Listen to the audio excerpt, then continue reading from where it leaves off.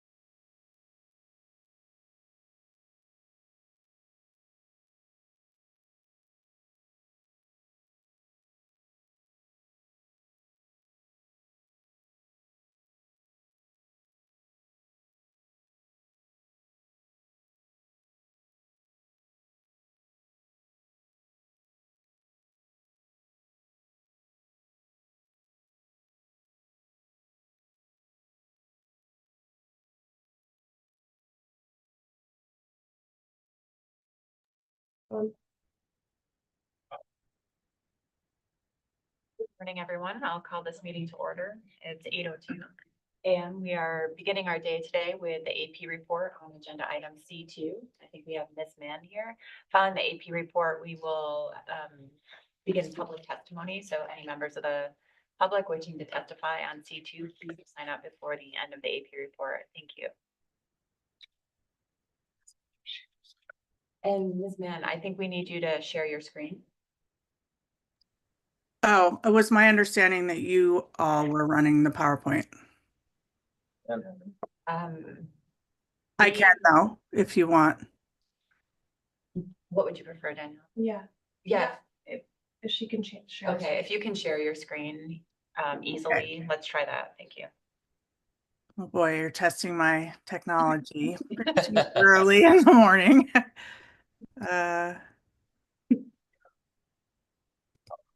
No.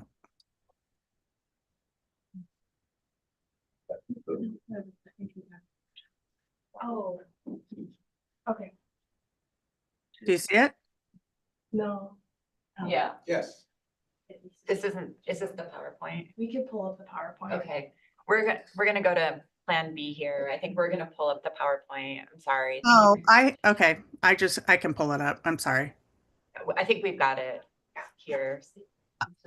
It's sorry for the confusion. No worries. Second. So I'll go ahead and start. We'll just wait just a moment here. I'll let you know when we have it on the screen. I don't see it posted. PowerPoint. We don't post that. PowerPoint. Heather, can you stop sharing your screen? I'll give you privileges. Oh my gosh. Stop sharing.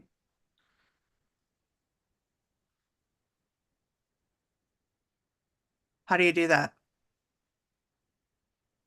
Got it. Okay. I'm so sorry. Okay. Okay, we have the PowerPoint on the screen. Thank you, Ms. Mann. Okay. And then I'm going to be moving the PowerPoint. Yes.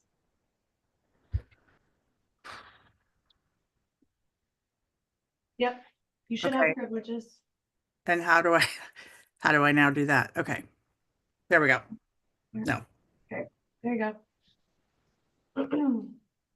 Okay, so good morning, Madam Chair, council members. My name's Heather Mann. I'm a co-vice chair on the advisory panel, and I'll be delivering our report on C2 small sablefish release. The following changes and additions are in bold. The AP recommends the council revise the purpose and need and adopt the following preferred alternatives for final action. All aspects should apply to both the IFQ and CDQ fixed scare sablefish regulations. Purpose and need. Beginning with the 2014 H class, a continuing series of large year classes of sablefish are resulting in significant catches of small sablefish in the IFQ and CDQ fixed scare fisheries, and current regulations require retention of all sablefish for catcher vessels. Small sablefish have low commercial value under current market conditions. Action is needed to reduce the harvest of small sablefish and to align the current regulations for CPs releasing small sablefish while fishing both IFQ and CDQ. Although no scientific studies are available to estimate survival rates for Alaska sablefish, information from other areas suggests that survival rates for carefully released sablefish may be high enough to warrant consideration of relaxing full retention requirements for catcher vessels. Limited operational flexibility to carefully release sablefish may increase the value of the commercial harvest and allow small fish to contribute to the overall biomass. Alternative 2, allow release of sablefish in the IFQ fishery. This alternative would modify the regulatory restrictions that prohibit release of sablefish caught by sablefish IFQ catcher vessels, as well as the FMP provision prohibiting discarding. Require retention of sablefish 22 inches total body length or longer.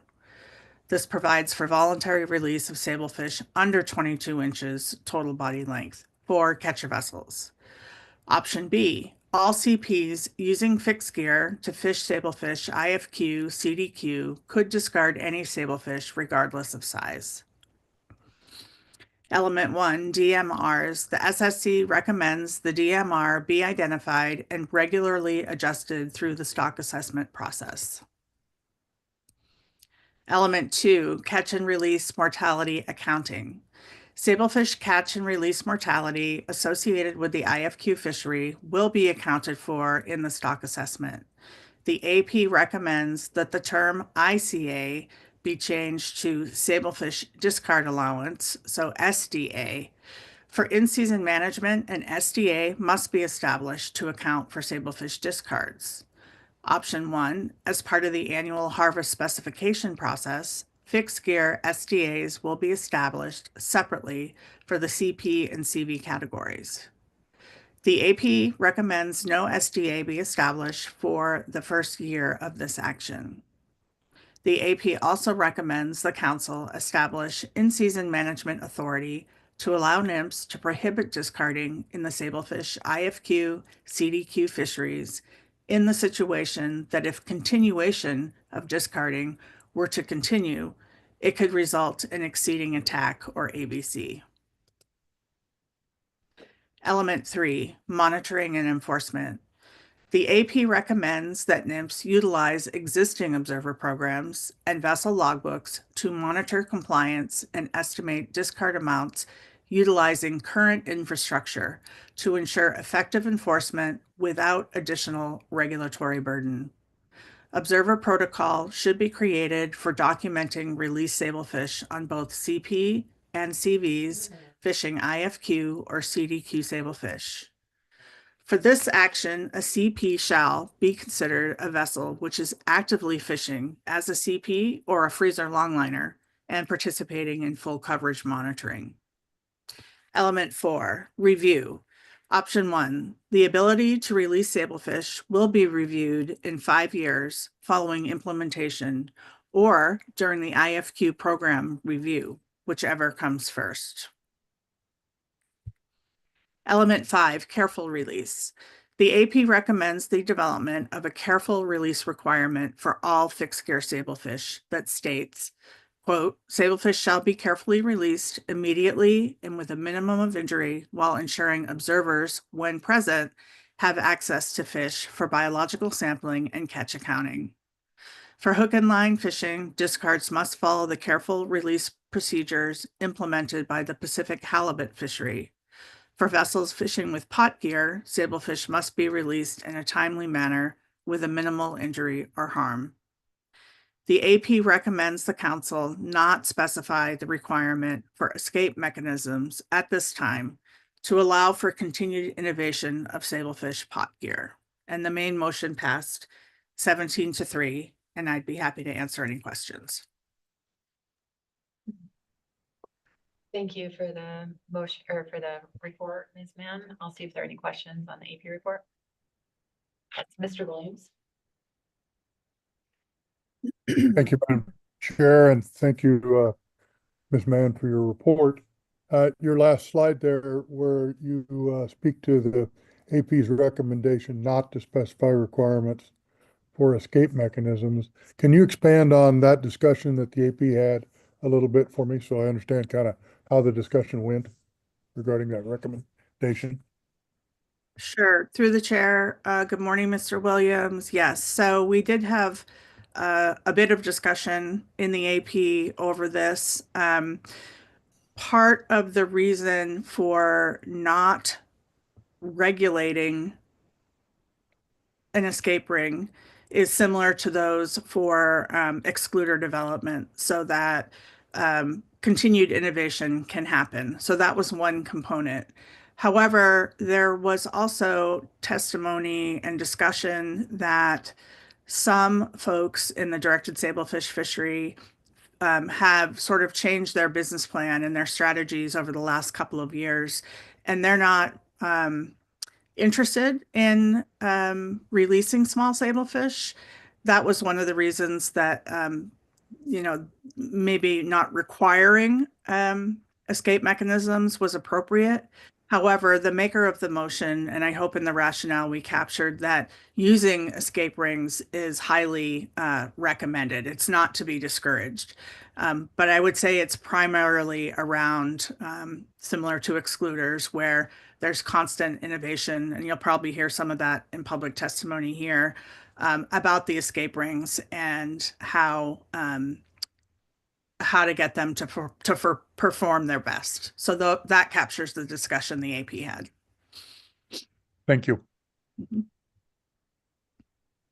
Thank you. And Mr. Twite? Oh, do you want to, Ms. Baker? Thank you, Madam Chair. Thank you for the report, Ms. Mann.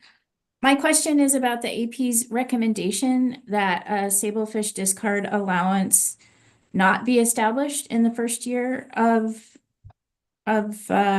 this change to the program. And I'm wondering if you can give me a little context around the rationale the AP provided as I read it, although the AP acknowledged that typically when a new program is implemented, NIMS sets a conservative ICA, in this case SDA, and adjusts it over time. Very clearly that the AP thinks this action should be exempt from that practice. Can you help me understand the discussion there? Sure. Through the chair, good morning, Ms. Baker. Thanks for the question. So the conversation around this particular issue, and this was also a robust discussion, was that so an SDA is set to be sure we don't over harvest beyond the TAC. And the sablefish fishery has not harvested their full allocation for many years. I believe the attainment rate over the last 5 years is about 66%. And so the maker of the motion and others agreed that there's sort of a natural buffer there for 1 year while we gather more information on fleet behavior. Not all catcher vessels will be opting to release fish, and choosing that number, even if it's conservative, could have some negative impacts to participants. And that would be for those members, those participants, and I want to say there's something like 600 permits, but there are some participants who are utilizing their entire allocation. And because an SDA would come off the top, there is the potential to constrain those participants who are utilizing all of their allocation. And so with a desire not to inadvertently select the wrong number and cause those fishermen to be constrained, especially right now in this environment where every fish coming across the dock is important.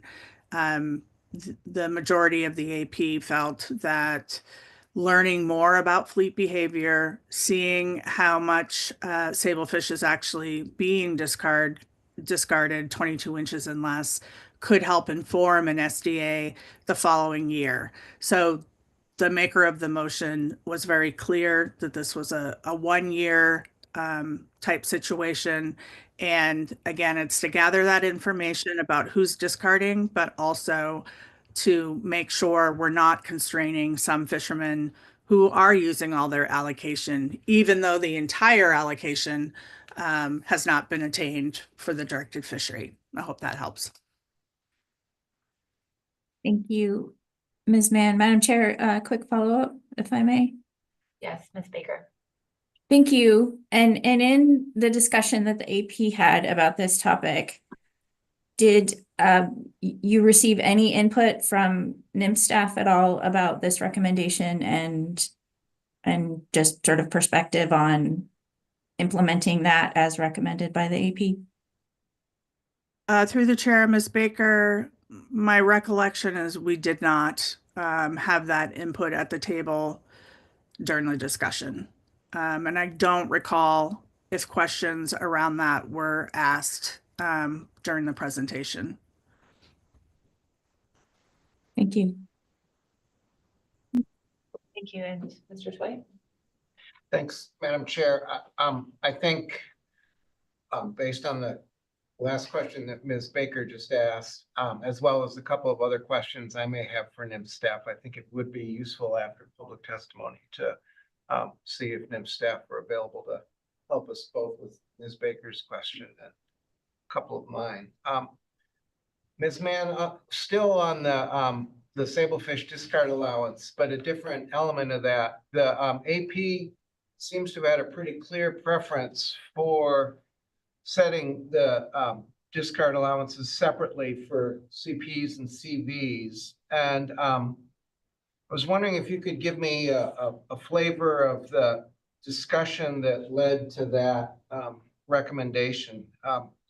I'm sort of particularly interested in that from the aspect of how you balance the positive attributes of separate SDAs, which are each sector sort of controls its destiny a little bit more, versus the negatives, which are that you create more small management boxes. And we're all, I think, pretty familiar with some of the problems with too many small boxes for management. Yeah, through the chair. Good morning, Mr. Twite. Thank you for the question. So the conversation at the AP includes the context of currently a catcher processor, commonly known as a freezer longliner, can discard any sablefish of any size when fishing IFQ. However, our understanding is there isn't current observer protocol for releasing that sablefish, and so that would have to be amended in order to comply with accounting and sampling of that released fish.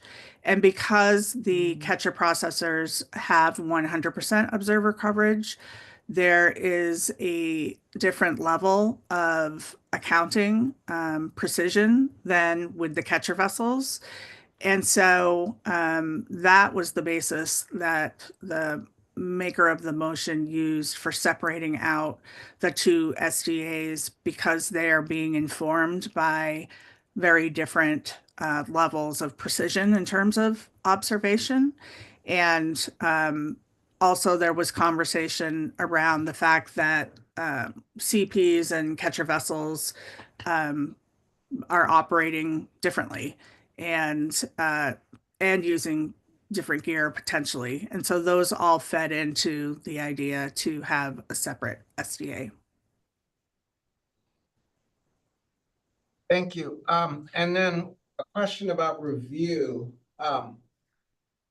Was the AP aware that we'll probably be, when we view the NIMF's in-season management reports that summarize the year, was the AP aware that we would probably be receiving information on this particular change to sablefish retention requirements and sort of what was actually observed in terms of being discarded and all that, so that we would actually be getting, apparently we can get information annually on the outcomes. And so I'm wondering if the AP was aware of that and whether that might have factored into the AP's choice of 5-year review.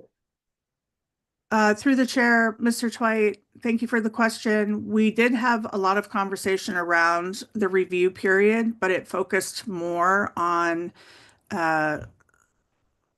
availability of staff and resources. While the AP was careful not to make decisions solely based on the uncertainty of future resources to do different work products, we did not, to my recollection, have a conversation about an annual reporting under in-season.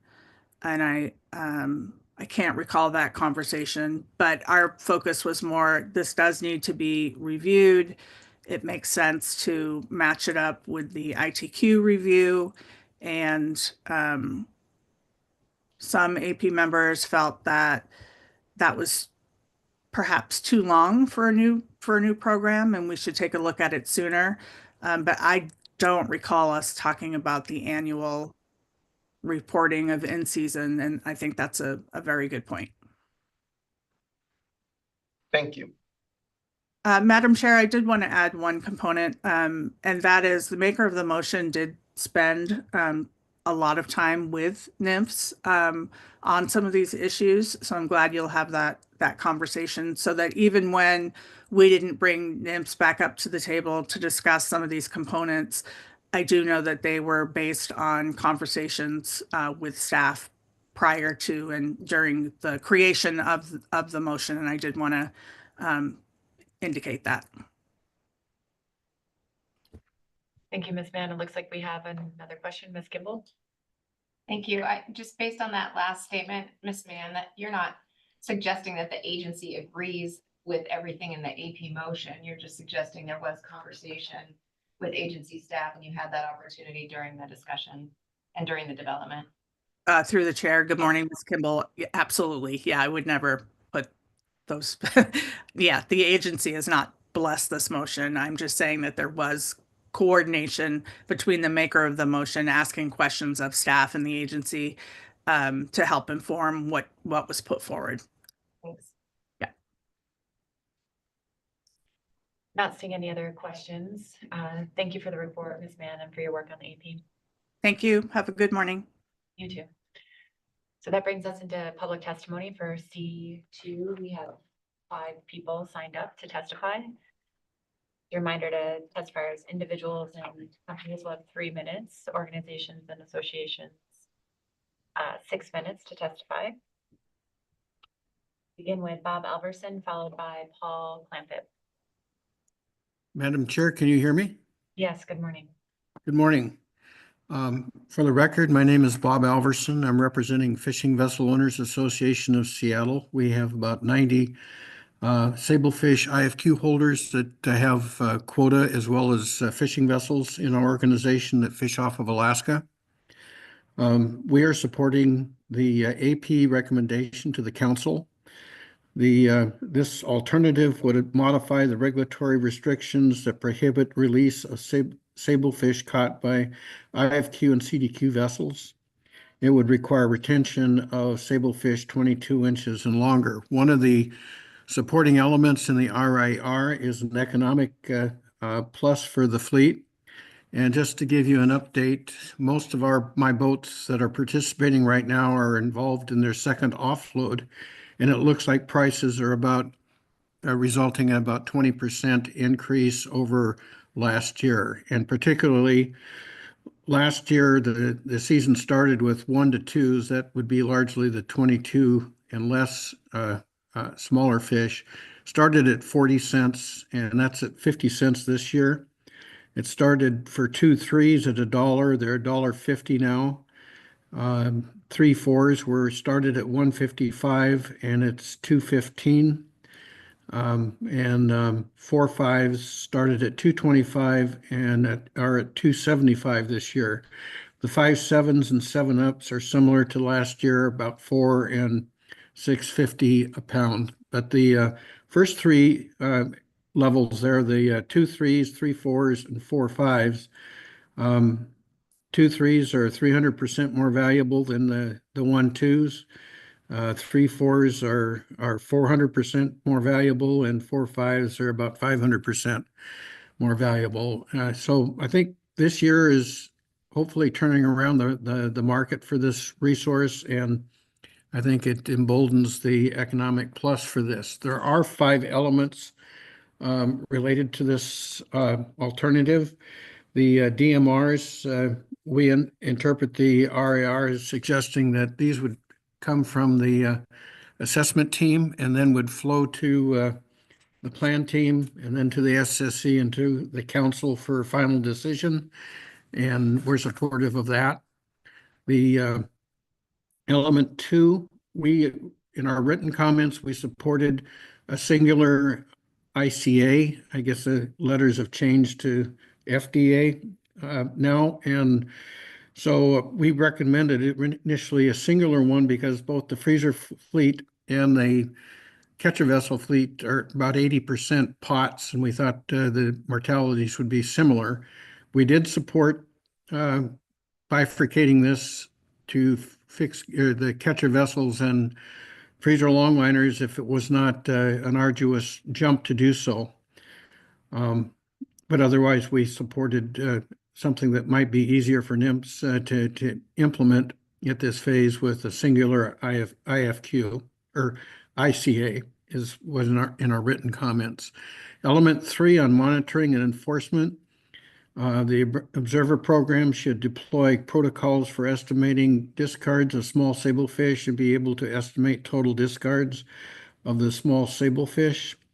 This is accomplished in the Pacific Council Arena, where observers on our vessels randomly pick a unit of gear and do accounting and measuring of the fish that are to be discarded. And then that's folded into the annual, their equivalent of an ICA. Element 4, the ability to release sablefish to be reviewed.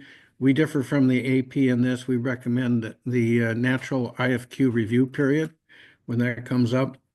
And element 5, we support the AP recommendation that the protocols for hook and line and careful release can be similar to the halibut wording for careful release.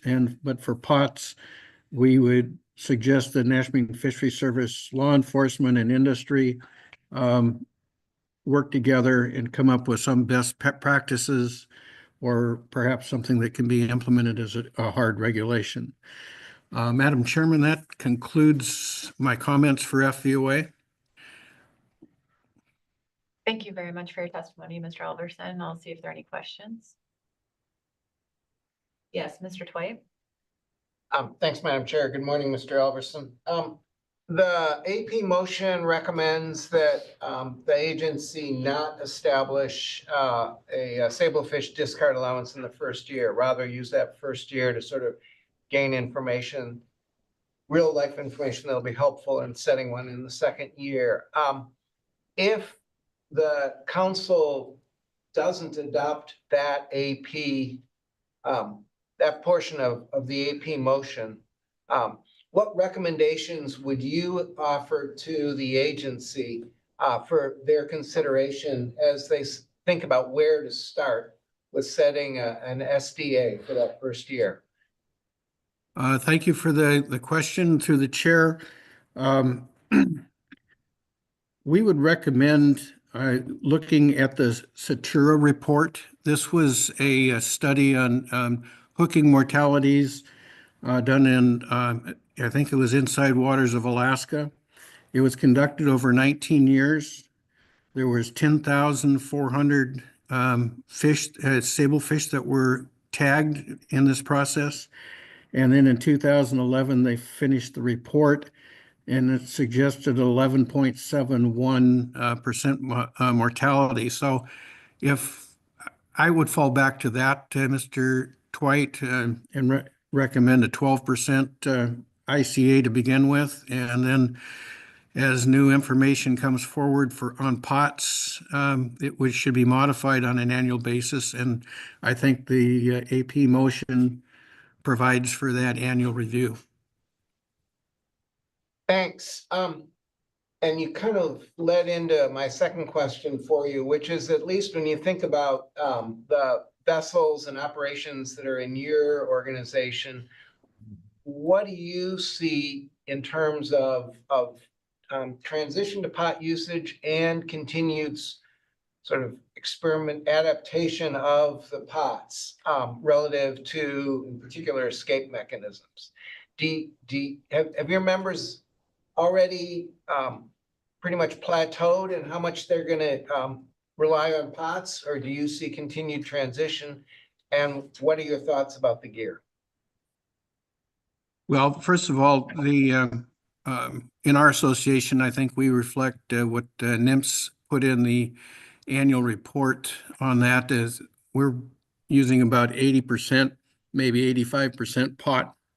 We have a few people that will try to sneak in a hook and line and get a larger size black cod with that, but 80 to 85% of our production is with pots.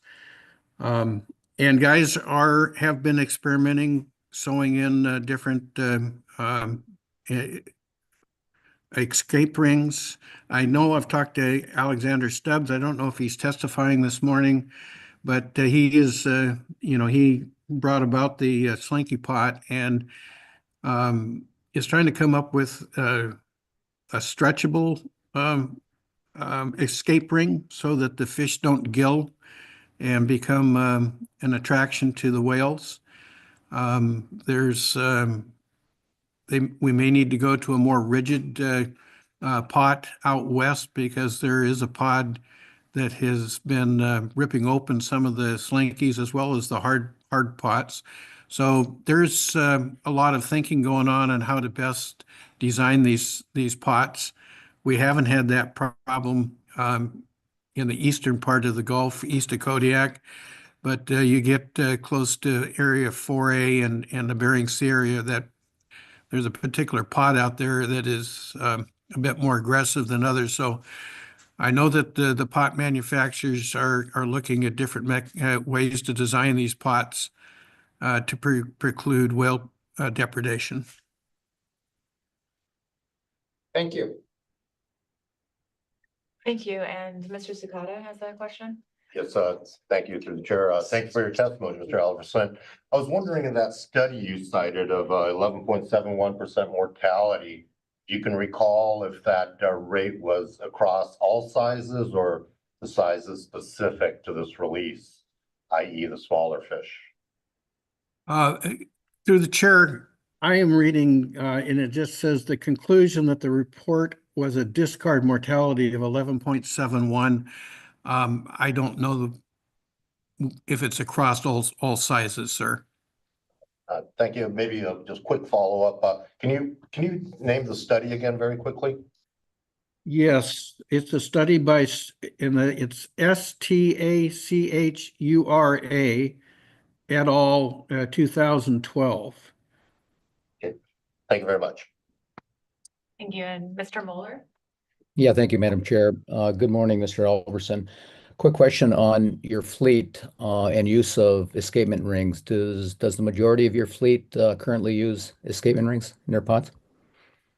Through the chair, yes, all of the pots have slinky or slinkies, as well as the rigid pots have escape rings. I have been told that some in the Bering Sea area, maybe to the south of Bering Sea and Western Gulf region, your federal area known as the Western Gulf, some guys have tied a string across to preclude the fish poking their head out there and getting gilled.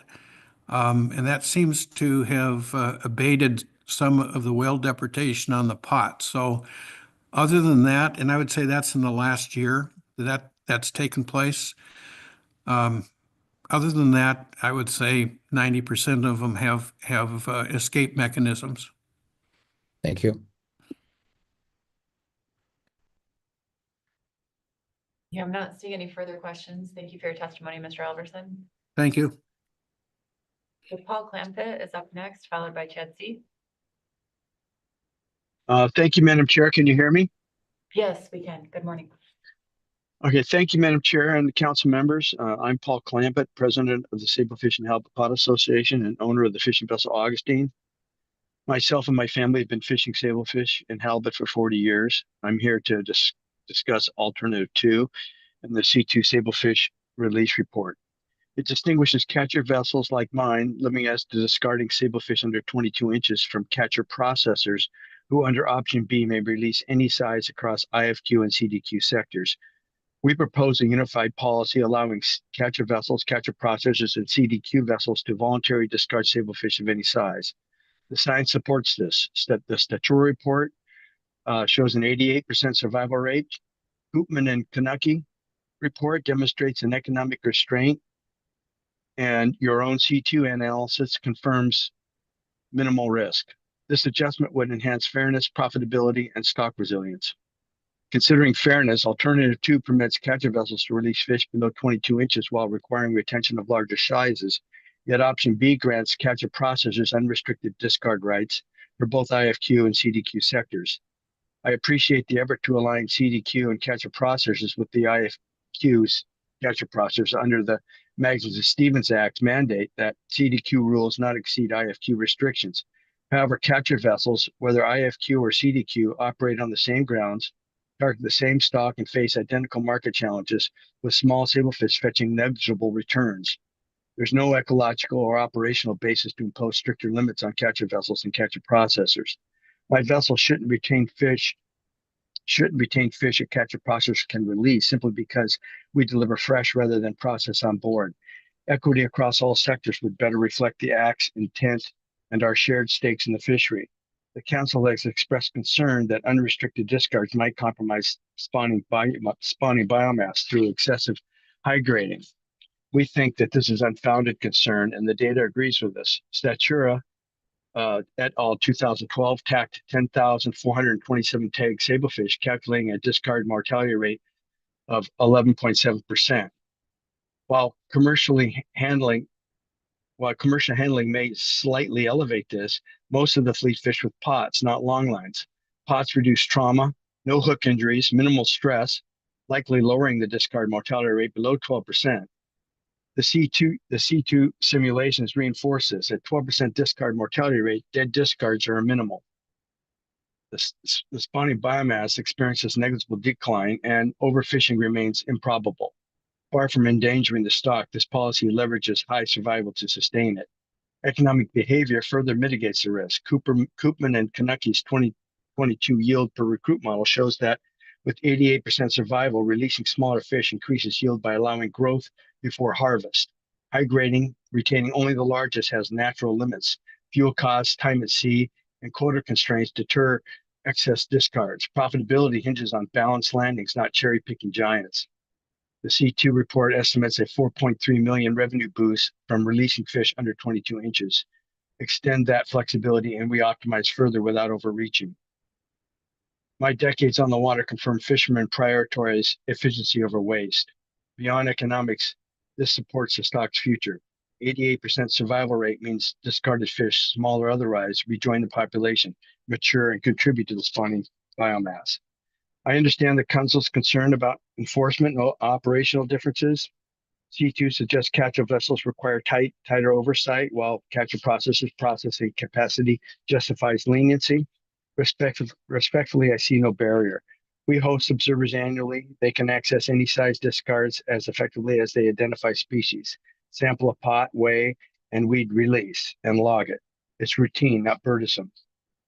C2 didn't model capture vessels with discard rights, but option B, viability for capture process, suggests fishery-wide feasibility. My experience aligns with that data. This is practical and sound. While we firmly believe all sablefish harvesters, capture vessels, capture processors, and CDQs should be treated equally regarding the release of small sablefish, we recognize the pressing need to expedite relief for capture vessels. The current retention requirement strains our operations, with small fish undermining our economic viability. To address this urgently, we are willing to accept alternative to option B as an interim solution, enabling capture vessels to return small sablefish to the sea alongside capture processors. However, we view this as a stepping stone. We seek equal treatment across all sectors and request a review process as brief as possible, ideally within 3 years as suggested in C2 page 6, to evaluate and implement uniform discard rights based on evidence presented. It seems odd to me that so little attention has been directed at the other West Coast sablefish fisheries that have been allowing voluntary release of small sablefish. The biomass of these fisheries has also exploded, demonstrating no harm to the fishery by allowing voluntary discards. The lower coast sablefish quota has increased by over 250%. I respectfully urge you to unify the policy, permit CDQ, capture processors, and capture vessels to discard any size sablefish voluntarily. Adopting a 12% discard mortality rate is likely conservative for pot gear. It's equitable, honoring MSA's fairness across sectors. It's safe, 88% survival, ensuring stock stability, and it's prudent, enhancing revenue for the spawning biomass for sustained yield. Alternative two's partial approach, while well-intentioned, falls short of our collective potential. And I thank you for your time. Thank you for your testimony. See if there are any questions.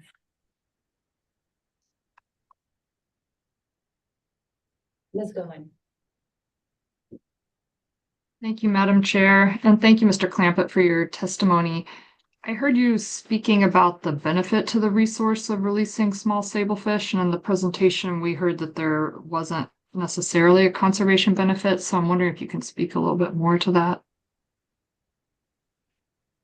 Yes, thank you, through the chair. Thank you, Jamie. Ms. Goen, well, my experience and my assumptions come from what our experience is off the coast of Washington, Oregon, California. We've been fishing down there for 40 years. We actually hold more quota down there than we do in Alaska. It's just slightly more because of the huge increase in biomass down there. And we've been allowed to, discard voluntarily as long as I've been fishing down there. And there's no harm to the resource. I just don't agree with that study's assumptions as far as what it would do to the spawning biomass. I believe these fish will grow up and go into that spawning biomass and spawn and I believe it's a win-win all around.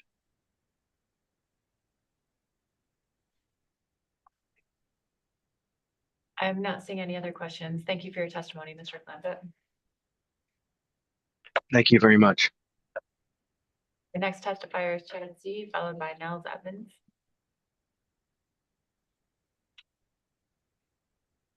Hi, can you hear me here? Yes, we can. Great, thank you. My name is Chad C., Executive Director of the Freezer Longline Coalition.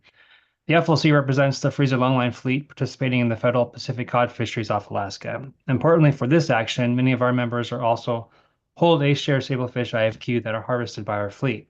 While many of our vessels are considered to be homeported in Washington, the majority of our fleet, including participants in the sablefish IFQ fishery, is Alaska-owned, including by CDQs and an Alaska Native Corporation that collectively return benefits of sablefish harvested on our vessels to communities across Alaska. FLC appreciates the work by council and agency staff to develop this small sablefish release analysis for final action. We support the AP's action to move this forward for implementation.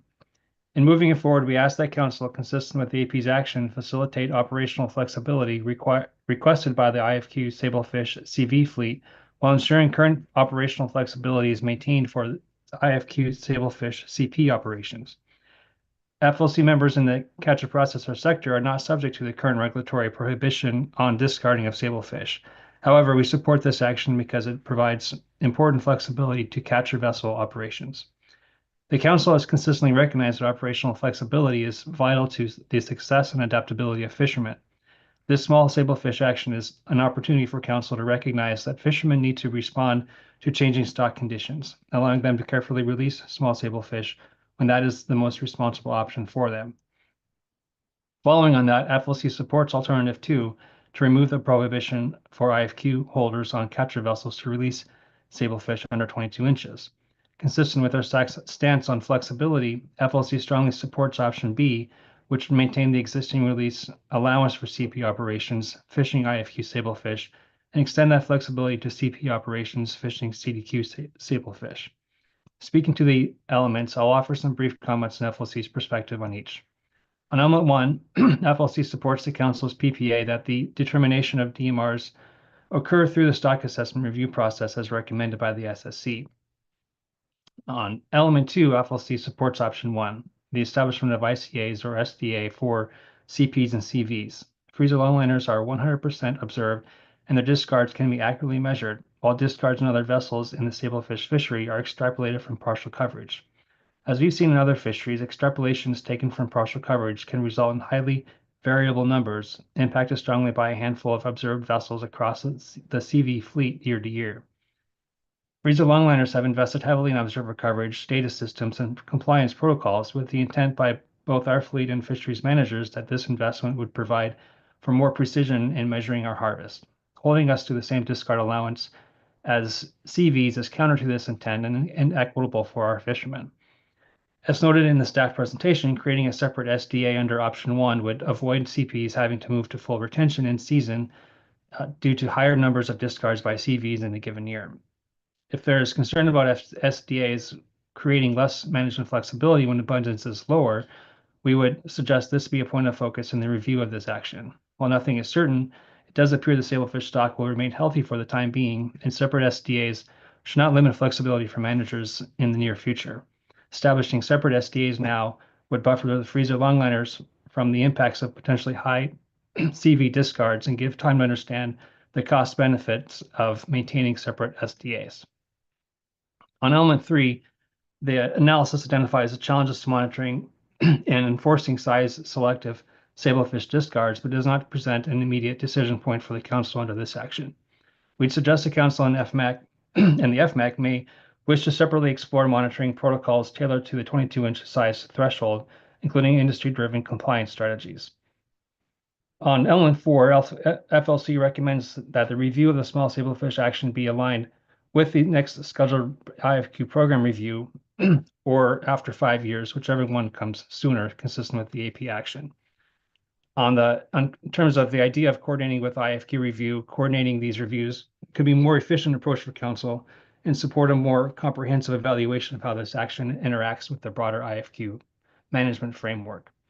Lastly, on element 5, FLC supports the development of careful release practices in collaboration with industry. Consistency between existing halibut and Sablefish handling rules is appropriate and will aid in implementation and compliance.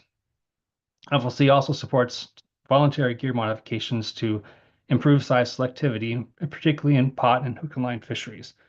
If regulatory measures are considered in the future, they should be developed transparently and with industry input and grounded in operational feasibility. But I'll take any questions. Thank you, Mr. Seed. Are there any questions? Yes, Mr. Twite. Thank you, Madam Chair. Good morning, Mr. C.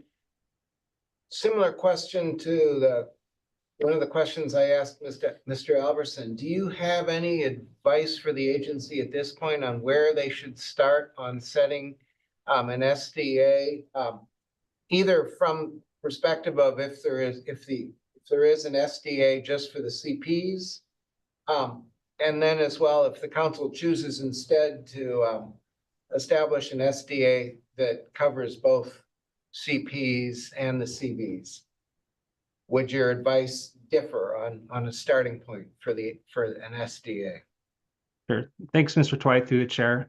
I think the report that's been referenced by previous testifiers is a good place to start for one in looking at those numbers. I do think that there also should be some specific consideration given to the expected behavior by CPs versus CPs, given the reasonable likelihood that there's going to be a difference in the amount of discards to be expected on CPs versus CVs if implemented. So I think some strong consideration of that would be important in identifying that SDA that would be established. I know if I recall from yesterday's presentation, the SDA isn't something that can be reallocated. If it's not utilized, it's pretty much stuck. And so we want to be careful to not set that too high and understand the agency, I would hope, would take into consideration what the expected behavior might reasonably be by these different fleets. Thanks, Mr. C. This second question, I think, you didn't mention whether the agency should be thinking about the effects of the different types of observer coverage and the difference between the 100% and the partial, and particular the issues we sometimes see in the partial with extrapolations. Is Sure. that because it's not really a factor? Thank you, Mr. Twite, through the chair. That should absolutely be considered as well.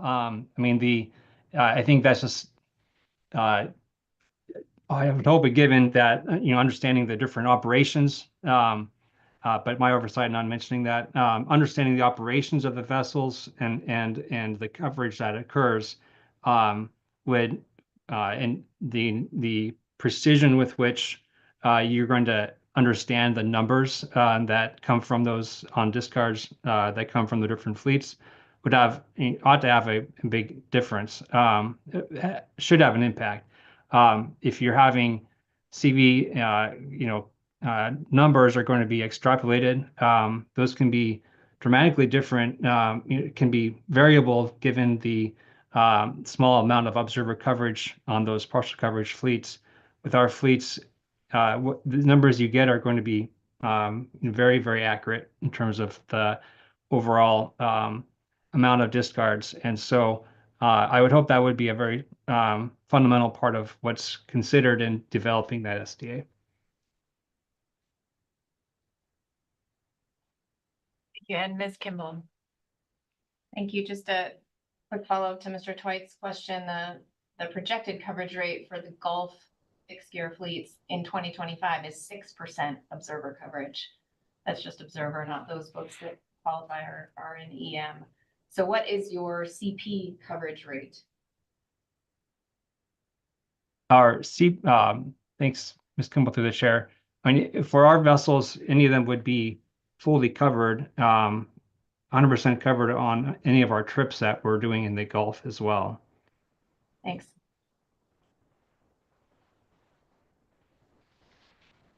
No, I'm not seeing any further questions. Thank you for your testimony, Mr. C. Thanks. Nels Evans is next, followed by Linda Bankin. Yeah, do you have me? Yes. Okay, thank you. Through the chair, thank you for allowing the opportunity to speak on agenda item C2, small sablefish release. I am Nels Evans, Executive Director of Petersburg Vessel Owners Association, commercial fisheries trade association that represents a well-diversified group of commercial fishermen participating in the state and federal fisheries of Alaska, as well as along the West Coast.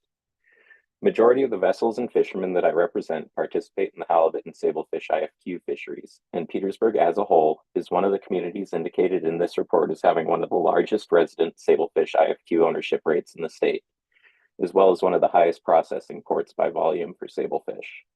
It's pretty impressive for an island of 3,000. Because of both the importance of sablefish to my fleet and my community, PVOA supports alternative 2, option B, to require retention of sablefish 22 inches or greater and allow for the optional release of sablefish 22 inches or under 22 inches for the CV sector, and the ability for the CP or freezer longliner sector fishing either IFQ or CDQ pounds to discard any fish, any size. This is in line with the motion that passed at the AP. There are many elements to this action and implementation. I will try and go through each briefly. PVOA supports the SSC establishing the DMR through the annual stock assessment process. We recognize that the best available science indicates through the Statura et al. Report, as already spoken to by previous testifiers, that the DMR rate in that study was found to be approximately 12%.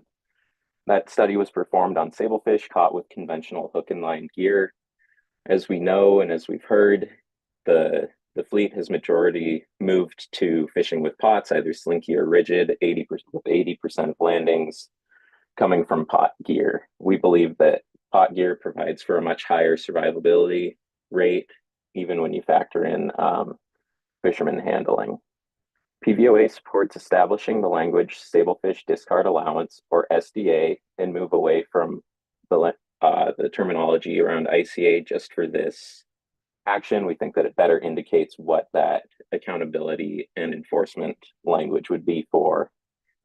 PVOA supports continued monitoring and enforcement efforts through the existing observer rates. We are very supportive of creating and establishing new observer protocol for the monitoring and enforcement of sablefish release, and hopefully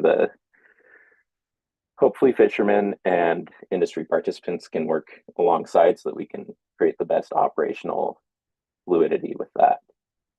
PVOA is supportive of reviewing this action at the next IFQ review. We believe that it will provide enough time for operations to work through this, for issues with observer sampling and numbering to be ironed out before we review again.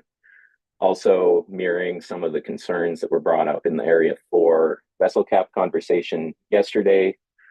It's not as fluid right now with establishing rules, so it's nice having a known target year for the IFQ review, knowing when this would come up, since we aren't quite sure when things will get published once finalized. PVOA does not want to rewrite the book on careful release requirements and language, since there is already language for halibut for the hook and line gear. There's already language that exists for pot gear in other management agencies. We are very supportive of the language that came out through the AP motion in regards to release, as well as the language that was used in the report. We just want to emphasize that all sablefish be available to the available observer, whether that's physical or EM, for sampling and monitoring before the sablefish goes over. We also want to emphasize that these fish should go back overboard in a timely manner with the minimal amount of injury. While we recognize that there is some concern over language to be included for escape rings or escape mechanisms, we do not believe that it is appropriate at this time. Slinky pots are a relatively new technology within this fishery, that with them really coming online in 2020.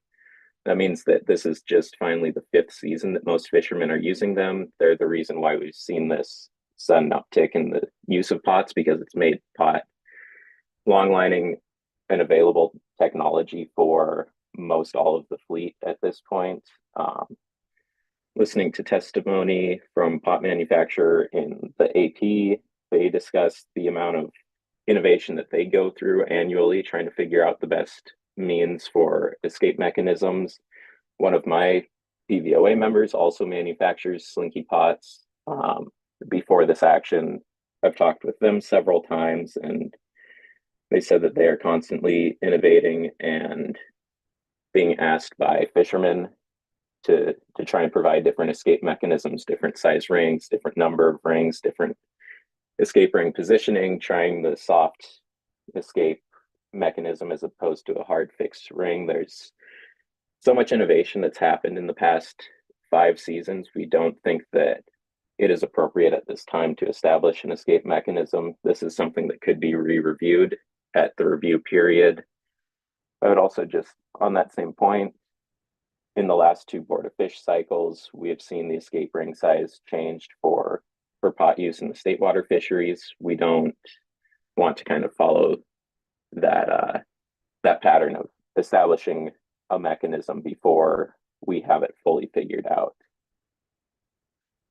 We understand that this action has taken longer than originally anticipated 6 years ago, but nevertheless, the fixed gear fleet is excited for this opportunity to have more operational flexibility and hopefully lead to an increased economic yield for the fishery.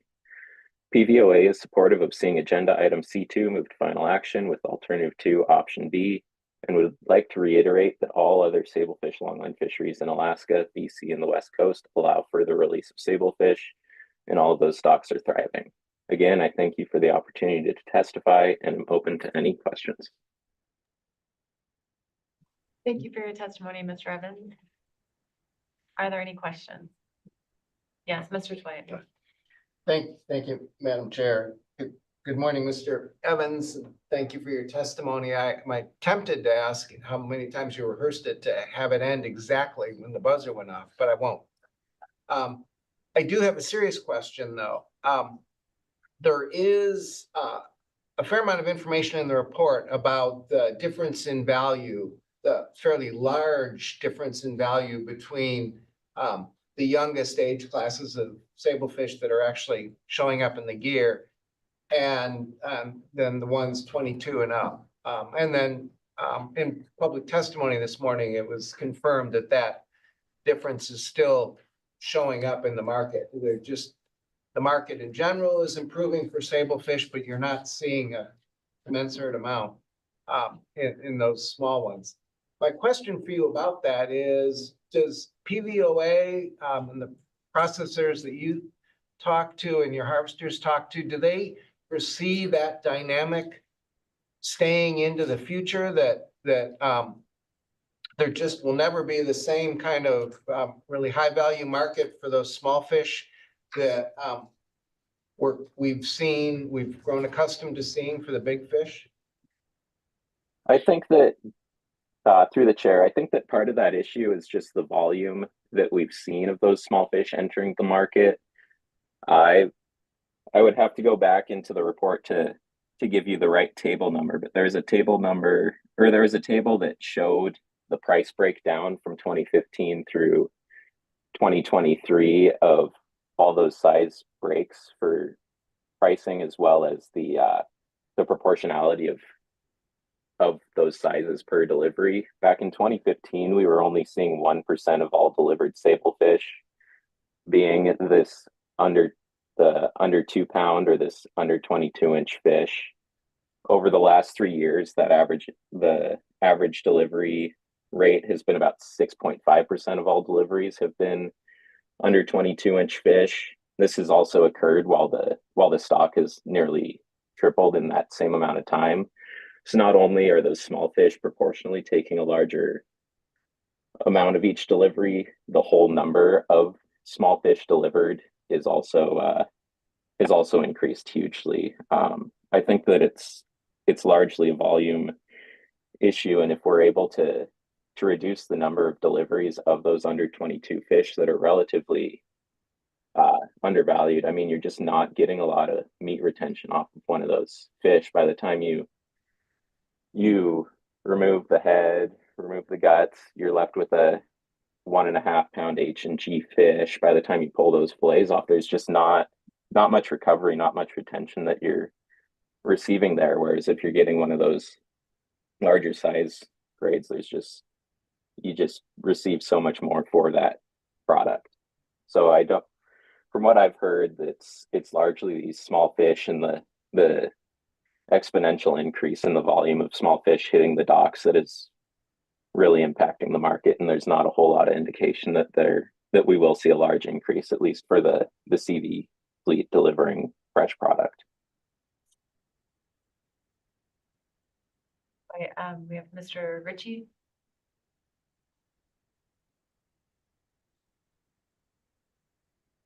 Thank you, Madam Chair. Thank you, Mr. Evans, for your testimony. I want to kind of follow up on Mr. Twite's question there and just ask if you have any anecdotal information from the stakeholders that you represent, just about the difference in price that you have there, maybe between like those 1, 2s and 3, 4s. If you could provide any information on that, just so we have kind of a figure from the region that you fish. Thank you. Yeah, thank you for the question, Mr. Ritchie. Let me pull this up. I asked around for fishermen that I represent, try and get numbers off of their first sablefish deliveries for the year. The weather was pretty bad at the opening, so a lot of guys didn't fish until the second week of the fishery, waiting out storms in the Gulf. The numbers that we see in Petersburg from one of the 2 processors that was buying at the time, a little bit better than the numbers that Mr. Alverson provided, but this is just one number set, not an averaging of the fleet.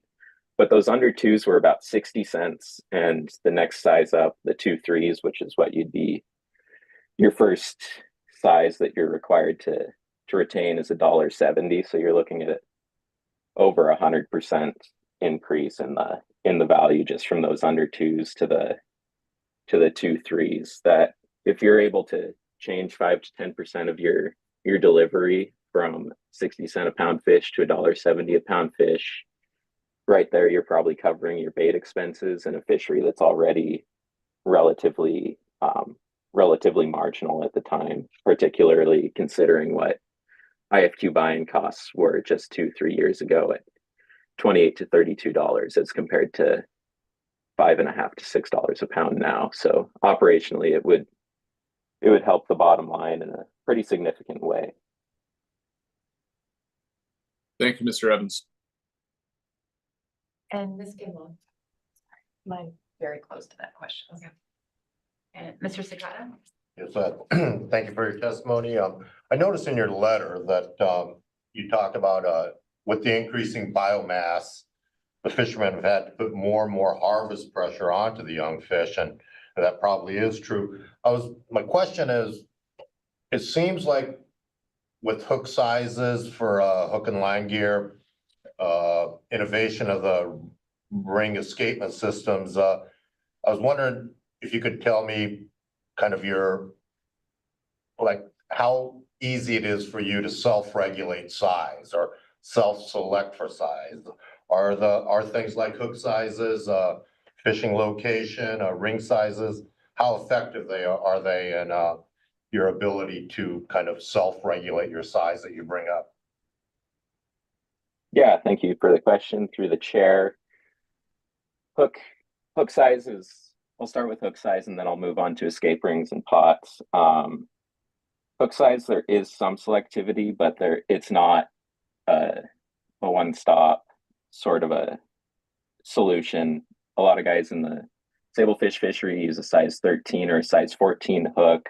A lot of those that use size 14s are trying to harvest halibut alongside their sablefish and only want to have one gear set instead of having halibut and sablefish gear. You don't start seeing too large of an increase. You'll still see small fish biting onto those 14s as you go higher and higher to your size 15, size 16s. It's just not as effective for harvesting sablefish as a whole. That's much more targeted for halibut. So you don't see that that kind of fisherman selectivity through gear in that regard with hooks. I know that's come up several times, or that sort of questioning I've heard and questioning it several times, talking with different stakeholders. When it comes to pots, the fish are swimming in those pots until they break the surface. So there's not a whole lot of incentive for them to swim out as long as there's food inside that bag, inside that pot, either in the loose or inside the bait jar itself. So you really don't see those small fish trying to get out all that much until you see them coming up to the surface. I mean, you can watch it while you're long lining.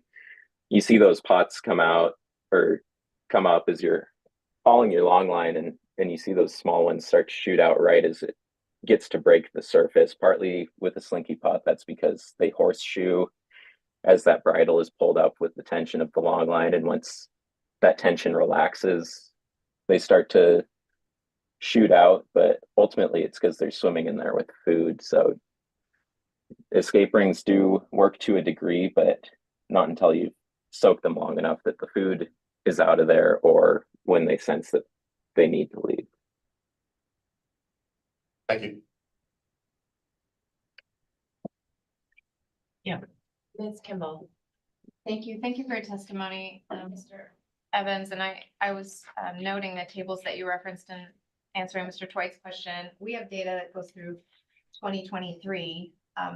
So aside from just talking about the value, I wanted to know, we're showing these trends of starting to get a lower proportion of the total sablefish catch. It looks like in every region being these very small size categories, but then our data is kind of cut off. And I wondered if you could talk a little bit about 2024, what maybe people would think they'd be seeing in 2025, if that trend is getting a little bit better, or if that's not a trend that we should hang our hat on.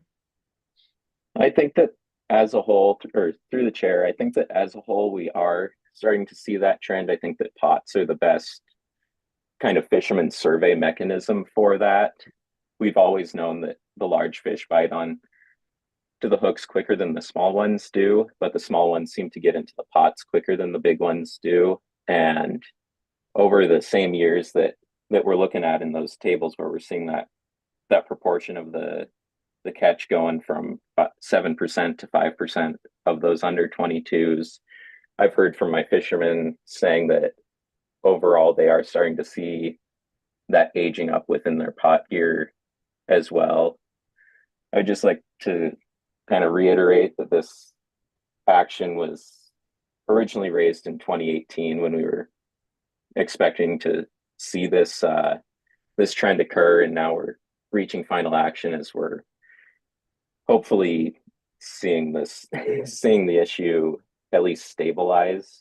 But as we've learned from sablefish through this recent episodic recruitment event, we can see these large pushes of small fish enter the fishery at any time. Thank you. Thank you for your testimony. Not seeing any other questions. So our last testifier is Linda Benkin. Yeah, good morning, Madam Chair, members of the council. Linda Benkin testifying for Alaska Longline Fishermen's Association. As others have said, we've been pushing for this amendment for 6 years. And even though it's been that long, it remains a really high priority for our organization and for the industry as the whole. As people have said, we want to release lively small sablefish, not discard dead fish. It's never made sense to us to kill 1- and 2-year-old fish that are still years away from being even partially sexually mature or having much economic value. We initially asked to release fish of any size. That created a lot of resistance, which seems surprising in light of the revelation that CPs have always been allowed to release fish of any size. But to keep this moving, we arrived at this compromise: require retention of fish over 22 inches, which means the fleet will be allowed to release age 1 and age 2 fish. Since the stock assessment only includes fish age 2 and up, this release allowance introduces very little uncertainty or additional uncertainty to the stock assessment process. And the analysis now concludes that it will have negligible impacts on the sablefish stock, but could provide an economic benefit of up to 4.3 million. As others have said, we think at this point that that value will be even higher. We urge you to take final action today. We support the AP motion. I'll speak to some of the specifics in the analysis and in the decision before you today. While we would certainly support this amendment being applied to all participants in the sablefish fishery, we do understand why the CPs who are allowed to release fish of any size prefer to be left out of this action, and we also support leaving them out if that is the direction the council chooses to go. We strongly support adding a careful release requirement mirroring the halibut careful release for hooks and the language included in the AP motion for pots. On the ICA, SDA, or our personal favorite sablefish release allowance, we request that the council initially assign no SDA as the AP has recommended until at least 1 year's worth of data is gathered to serve as the basis for that calculation. We make this request in awareness that the sablefish tax have been set relatively conservatively in recent years, and the tax have been significantly underutilized. In other words, the sablefish resource is currently buffered against SDA uncertainty. After this first year of data gathering, Alpha supports the process identified in the analysis to annually review and adjust as needed the SDAs with different SDAs for catcher vessels and CPs, and to do that through the SSC process. I would just note that part of why it's important to think about the ICA differently for CVs and CPs is because even though the CPs have had the opportunity to release fish of any size, we understand that they are retaining all the fish they catch. We're now setting up a provision for CVs to release.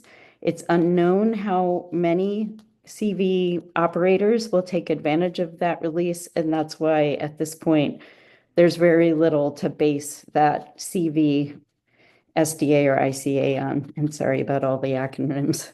On the release mortality rates, Alpha supports the recommendation for annually assigned release mortality set through the plan team and SSC process.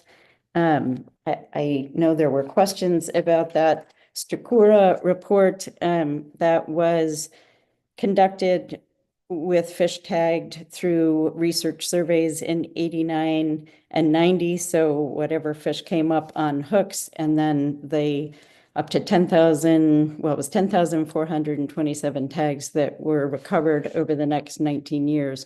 And that's what resulted in that approximately 12% mortality rate.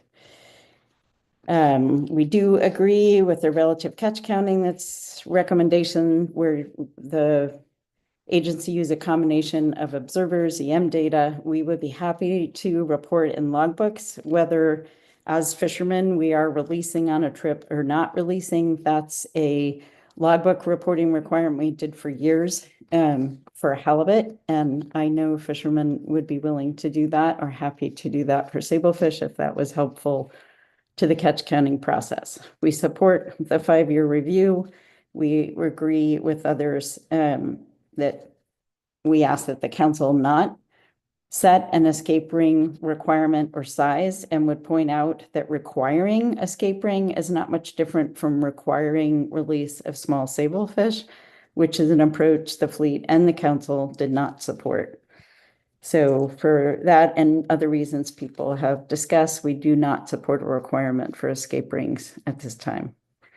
So in closing, we do ask for final action. We support the AP recommendation and believe this measure will bring some relief and flexibility, provide some benefits to the fleet, to processors and communities, and may also provide benefits to the resource.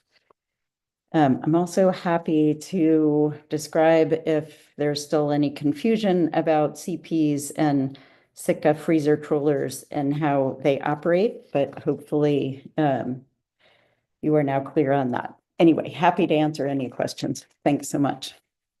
Thank you for your testimony. Like we question Ms. Kimball. Thank you. Thanks for your testimony, Ms. Finken.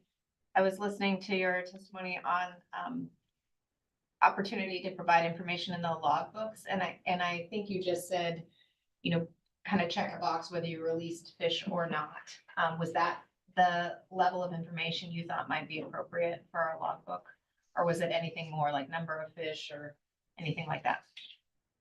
Yeah, through the chair. Thank you, Ms. Kimball. So with halibut, we used to report, and it's only very recently that has been dropped out of the logbooks, but we reported an estimate of the number of undersized fish, since that's all that we release, with the requirement to release those small fish. We would report that in our logbook, the number that we released. And I know fishermen I've talked to would be happy to provide that in a logbook. Either I did release fish on this trip, or I released fish and I estimate I released, and either provide that in numbers of fish or an estimate of pounds released. Thank you. Any further questions for Ms. Finken? Yes, Mr. Twite. Thanks, Madam Chair. Good morning, Ms. Benkin. I heard your listing of uncertainties regarding an appropriate starting point for an SDA, SRA, and I thought that was really useful. I'm wondering though, if for other reasons, the council decides in its motion that there should be a starting SDA for the first year of implementation, how would you encourage the agency go about balancing those uncertainties that you listed in setting that initial SDA? Through the chair, Mr. Twite, let me see if I'm understanding that question. So I think what makes it difficult, so there is information in the analysis that shows that these 1 and 2 size fish represent about 5% of the catch when this, based on the data that was included in the analysis. I think, as others have said, the average size of fish in the catch is slowly increasing.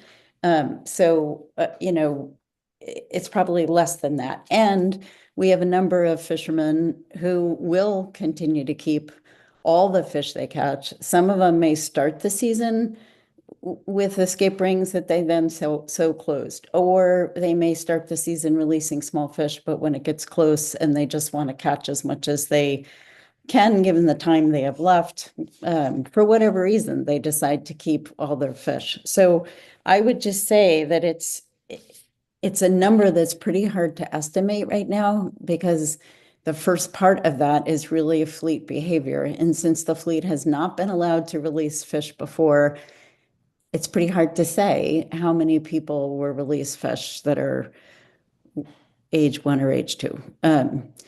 And that's why, given that we don't have anything to base it on, and we are only harvesting about 60%, 66% of the sablefish tack, there is a pretty big built-in buffer.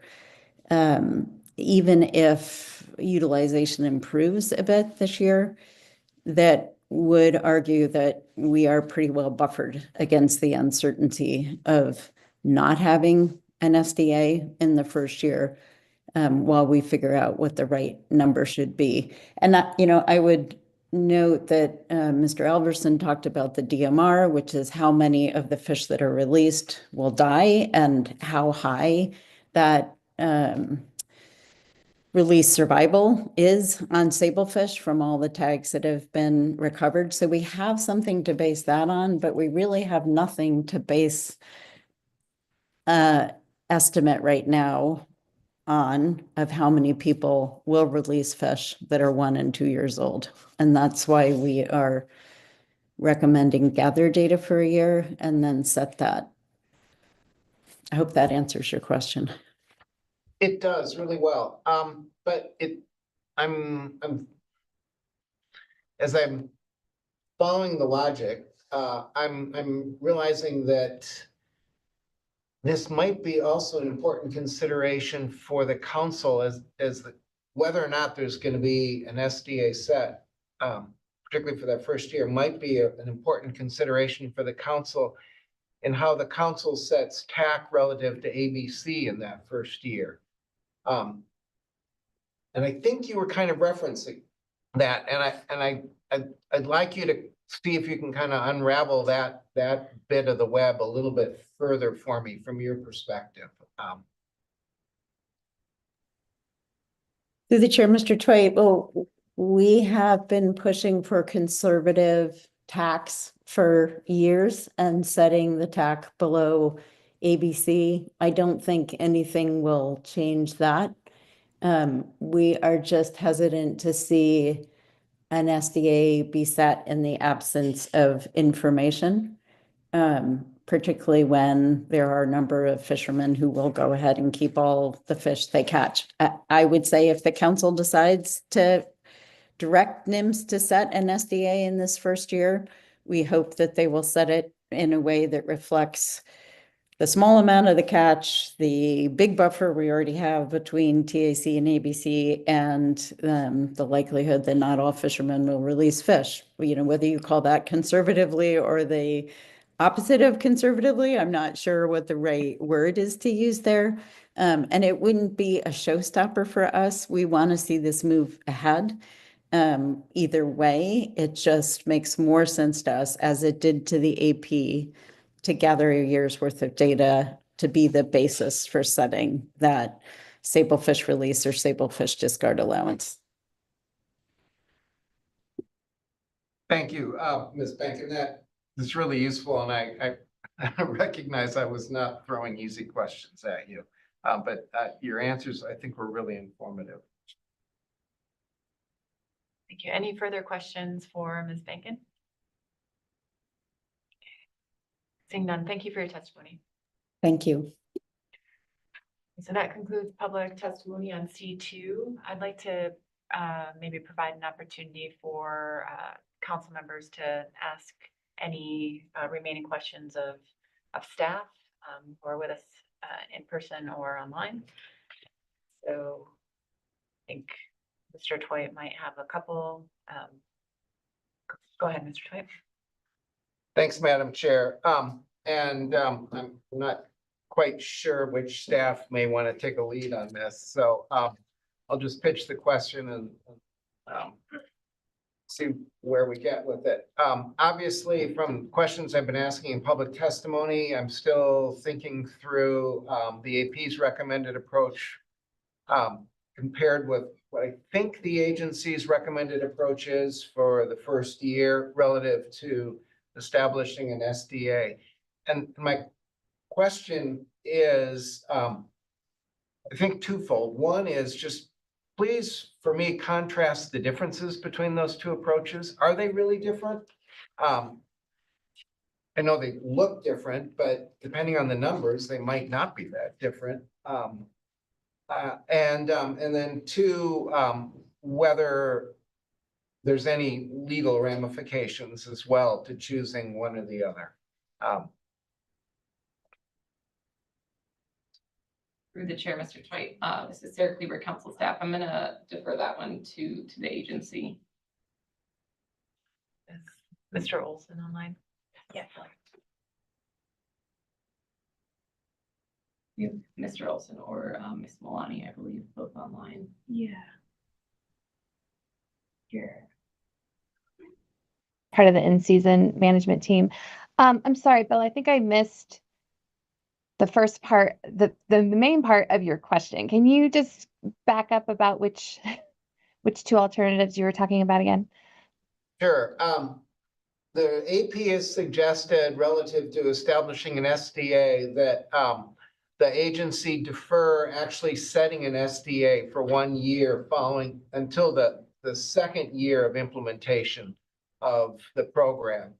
And it's my understanding, I think, that that at least initially the alternative is to start the program with an SDA and then obviously adaptively manage that SDA through time as information comes in regarding the kinds of factors that were referenced in public testimony.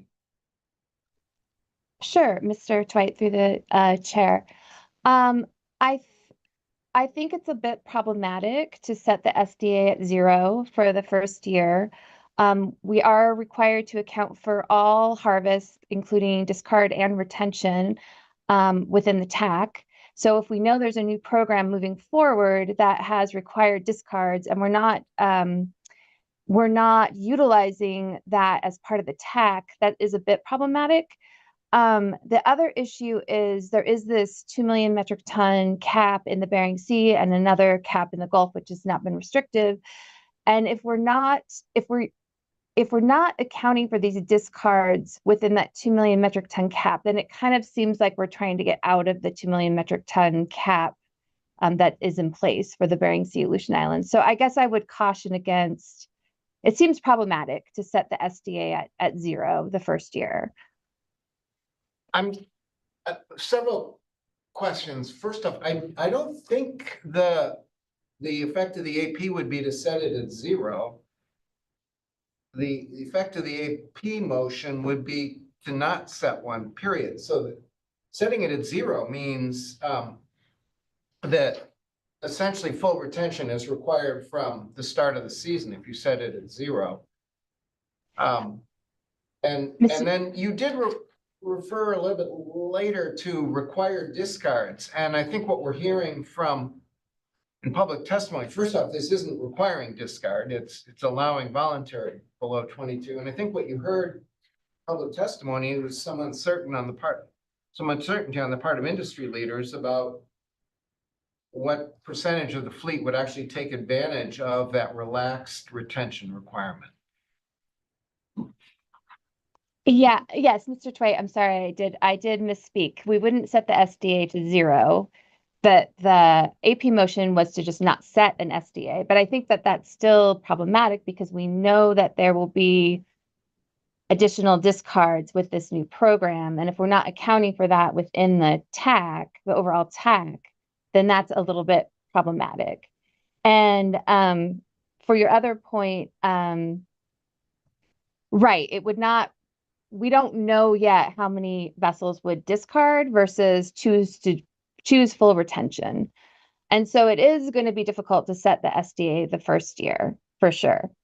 But I just don't see how you get out of setting an SDA the first year when we know that there will likely be more discarding occurring the first year of the program.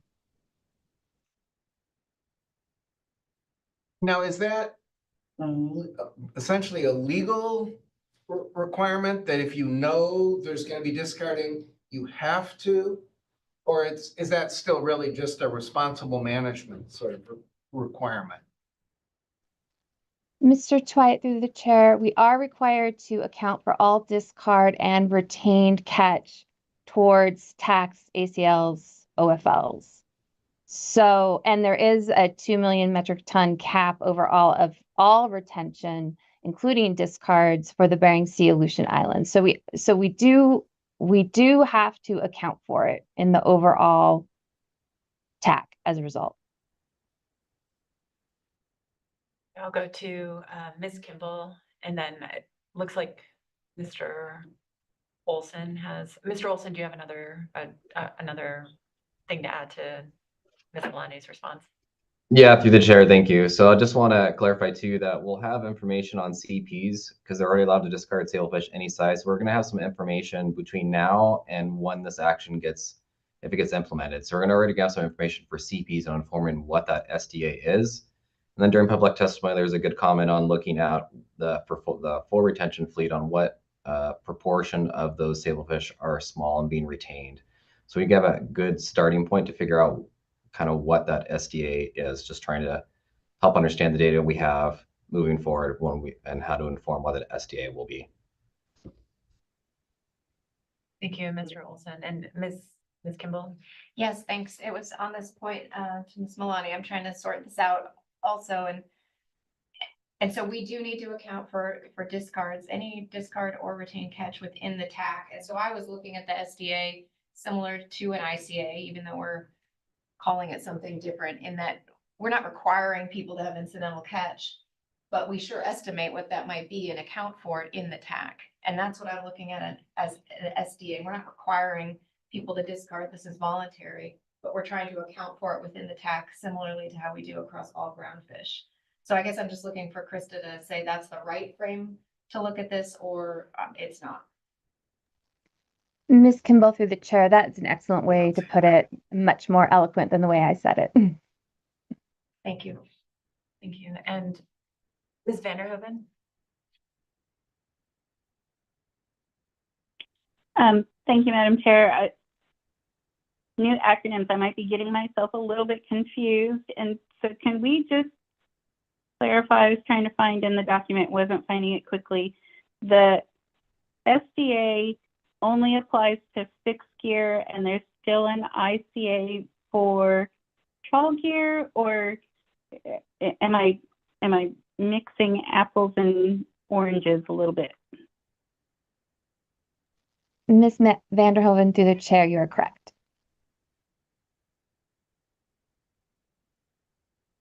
Correct that it only applies, the SDA only applies to fixed gear and there's still an ICA for trawl gear. Yes, Ms. Vanderhoven, that is correct. Great, thank you. Thank you. And Ms. Goen? Yeah, I think my question is very basic. Whether or not there is an SDA, the discards would be tracked and accounted for, correct? As part of catch accounting, whether or not we have a name for it in a specified amount. Ms. Goen, that is correct.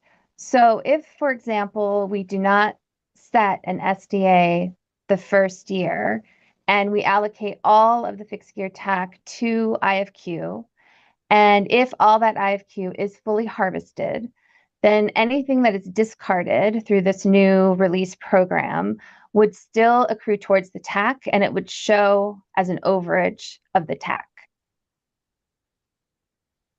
If that helped. That does help, but am I correct in recent years, that fleet has not come near their TAC? Ms. Goen, through the chair, yes, you are also correct on that.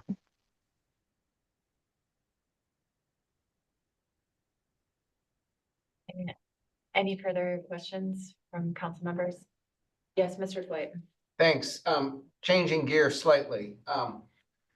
Does the agency have a preference for, in setting SDAs, for setting separate SDAs for the CP and the CV fleet, or setting a combined SCA? And the other part of my question about that is, if we set it one way now and decide several years later that the other way would have been preferable. Do we really have to go through the whole council consideration process and regulatory amendment process in order to change it? In other words, how immutable is the council's decision on this right now? Mr. Twite, through the chair, we would defer to the council on what they would want to do between having a joint SDA or separate SDAs for the CPs and CVs. It definitely, on the agency side, it's definitely easier to manage a joint SDA if the tax are low, because then we could create kind of too small of SDAs to manage the further you break it out. However, that is not the situation, that we seem to be in now. Sablefish abundance is high. And I think that there is, as you heard through public testimony, there is some preference among industry on the way to do it. So I think overall, I would defer to the council on however they would like to set that up. Oh, I'm sorry. And the second part of your question, the flexibility of changing it in the future, I guess there might be a way to write some flexibility in the regulations, but we haven't really thought about it yet on how that could look. Typically, when we're setting ICAs or for other species, we have it it's in regulation. It tells us exactly how we are supposed to set those ICAs. So if there's an ICA for CV trawl and Amendment 80 versus CV trawl that's not Amendment 80, like it's spelled out in the regulations, like how we would do that each year. So I'm not exactly sure, what kind of flexibility we could work into that for SDAs, but it might be possible.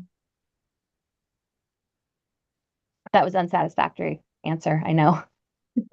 That's helpful, because I think there's some appealing aspects to encouraging the agency to write regs for this in a way that does allow future flexibility. And if indeed that seems realistic, I think it's possible the council might want to consider that in a motion in a few minutes on this action. So I'm wondering if there's any more specificity that their advice there for the council relative to how we might characterize that in a motion to encourage the agency to exercise that kind of flexibility in rulemaking on this. I see Alicia's hand and Carolyn's hand. And it looks like Ms. Miller, it might have something or a response to Mr. Twite's question as well. Ms. Milani, I'll let you guys decide. Yeah, and Mr. Curlin has his hand up as well. So I'll let all of you decide who to answer that. I'd be happy to let Ms. Miller take a crack. Okay. Thank you through the chair and Mr. Kurland. Mr. Twite, I think it's an intriguing idea to create a framework in regulations that would be flexible. The way that the document has presented it's as a choice for the council to make, either recommending a combined SDA or a split SDA. And so I would have to defer to Ms. Cleaver to provide some comments as to whether or not some type of framework of switching back and forth would be something that's fully analyzed in the document. I will note that if the council were to recommend this more flexible approach that is kind of a framework whereby the council could choose annually, that would complicate the programming changes that would be needed to implement this, because we'd have to program both to be able to make that annual choice. So that's just some additional information for your consideration, Mr. Twite.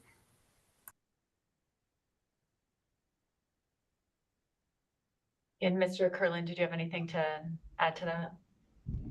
Thanks, Madam Chair. Not much substantively. I guess my only thought is, in response to Mr. Twite's inquiry, is if the council is interested in us exploring that as the agency moves forward with regulatory development, I think reflecting that intent in the motion would provide some direction to NIM staff, and not knowing exactly how far we could take it, but if that's the intent, it would be good to have that clear in motion. Thank you. Could I ask Mr. Curlin one clarifying question on that Yes. suggestion? Then would it be advisable for the council to choose a single and encourage the agency to write in the flexibility to partition that single as if circumstances end up proving that that would be that's a preferable approach, i.e.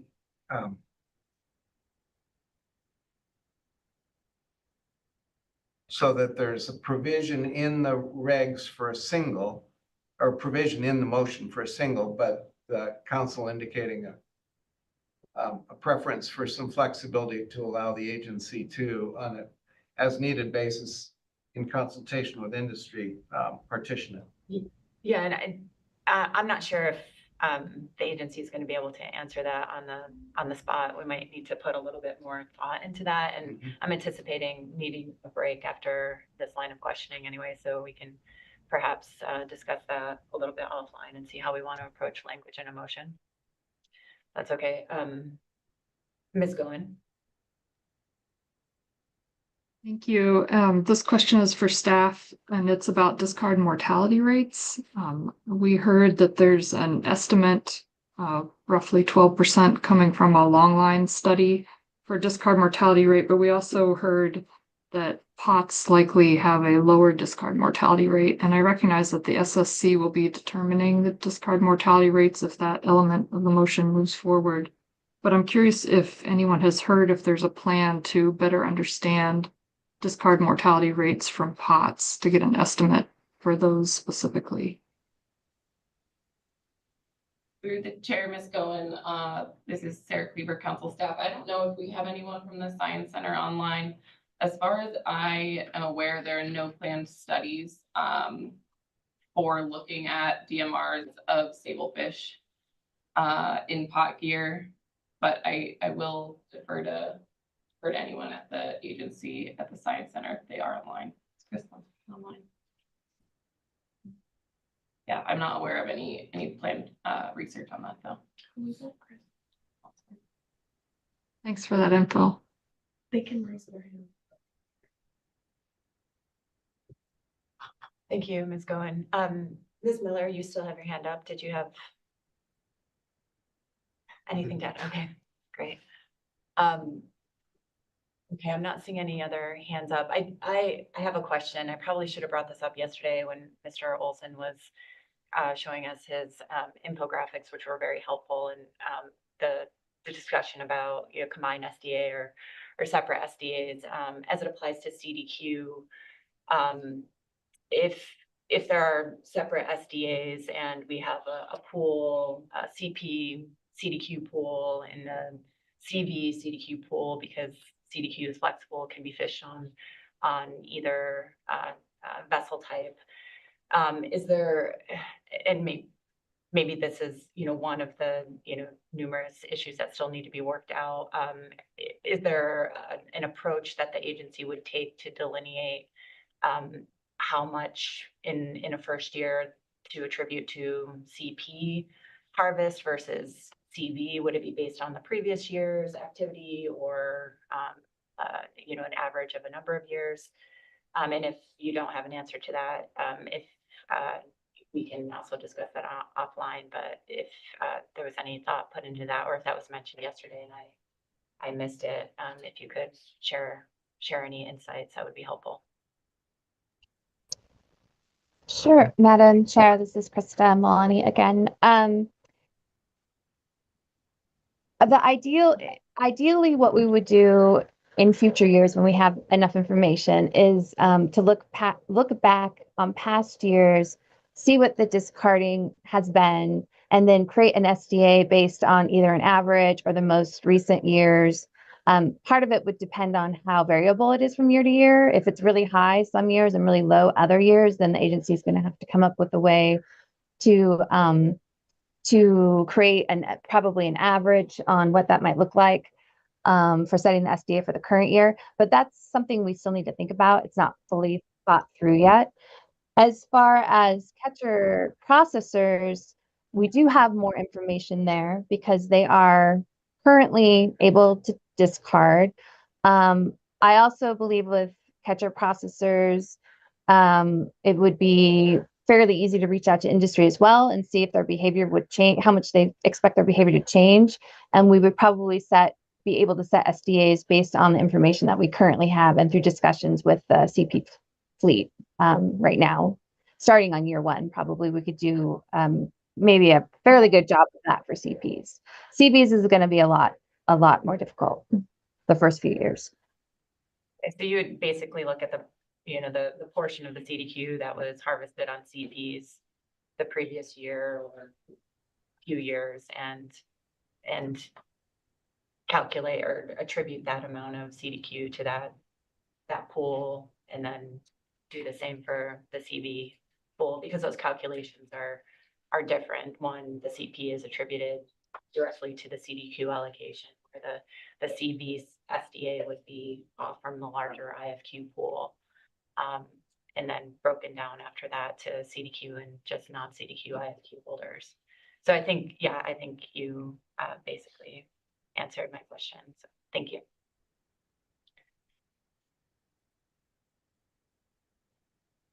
Okay, I'm not seeing any further questions. Let's take, let's come back at 10:10, and we'll see what the wishes of the council are. Thanks.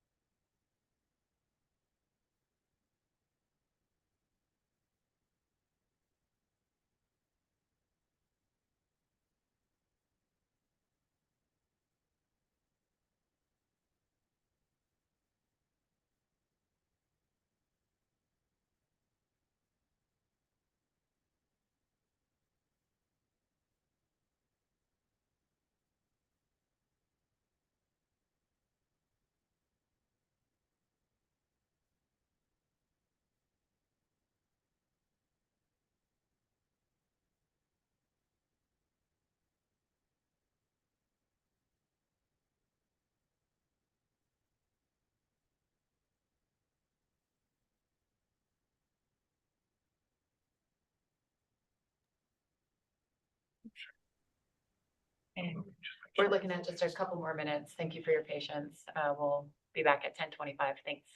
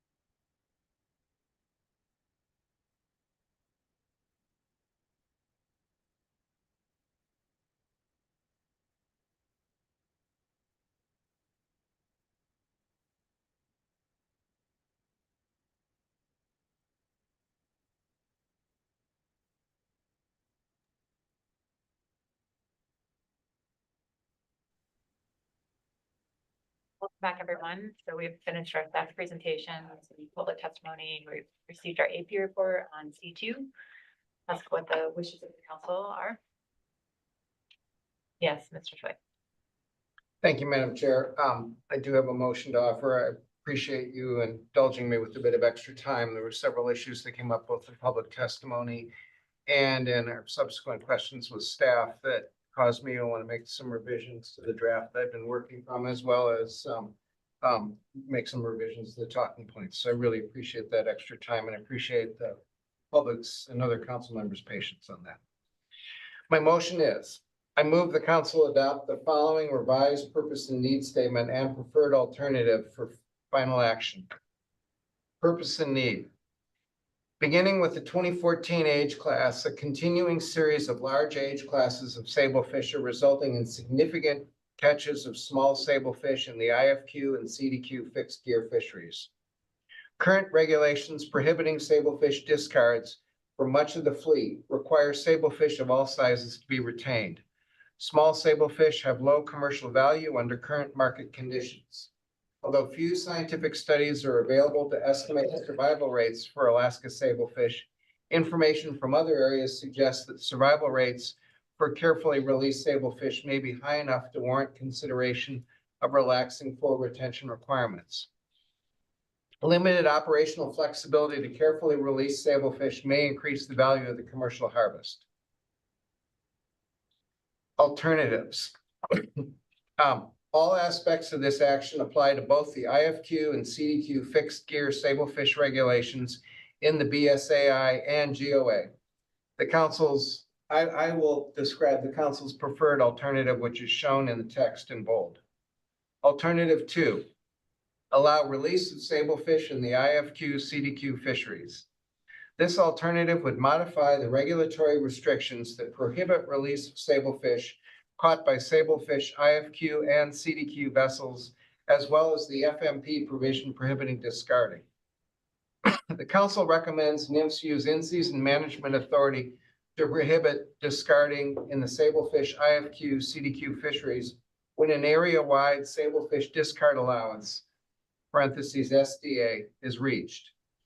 For CVs, require retention of sablefish 22 inches total body length or longer, parenthetically, provides for voluntary release of sablefish under 22 inches total body length, end of parentheses, on catcher vessels fishing sablefish IFQ/CDQ.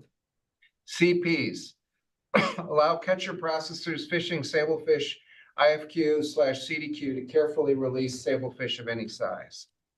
Element 1, discard mortality rate. The SSC would recommend the DMR through the stock assessment/harvest specifications process. Element 2, catch and release mortality accounting. Sablefish catch and release mortality associated with the IFQ fishery will be accounted for in the stock assessment.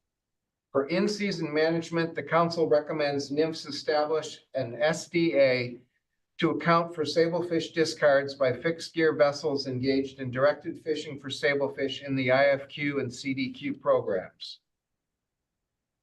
Option 2, as part of the annual harvest specification process, a fixed gear SDA will be established for all IFQ vessels combined. Element 3, monitoring and enhancement. Maintain status quo monitoring and enhancement provisions. Element 4, the council expects to receive information on discard amounts in the NIMS annual in-season management report and anticipates that the next scheduled IFQ program review will incorporate a more comprehensive review of this change to discard requirements. Element 5, release requirements. The council recommends careful release requirements for sablefish that are captured and discarded in the fixed gear IFQ and CDQ fisheries. These requirements include releasing sablefish immediately and with a minimum of injury, and ensuring that observers have access to sablefish prior to discarding in order to collect necessary biological information. For hook and line gear, requirements would be similar to existing regulations for halibut. Careful release requirements also apply to vessels using pot gear. The council also recommends technical revisions to the BSAI and GOA groundfish FMPs to clarify and parenthetically revise as necessary use of freezer longliner, in quotes, language, so the FMP language is in alignment with federal regulations.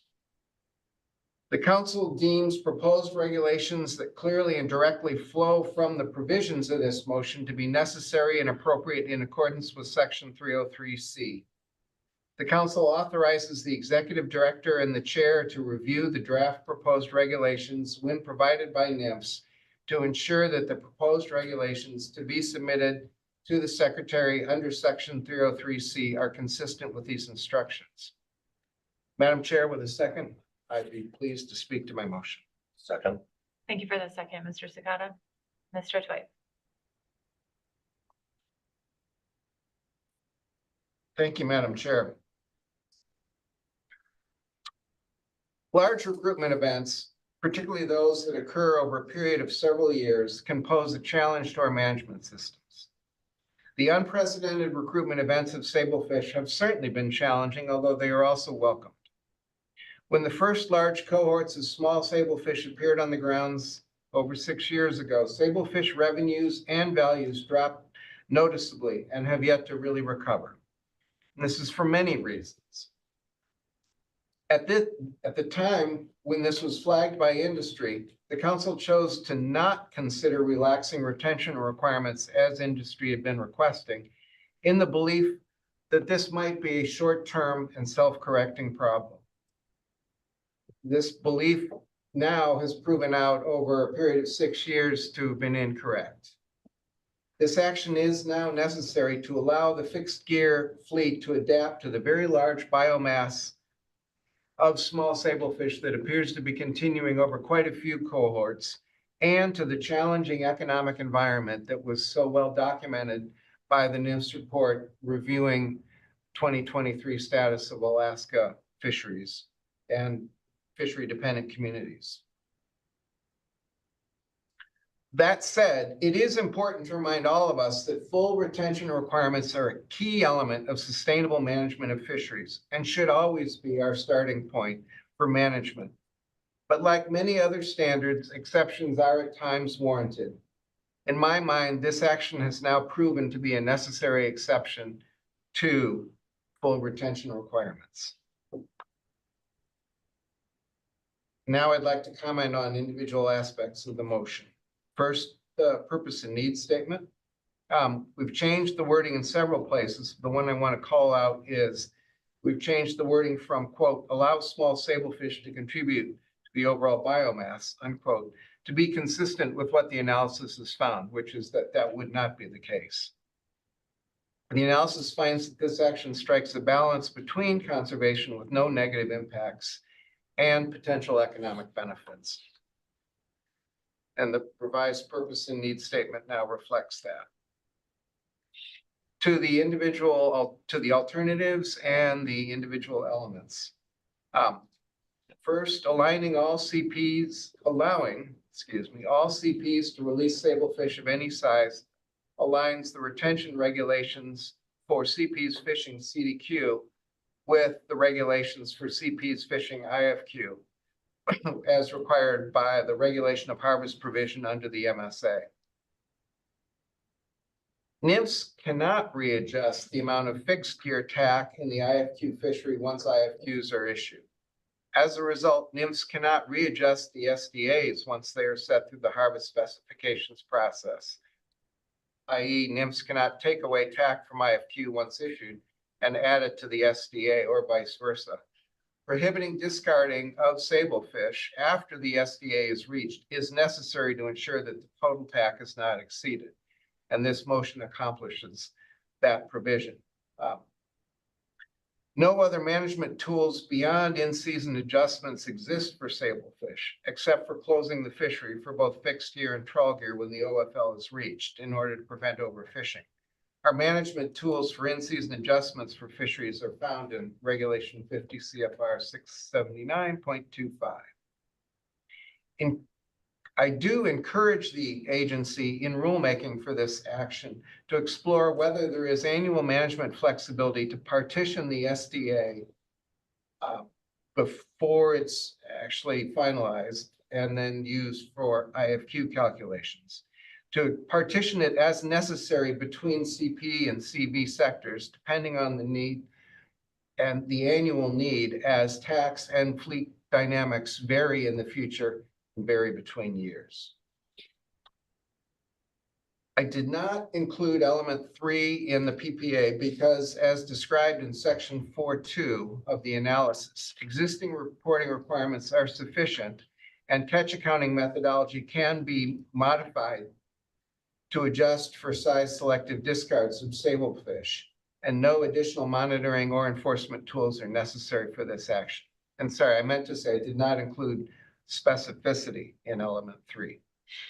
I did not select a review timeline because NIMS will be looking at these data annually when estimating the SDE, and they can also provide information to the council in the in-season management report on discards, as well as this information could be part of a future IFQ program review.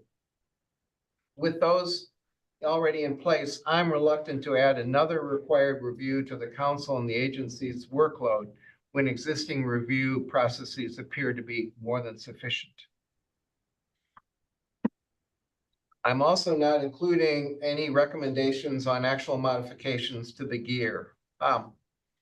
While gear modifications such as escape rings could improve size selectivity and result in fewer landings of small sablefish, at this time it's not appropriate to regulate or require escape rings, in my judgment, because overly prescriptive regulations that might result from that would probably need to be changed in the future if sablefish markets change or due to further gear innovations, which I believe will continue to, that process will continue of gear innovation, and it'll continue very much in the direction that the council wants in terms of reducing impacts to small sablefish in the harvest. some vessels and sectors seem to have a market for small sablefish and also as a result, they do not want to discard them. And again, a requirement for escape rings may actually work counter to this. Element 5 applies to both CPs and CBs. And note that this is a change from status quo regs for CPs fishing IFQ. Relative to the groundfish FMP language changes, editing the language on freezer longliner or freezer vessel to be consistent with the language used in federal regulations is an important aspect of this.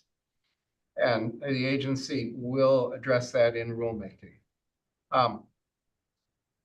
Briefly, I want to add just a little bit to the section on national standards that's already in the analysis on page 169 and recommend fully as part of my remarks on this.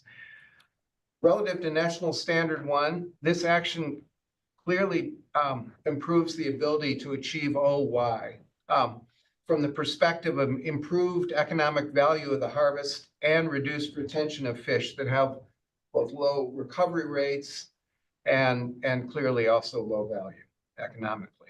National Standard 7, the smallest size class does remain very low in value. We heard both through public testimony and we've seen this in the analysis compared to the larger size classes, even as the overall prices are increasing and revenue is returning. It's clear that this action both now and into the future will continue to reduce costs for harvesters and increase revenues. I've incorporated the deeming language directly into this instead of amending the motion, which is our normal process because I'm usually the one that does the amending. And so at this point, it is important to ensure that it's incorporated. And as our normal process, I've requested that the chair and the executive director review the regulations that are going to be developed to implement this action on our behalf. And if they notice anything that they believe requires council attention, bring that part back to the council for our review. But if they don't, they're authorized to simply approve. We do this when we believe that the analysis and the process of getting to final action has given us enough insight into the rulemaking process that we anticipate that the rules that flow from this are rules that we're already anticipating.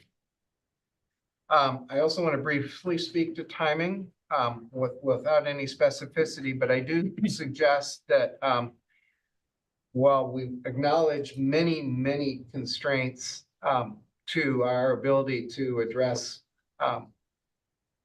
rulemaking processes at this point, and we probably don't even fully understand what all those impediments are. This is an action that's been in front of us now for 6 years. This is an action that has clear economic benefits to both harvesters as well as processors and communities, all of which are struggling.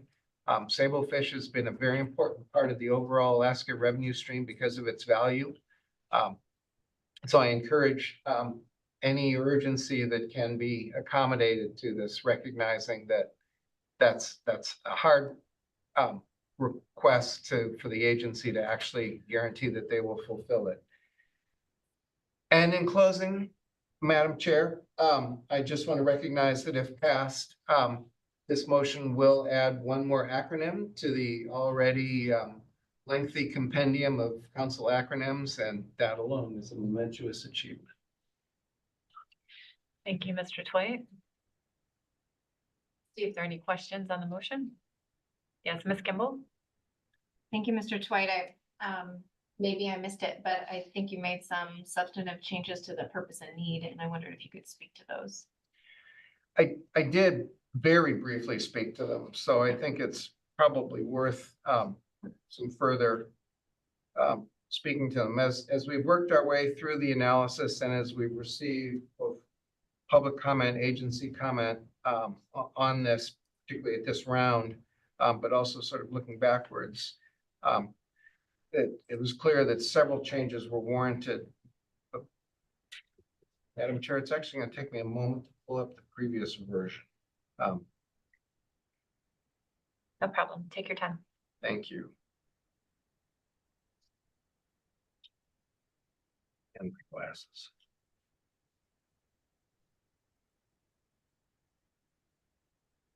This is it. Oh, darn it.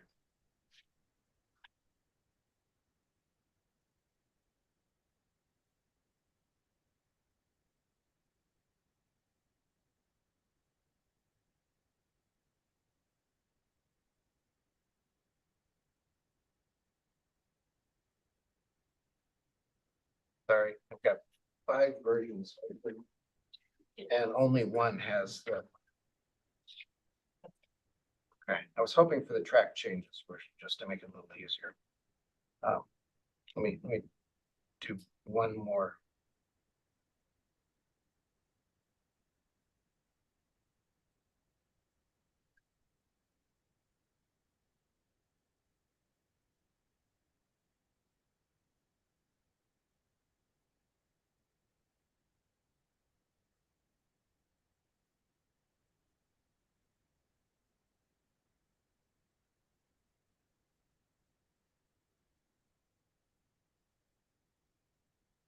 Thanks. Madam Chair, appreciate your indulgence. Some of the changes are just are such things as providing some additional specificity about what we're actually doing. So for instance, from the earlier version, we included wording prohibiting sablefish discards for much of the fleet. And made it clear that those provisions require sablefish of all sizes to be retained. That was just, in my judgment, that was a more precise way of saying what we originally said, which was just current regulations require retention of all sablefish. It's turned out to be more nuanced than that as we worked our way through. There's a statement that was deleted entirely. Action is needed to reduce the harvest of small sablefish. That was difficult to simply understand as a standalone. That and again wasn't entirely consistent that that this was really more in terms of economics and that action was needed to improve the economic return to harvesters. But we're not requiring that the fleet reduce its harvest. We're giving the we're providing for voluntary measures if for economic reasons or for business reasons or for processor reasons, individual harvesters want to reduce their harvest of small fish, but we haven't actually required reductions in the harvest of small sablefish. So again, that was somewhat misleading. And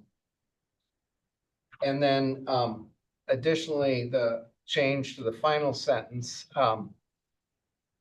changes what was formerly worded as could allow small fish to contribute to the overall biomass, which is true. But it's more true to state that it would have negligible impacts to the stock, and it actually covers better our sort of full understanding. And now I have to make sure. That's not in. That, can we? Sorry, the entire one was deleted. Yeah, I was getting myself confused with my track changes. Sorry, other way. Okay, sorry. So that final sentence, let me. Yeah. I ended up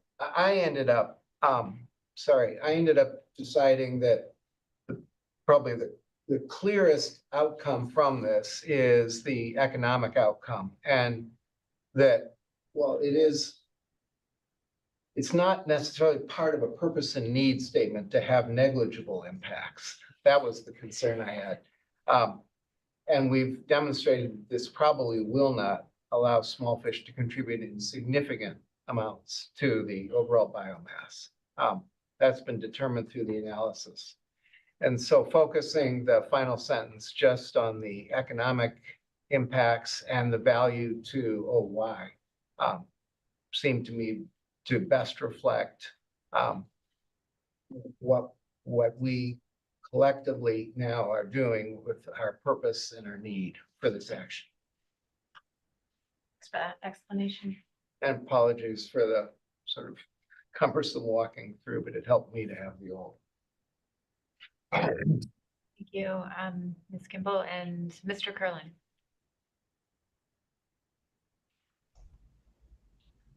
Sorry, was that Ms. Kimball first or me? Was thanking Ms. Kimball and then going to Very good. Thank you, Madam Chair.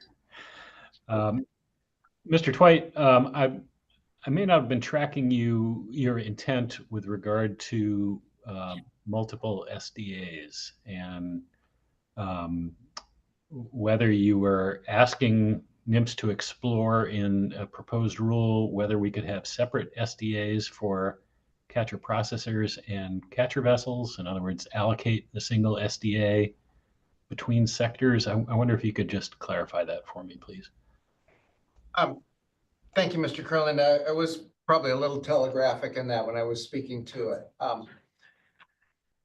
It's my hope that in the rulemaking process, NIMS will explore whether on an annual basis, the SDA could be partitioned between the two fleets. And it was mentioned to some extent to a fair extent in the back and forth with agency staff at the end of public testimony, that there were sort of pros and cons depending upon both fleet dynamics and run sizes to the two approaches. And so rather than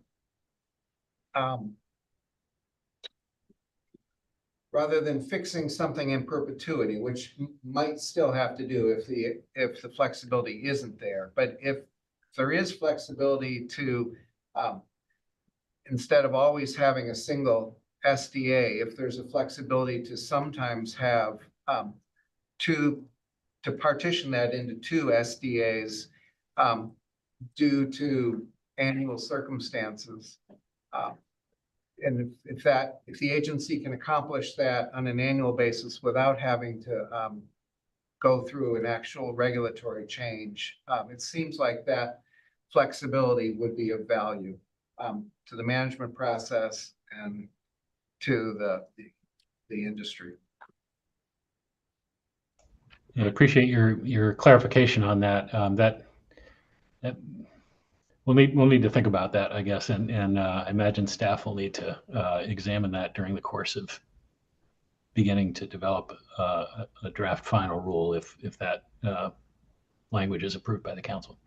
I understand that it may not be possible, and that's actually why I chose the less restrictive of the two options. The option that is less likely to put us into a small box management problem, particularly under lower tax, which certainly isn't in the foreseeable future, but regs are forever until changed. So. Thank you, Mr. Curlin, Mr. Twite, and we'll go to Mr. Williams. Thank you, Madam Chair, and thank you, Mr. Twite, for your motion. I listened intently, and you identified that you did not put anything in requiring the use of escape rings, and I understand and appreciate the rationale that you gave for why you did not. I make the assumption, though, in part of that we're in no way discouraging people from utilizing escape rings or innovating in that area for those that have a business plan that requires that they want to release small fish. There's nothing in your intent that would discourage people or not encourage them to use those escape rings as they prosecute their business plan. Am I correct? You're correct. Further, there's nothing in the motion that discourages harvesters from developing business plans that allow retention of sablefish of all sizes. And there's also nothing in the motion that discourages harvesters from continuing to innovate with gears in ways that are necessary to minimize the impacts of marine mammal predation either. So it's intended to to leave harvesters with as flexible a framework as possible to both explore changing dynamics of markets, changing dynamics with marine mammal interactions, and as well as changing technologies. Thank you for the excellent follow-up on the other items as well. Thank you. Thanks for the opportunity to sort of say my concluding statement better than I did initially. Thank you, Mr. Williams. And Mr. Fortenberry? Thank you. Through the chair, Mr. Troy, I just kind of wanted to follow up on your exchange with Mr. Kurland. So I noticed under element 2, your preferred alternative is option 2, not option 1. And under option 2, as I read it, there would be a single SDA for all IFQ vessels combined. So I'm just looking at that and then the deeming language in which the agency would generally draft regulations that flow from the council motion. So I'm trying to understand how from this motion, the agency would draft any regs that might allow for flexibility of multiple SDAs. Because the way I read this, the agency would basically be stuck drafting regulations that would have a single SDA without flexibility, unless the motion was changed somehow to say under certain circumstances there might be more than one. Or that particular part, when if the agency does develop those and calls them, and then the ED and the chair review those, the ED and the chair may under the deeming. In fact, they're requested to under the deeming to bring that portion back to the council at least for review.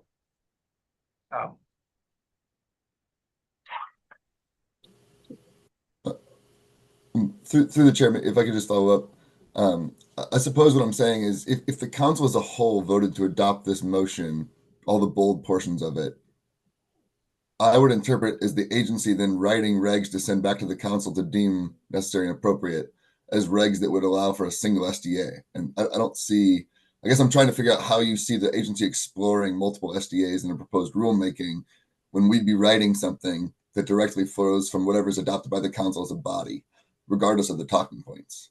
Well, if there's no flexibility, then there's no flexibility.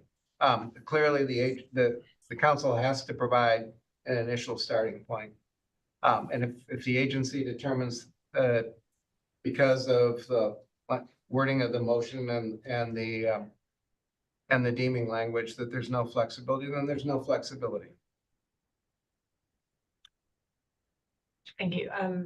Thank you for bringing that to our attention, Mr. Fortenberry. And I think based on that exchange, we'll see how the rest of the questions go and whether or not we might need to take a brief stand down to further address some of the rationale that you provided to make sure that that's reflected in the motion, or whether or not we move forward at this point. So let's see if there are any other questions, and we'll think about that a little bit more.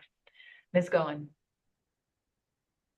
Thank you, Madam Chair. And I guess I'll just continue the discussion.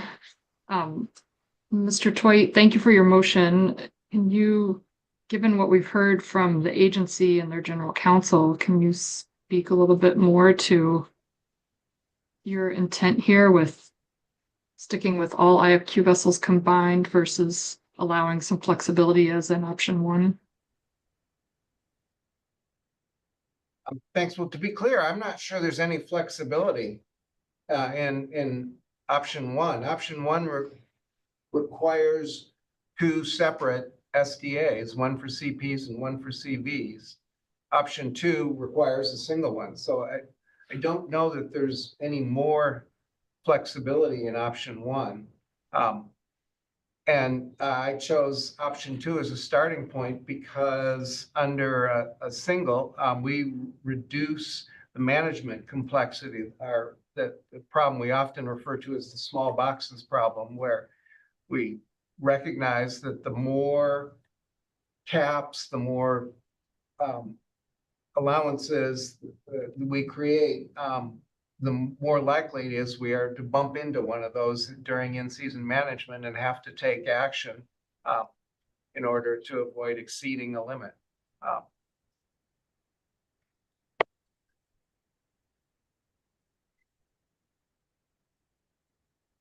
Any further questions? Yes, Ms. Baker. Thank you, Madam Chair. Thank you, Mr. Twite, for the motion.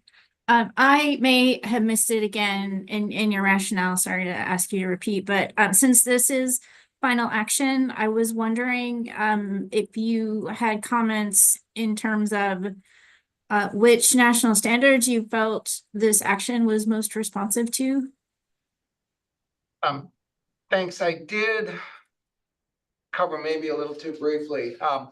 First off, I did incorporate by reference the part of the analysis on page 169 and the fairly lengthy. As I reread that, as one of the things I was trying to do on the break after listening to public testimony, reread those and found that those were everything that's in the analysis right now regarding the national standards on page 169. I agreed with and didn't see the need to actually repeat them verbally. I just am incorporating them by reference in my talking points. I did call out in particular the, I think in a couple things that I heard in public testimony in particular, but that also stood out to me in the presentation, that this will improve our ability to achieve OY because the not in terms of numbers, but in terms of the value. And OY is a reflection of both numbers and value, economic value. But this clearly, maybe it's only a 5% improvement in value overall. I think I've heard at times previously from industry, they expected we'll have even more benefit than that. But that's still significant, particularly under these conditions. And so I thought it was worth highlighting the improvements to OY from simply improving the economic yield. I could have also referenced to some extent the comments that we heard in public testimony about much better recovery rates from the larger fish. So we're using when those fish are harvested, we're getting a lot higher recovery rates off the larger, and that's probably another form of improving OY. I didn't reference that though. And then that I also referenced relative to national standards 7 and 8, I guess, that what we continue to see, what we experience now throughout this whole episode of large sablefish cohorts and a dramatically increased presence of small sablefish on the grounds and in the harvest is that the economic value of that smallest size class, the class that we're now allowing voluntary retention of instead of requiring retention of, that the economic value of that remains significantly lower than any of the larger age classes. That there's a big step up in economic value at our inflection point of 22 inches. And so we're setting the 22 inches at a point that will impact the revenues that accrue to the fishery dependent communities, will impact the value that processors are able to achieve for their product, and as we've heard repeatedly, will make a difference to harvesters as well. So those were the two I sort of called out and added some additional thoughts to, but otherwise I really do, I think that our analysis on page 169 reflects the overall, reflects very well the way that this action addresses the national standards. Thank you, Mr. Twite. I appreciate that. Thank you. Any further questions? Okay, I'm just gonna take a very brief stand down here before we come back for amendments and comments. I'll be back at 11:06, please. Thanks.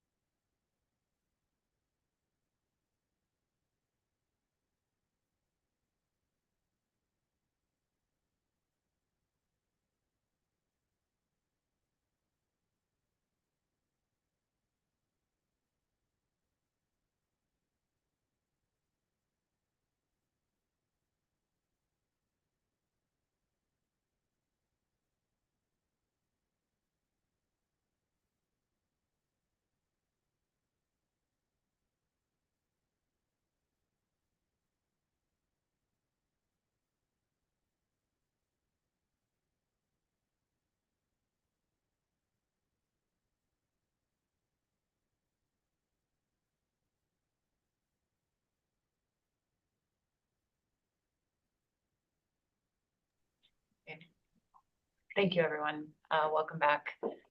So see if there are any lingering questions.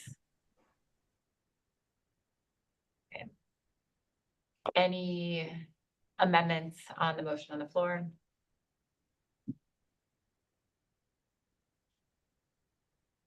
Any comments on the motion?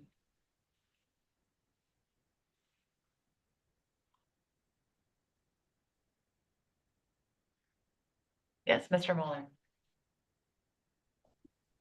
Yeah, thank you, Madam Chairman. And I'm assuming that, and I might have missed my opportunity to ask staff of this, but we heard plenty of testimony here on using CP data and a study done by the state of Alaska over a number of years relative to suggestions in terms of setting the SDA. So to preface my support for this motion, I just throw that out there as that is certainly my assumption that all data will be used while setting this. But with that being said, Madam Chair, I will be supporting the motion, and I just wanted to put that on the record that that's an assumption of this council member. Thank you. Thank you. Thank you, Mr. Mueller, and we'll go to Ms. Goen. Thank you, and thank you for the motion, Mr. Twite. I'll be supporting the motion. I think it's a step forward, but I actually think we should be going further than this. I think we should ideally be allowing discards of any size of sablefish like the catcher processors do, as long as there's enough monitoring to account for it. We heard that this could increase efficiency for vessels and it would decrease enforcement costs. And potentially it could benefit the biology of the stock, as we've seen off the West Coast in Canada, where they have thriving sablefish populations. But I recognize that's not what's before us today. So I will be supporting this motion as a step forward. Thanks. Thank you, Ms. Goen. Any further comments on the motion? Yes, Mr. Curlin. Thanks, Madam Chair. I definitely support moving this action forward. I have to confess a little bit of apprehension about some of the issues attendant to rulemaking. And I guess just want to caution that if this motion is passed, that the agency is going to have to look at this very carefully as we proceed with the rulemaking process, and potentially may need to come back to the council on aspects of this. Thank you.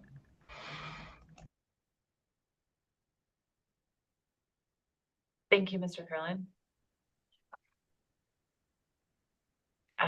Mr. Ritchie. Thank you, Madam Chair, and thank you, Mr. Twite, for the motion. Following the comments of Mr. Curlin, I would like to say just that I do have concerns over this motion. Tracking this, through the AP, and then here at the council, it is at least once a year made me feel kind of like a dog chasing its tail. I don't quite know where I'm going on this, but I think I will be supporting the motion that we have here. I think the argument that we have here within this action is that given current ecosystem and market conditions, retaining small sablefish represents a greater waste than discarding them. The analysis in front of us shows that there is likely little risk to the stock if careful release of small sablefish is implemented. And the analysis also shows that there is the likelihood of slight increases in economic yield. We've heard many times in testimony over the years that these increases in economic yield would be a great boon when fishermen in this sector are they're facing tight margins and tough times. When I was considering support for this motion, I found a lot of difficulty, in particular with the objectives of the FMP, but I would note that objective 34 of the FMP, the groundfish FMP, states that the program develop management measures that, when practicable, consider the efficient use of fishery resources, taking into account the interests of harvesters, processors, and communities. When I look at National Standard 9, which states conservation and management measures shall, to the extent practicable, minimize bycatch, and to the extent bycatch cannot be avoided, minimize the mortality of such bycatch. I think that this passes muster. That's because it says to the extent practicable. My understanding when I listen to stakeholders and testifiers is that it is not practicable for many to minimize bycatch of sablefish to the extent that that discard is entirely eliminated and all of those fish are retained. So based on the analysis and just my understanding of the current situation, I will be supporting Mr. Twite's motion, and thank you. Thank you, Mr. Ritchie. And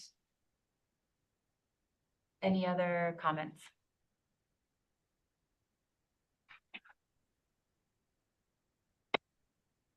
Seeing none, we're at final action, so this will require a roll call vote. Mr. Witherell? Calling motion on lease of small sablefish. Main motion is going. Yes. Ms. Kimball, Yes. Mr. Curlin, Yes. Mr. Moeller, Yes. Mr. Ritchie, Yes. Mr. Sakata, Yes. Mr. Twite, Yes. Ms. Vanderhoven, Yes. Mr. Williams, Yes. Ms. Baker, Yes. Ms. Grabnika. Yes. Motion passed 11-0.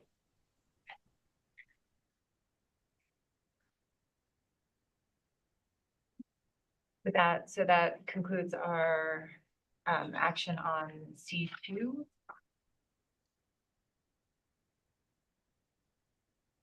I think we will take a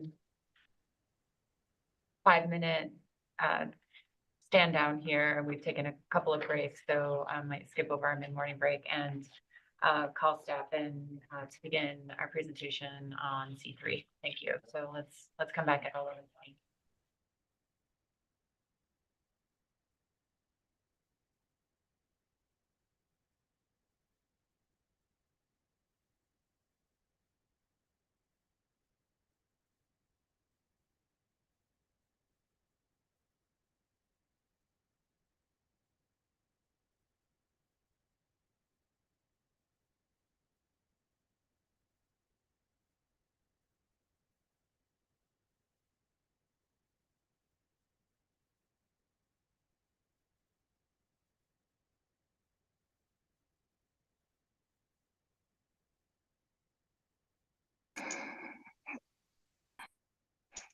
Testing. Good morning, Josh. We can hear you.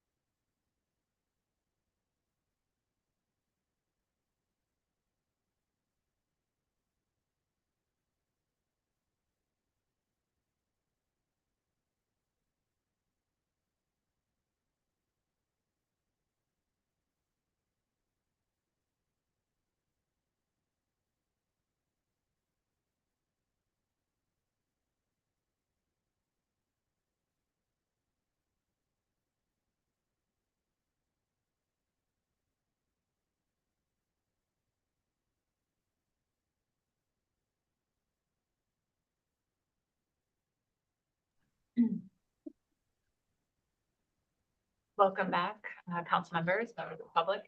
We are beginning our staff presentation on C3. We have Ms. Bowman with us as well as Mr. McGregor to introduce this agenda item. Thank you. Thank you, Madam Chair. For the record, Taylor Holman, council staff.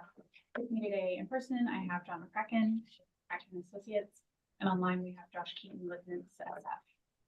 This action, C3 MRA modifications would modify the maximum attainable amount regulations to improve clarity, reduce confusion, reduce regulatory discards, and address whether medical and mechanical MRA calculation.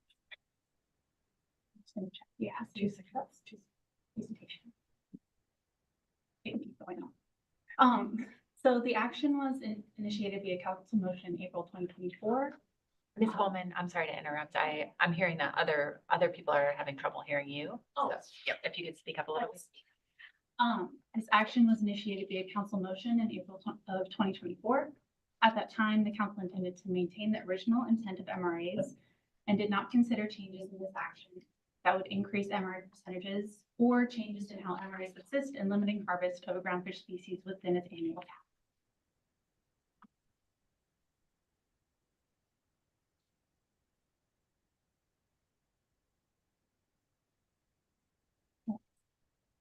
Try now.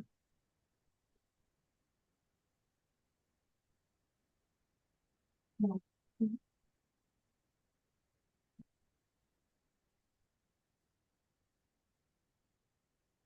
Sorry about that. Yeah.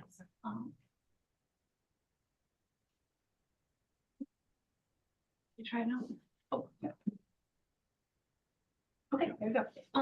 So for just a brief overview of what our presentation will contain, first, Josh will give a pretty thorough introduction into MRAs, kind of an MRA 101, 201, 301 combined, just to lay a really solid groundwork before getting into the details of the action and the analysis. I'll take the lead in discussing the background, including the history of this action, and a description of the groundfish species and sector groundfish activity. Josh will discuss the management enforcement considerations of this action, and John and I will discuss the expected effects of the alternatives. John will talk about the environmental impacts of the alternatives, and I will round it out by giving the report from the enforcement committee. So with that, I will pass it to Josh. Good morning, Madam Chair, members of the council. I assume you can hear me just fine. Yes, we can. Okay, thank you. As Taylor had mentioned, we're going to start by trying to provide you a very strong foundation on MRAs and how they're applied in fishery management. This will help you later on when we start to go through the alternatives. We're going to start with some key definitions, and all of these definitions will come up maybe in more greater detail as we get through the presentation here on the introduction. But first, we're focused on MRA, which is the maximum retainable amount for a species. And those are for species that are closed to directed fishing. Directed fishing is also defined as when a species is retained over the MRA. It is not to be confused with a vessel harvesting fish. It's when they retain over the MRA. Targeting is when a species is intended to be harvested on a haul-by-haul basis. And when we use the word retained, there are regulatory definitions for this, but it's when the fish is either processed on a catcher processor or retained in a vessel hold. We'll get into that a little bit more detail later. Bycatch is defined in regulation as any discarded catch, and a term that I tend to use more frequently is incidental catch, and that's when a vessel retains catch of a species while targeting a different species, or they harvest a species while targeting a different species. Harvest itself, when I use that term, it is all retained and discarded catch.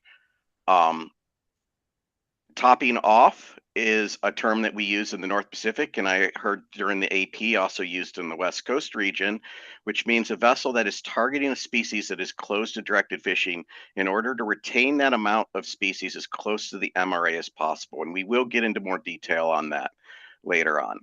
The total allowable catch, we all understand what that is, but I want to put a huge note here that when we account for catch towards the TAC, we mean all harvest, that is both total retained and discarded catch, that all accrues towards the TAC.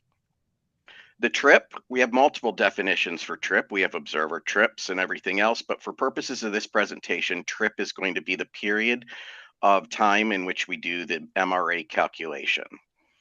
I will use the term intrinsic rate, and that's a term that started to be used in the council arena by Dr. Ben Muse when we looked at MRAs for skate species in the Gulf of Alaska, and it means the natural rate of species encountered during normal fishing operations for a target species. You're going to catch a certain amount of skates when you're targeting halibut. Basis species are one of the terms that are used in the calculation of an MRA, and that is those species that are currently open to directed fishing, and it's used as the denominator in the MRA. Next slide.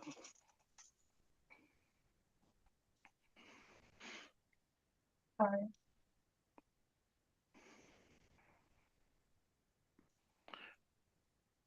So what is an MRA? As I said, MRA is maximum retainable amount, and it's the maximum round weight of a species that is closed to directed fishing that may be retained. And I'm going to stress this throughout my presentation. It's all about retained on board the vessel.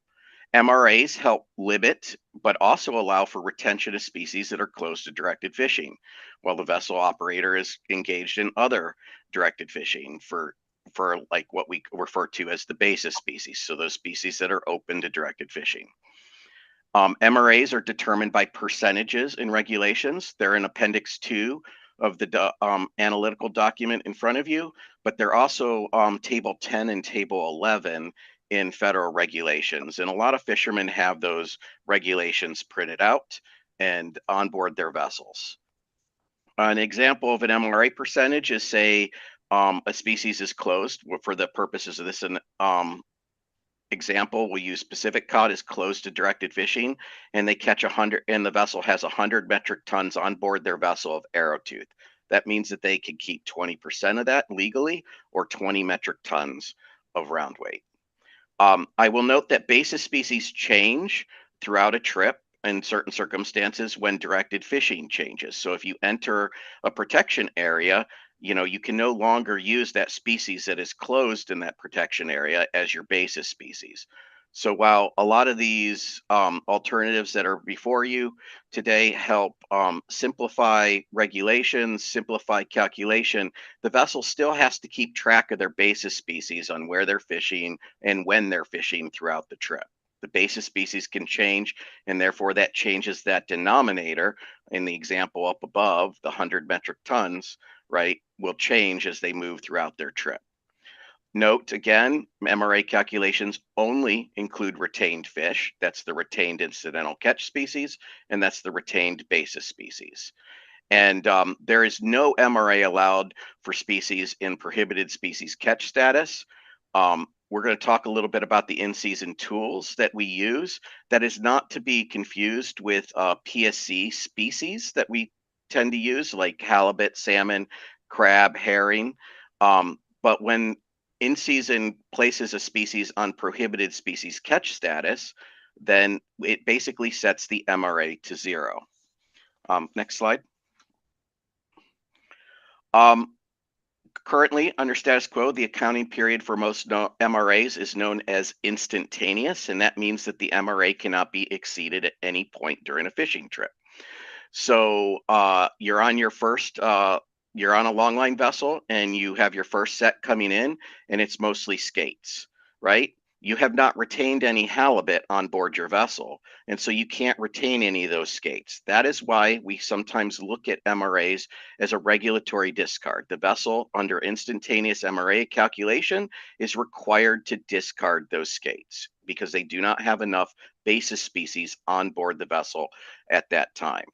There are some exceptions that the council has made in the past and implemented in regulations. Bering Sea Aleutian Islands pollock and Bering Sea Atka mackerel are currently calculated on an offload to offload basis. And we'll talk about that a little bit later, but basically they do not have the instantaneous calculation of MRAs. Next slide. Before we get too further in the use of MRAs, we want to bring to your attention the definition of a fishing trip, and since that is part of the regulation for MRAs, fishing trip for a catcher vessel is when they come back to the dock and offload all their product. But for a catcher processor, there's 5 different conditions that can end a fishing trip based on whichever condition is first. A is the effective date of notification prohibiting directed fishing in the same area. That means like an in-season closure. We've closed directed fishing for a species. That could trigger a new trip. B is when they offload similar to a catcher vessel. C is when they enter an area in which there's a different fishing prohibition that applies. We commonly think of these as closed areas. And then D is when the vessel uses a different gear type. And finally, E is the weekly reporting period or Saturday. And in the next slide, we'll talk a little bit more about weekly reporting period. Vessels, particularly catcher processors, tend to participate in several different management programs at the same time, and they calculate MRAs for each management program separately. And that is why MRAs are so complex. I've been working for the region for about 25 years, mostly in the in-season management arena, and MRAs are still one of the most complicated topics that I consistently have to explain to fishermen, other staff, enforcement partners, etc. This is just a very complex suite of regs, especially when you get into those circumstances in which a CP fishes in multiple management programs, multiple areas, etc. So the vessels often trigger numerous fishing trips during their time at sea, and each regulatory fishing trip requires separate MRA calculations using only the basis species retained during that portion of the trip. And you can see that this becomes a gigantic math exercise that becomes extremely complex, particularly when you're dealing with a little bit less precise data because you don't have it offloaded at shore. Next slide. So I promised we'd talk a little bit more about where the weekly reporting period came into play and where MRA regulations came into play as well. So we got to go back in time to 1985. I had a little bit more hair at that time period, as you can see in the bottom left. Back to the Future was the #1 movie, but the council and the agency also implemented Amendment 9, which implemented the MRA definition and also defined that directed fishing as exceeding the MRA. It was also the amendment that established one of our first reporting, monitoring, record keeping and reporting for how to track catch for catch accounting. And that was the weekly processor catch. And it took me a little while to find one, but weekly production report there is for a shoreside processor. We didn't even get catcher vessel specific information like we're so used to with e-landings and other things at that time. Once a week, the shoreside processor would sum up all of their production, how much sablefish, cod, thorny heads, etc. that they caught, and they would report it on this sheet and they would fax it in. Now, I will note that I'm probably one of the only ones left at the agency in the in-season management monitoring side of the house that remembers these reports and remembers this management at the time. My early career was to receive these faxed reports, try to read the handwriting from the poor faxes, enter them, and then use them for management. And it was our primary tool to use for management from 1985 to 2003. With 2003, we started implementing electronic reporting. VMS was coming online. We started getting that vessel specific or trip specific information that we're used to on catcher vessels. But prior to that period, it was all driven by this weekly report. And that is why you have a weekly reporting period as a trip trigger, and why MRAs, if you put yourself in the mindset at that time, you can understand why MRAs and MRA regs were written the way they were and enforced that way. Now's the time. We have much better tools for monitoring our catch in Alaska. We've come a long ways, and it might be a good time to look at utilizing those tools and looking at how fisheries operate a little bit different. As I mentioned, weekly reporting was weekly. It was by reporting area. The target species was the primary production, and most of the fish was all aggregated into just one single report. Next slide. We're going to get into a little bit of discussion on the purpose of the MRA. Oops. Mr. Keaton, Yes. we have a question for you, Mr. Twite. Thanks, Madam Chair. Thanks, Mr. Keaton. I think this is a really useful slide in terms of thinking about MRAs under our current circumstances. You made a really good series of points about the change in the kind of tools that we have for catch accounting. I didn't hear as much discussion about the basic management framework that these tools were developed in. And back in '85, none of the CPs in particular, well, and no trial gear was operating in what we now call rationalized fisheries, right? They were all operating in what we often refer to as derby style fisheries. And this kind of tool was also developed for that reason as well. We didn't have co-ops. And I'm wondering, as you sort of look at, you were sort of, I think, starting to think about what we would have done differently if we'd had some of the different catch monitoring tools. I wonder what we would have done differently, or if we would have even done MRAs if all these fisheries had been rationalized, if we had co-op management for many of them. So I'm wondering if you kind of reflect on really MRAs as a tool developed for a very, very different kind of fishing and their role now in the current world of fishing. Sure. Through the chair, Mr. Twite, you make some really good points there, right? We did not have cooperatives. We did not have rationalized or LAP programs. The fisheries were derby style, right? And as I mentioned, they were basically in-season management decisions were made on a weekly basis. It was a very imprecise time of management due to the technology at the time. I was in the very next couple slides going to go into some of those purposes of MRAs, and MRAs are still very important for helping control or slow harvest rates of catch, right? I want to stress the point that it's all on retained fish because at that time, that's what people were able to track. We didn't have flow scales, so to say. A rationalized program, when you allocate those species to the various sectors, they don't close to directed fishing. It's like, here is your cap of fish and use that fish to the best of your ability, right? MRAs only come into play when that species is closed to directed fishing. So in its application under our current management structure, it's still those fisheries in which in-season management makes decisions on, like pollock and peacock in the Gulf of Alaska. It's what we typically think of as our incidental catch species, skates, those things that don't have a directed fishery.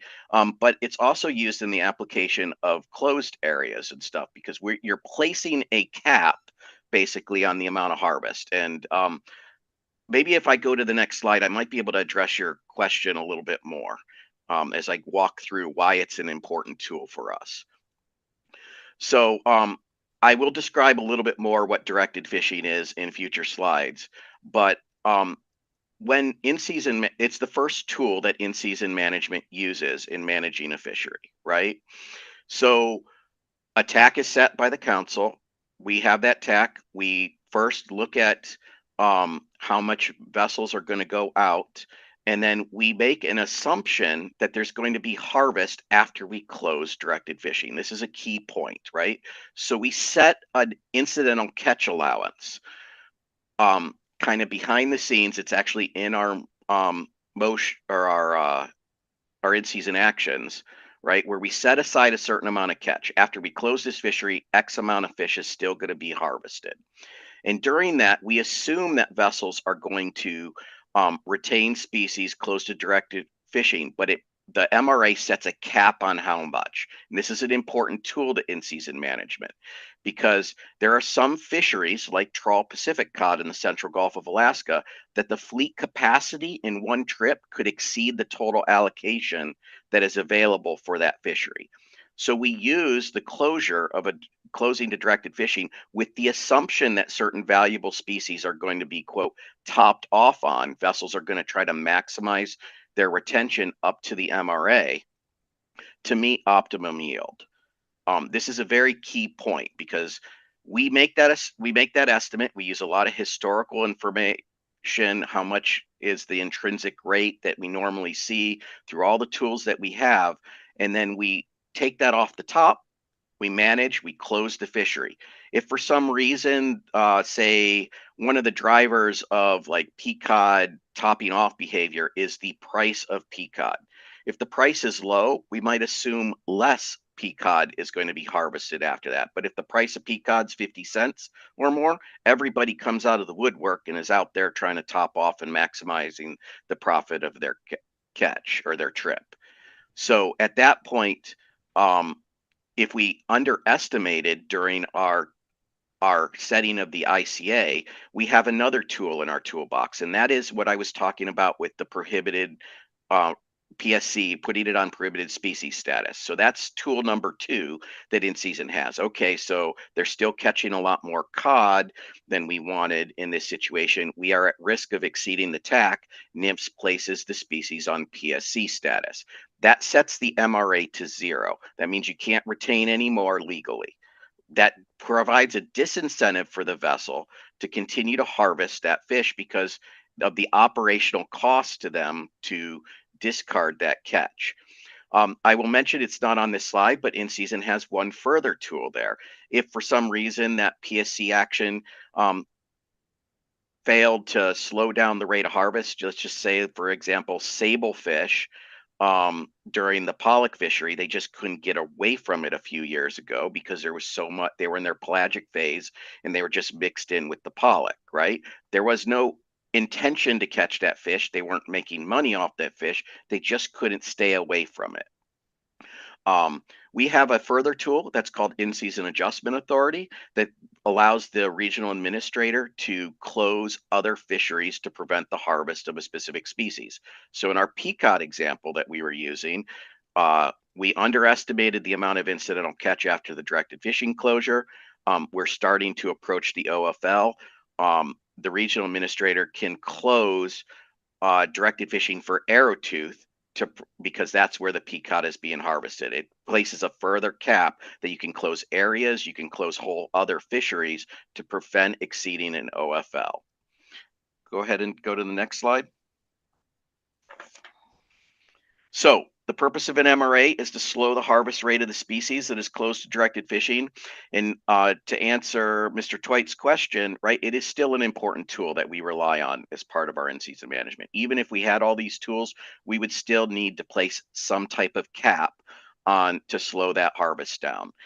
It does so by removing the incentives for the vessels to catch species close to directed fishing in excess of the MRA, because as I mentioned, due to the operational cost to discard that fish, but it also helps spread catch out over time on individual vessels. You have those derby style fisheries where all the vessels go out all at once, right? And if you have it closed, it would stagger them out where they're catching amounts related to their basis species. I will note that's a little bit limited in its impact on management because vessels tend to stagger over time. There's only so much dock space. There's almost only so much processing capacity. There's only so much hold capacity on board a vessel. So it doesn't like give them the ability to just catch as much infinite, right? There's other constraints that is placed that help slow down the harvest. But MRAs are one tool that do that as well. I will stress this again, MRAs do not prevent a vessel from catching the species and discarding it. A lot of people think of directed fishing closures as, oh, there's no more catch that's going to be occur. That is not how they function. MRAs, there's nothing to prevent a vessel from going out and catching 1,000 metric tons and discarding it all. And from an in-season management perspective or how we account for our catch, all catch, including discarded catch, accrues towards the TAC, right? All of our management decisions on total removal. In your prior action, you got into a little bit about that on Sablefish and in Sablefish release. How do we account for that catch that is released? Because for most species, except for halibut, and if when small sablefish might be implemented, we account for all catch as a dead fish. A dead fish is a dead fish, right? MRAs help talk about utilizing that fish. Now we get into a few exemptions, and one is that there are certain species where retention is required, and then we call those IRIU, which stands for improved retention, improved utilization species, and it requires retention up to the MRA when the species is close to directed fishing. So then you get into a scenario where if you catch one cod over your MRA, you're in violation of exceeding the MRA and therefore directed fishing for a species that is close to directed fishing. If you catch one cod less, well, you're technically in violation of the IRIU species. And one of the alternatives and options tries to clarify that going forward. So vessels often find themselves in a rock and a hard place. They have imprecise estimates while they're out at sea. They look at catch coming in certain circumstances, like, well, I think I have too much cod, I'm going to discard that. Well, if they didn't have as much cod as they had thought they had retained upon delivery, they might have been in violation of IRIU, right? For a long time, we've had a good balance in understanding the priority, and I think Alternative 2 in particular tries to address some of those concerns on how it operates currently.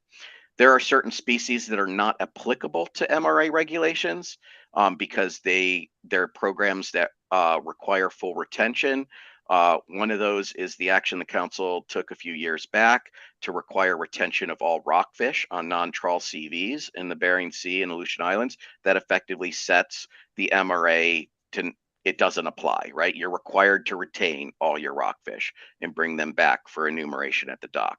We saw some good come from that action, more utilization, better accounting, etc. The other one is the recent implementation of the Trawl EM program needed to waive MRAs because we did not want any regulatory discards to occur, because we want all that catch to come back to be weighed and sorted, and that's how we get our data from those fisheries.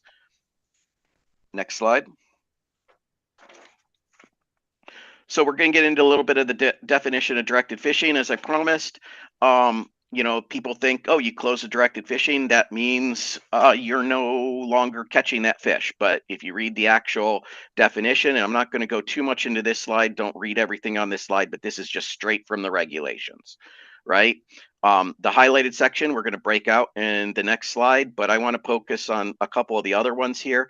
Look at number 3. With respect to crab species, catching or retaining of any crab species means you're directed fishing for crab.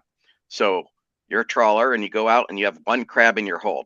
Are you really directed fishing for crab because you missed one crab that didn't get sorted out? So you can see how this gets really complicated and could be viewed in different ways. Next slide. So directed, I just said I would break out that highlighted section and its interaction with MRAs.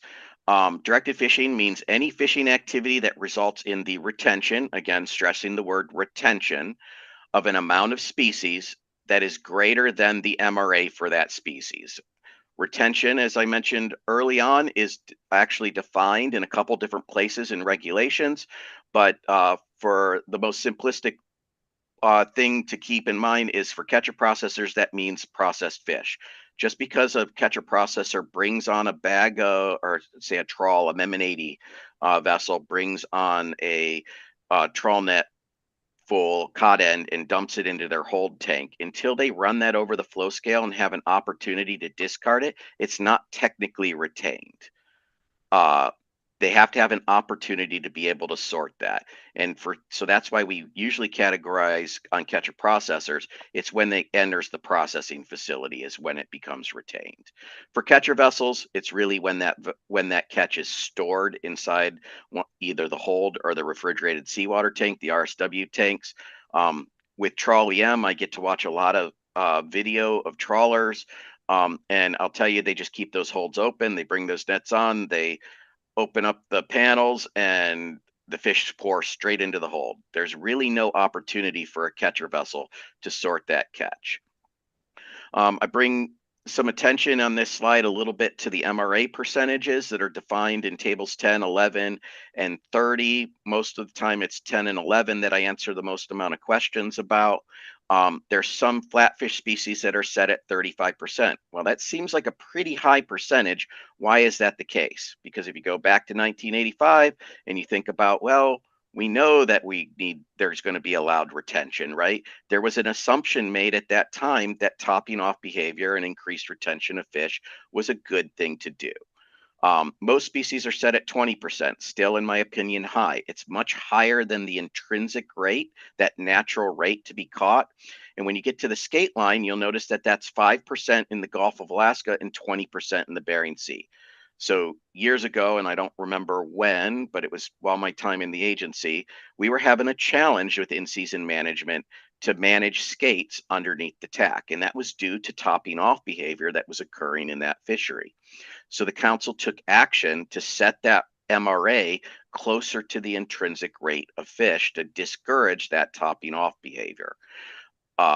We did that through analysis. So you could almost think of that as like a fourth and final tool to provide limits on harvest, right? The council always has the opportunity, and in-season always comes to the council every December with that in-season management report. And we talk about the challenges and successes of in-season management over the year. If we had a species that was being actively topped off on and to retain and maximize the harvest, then we would advocate for a potential change in that MRA percentage. And that's why MRAs are really important for management, because it does place a cap, but it also allows for a certain amount of retention or value to the fishery. So the two things on red on this slide are the two final points for this introduction section. And they're the 2 points that I really hope that you keep in mind throughout the rest of the presentation. Directed fishing closures and MRAs do not prohibit a vessel from catching and discarding catch. It only limits the retention of that fish. And directed fishing closures and MRAs do not prohibit a vessel from targeting that species as long as the MRA is not exceeded. With that, I can pass it back to Taylor. Thank you, Mr. Keaton. I'll see if there are any questions on the introductory slides here.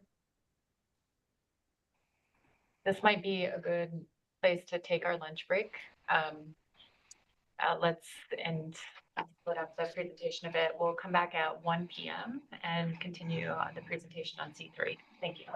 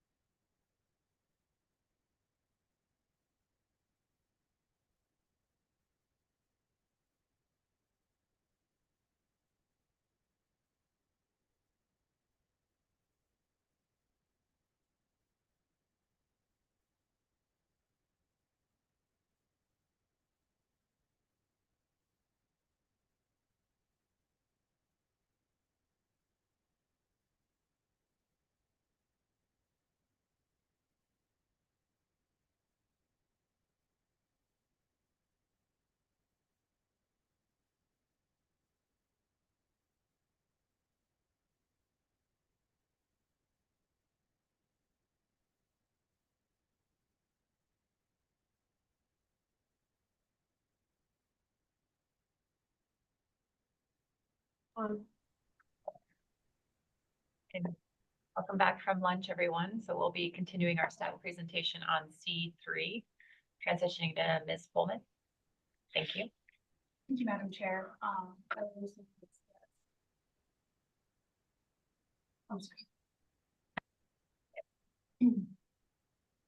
Wait for the slides to pull back up.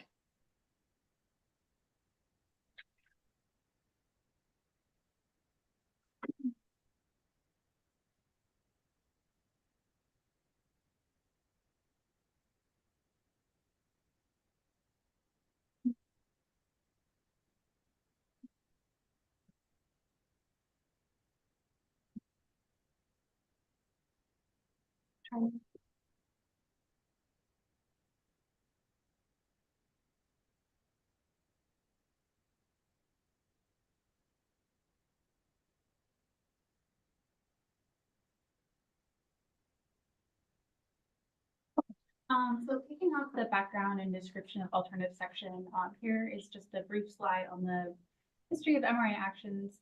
You'll find a full timeline of the pertinent actions regarding MRAs in Appendix 1 of the analysis.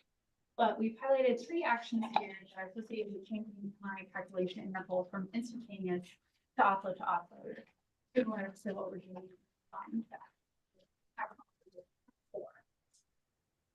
So in 2004, the council moved to change BSA hydraulic MRA from instantaneous to offload for non-AFA vessels only, to allow for greater utilization of public and reduce discards.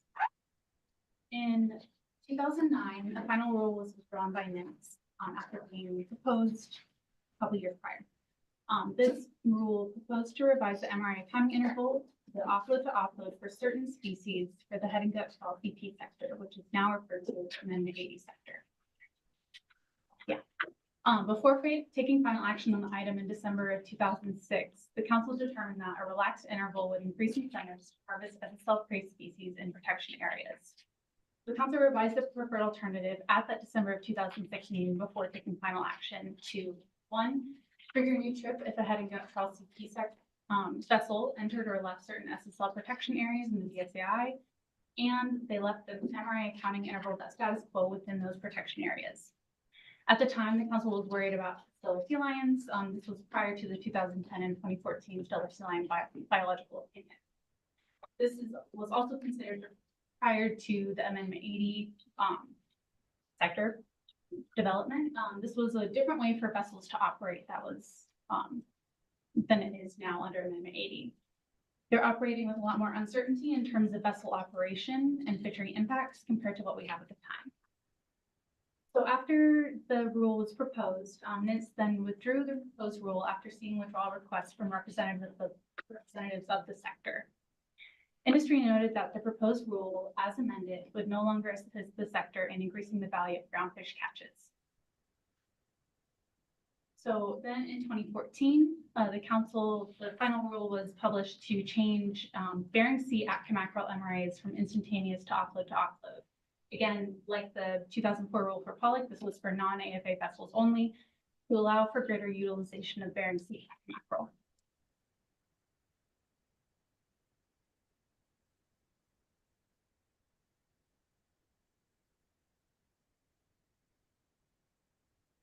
Then I'll get into a brief history of this action of the council. So NIMS identified challenges with current MRA regulations at the October 2023 council meeting.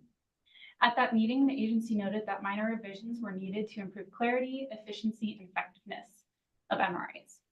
In addition, NIMS received a proposal from industry requesting modification of fishing trip triggers and MRA calculation intervals for applying MRAs in the BSCI and GOA groundfish fisheries. I'll note that that agency revision is now reflected as action alternative 2, and the industry proposal is now alternative 3. At that October 2023 meeting, the council moved to initiate the development of an MRA discussion paper, which was then presented by NIMS staff in April of 2024. After receiving testimony and reviewing the paper, the council took action to move the paper forward to initial review analysis, which you see before you today. I won't read the entire purpose and need statement that the council will develop at that time, but we'll just highlight the second half, which notes that this action is necessary to clarify current MRA regulations, make MRA calculations easier, reduce regulatory discards, and address medical, mechanical, or weather issues that can impact MRA calculations. The council intends to maintain the original intent of MRAs and is not considering changes that increase the MRA percentages or changes in how MRAs assist in limiting harvest of groundfish species within its TAC.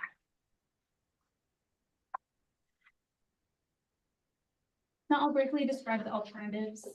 Actually, alternative 1 is the no action alternative or status quo.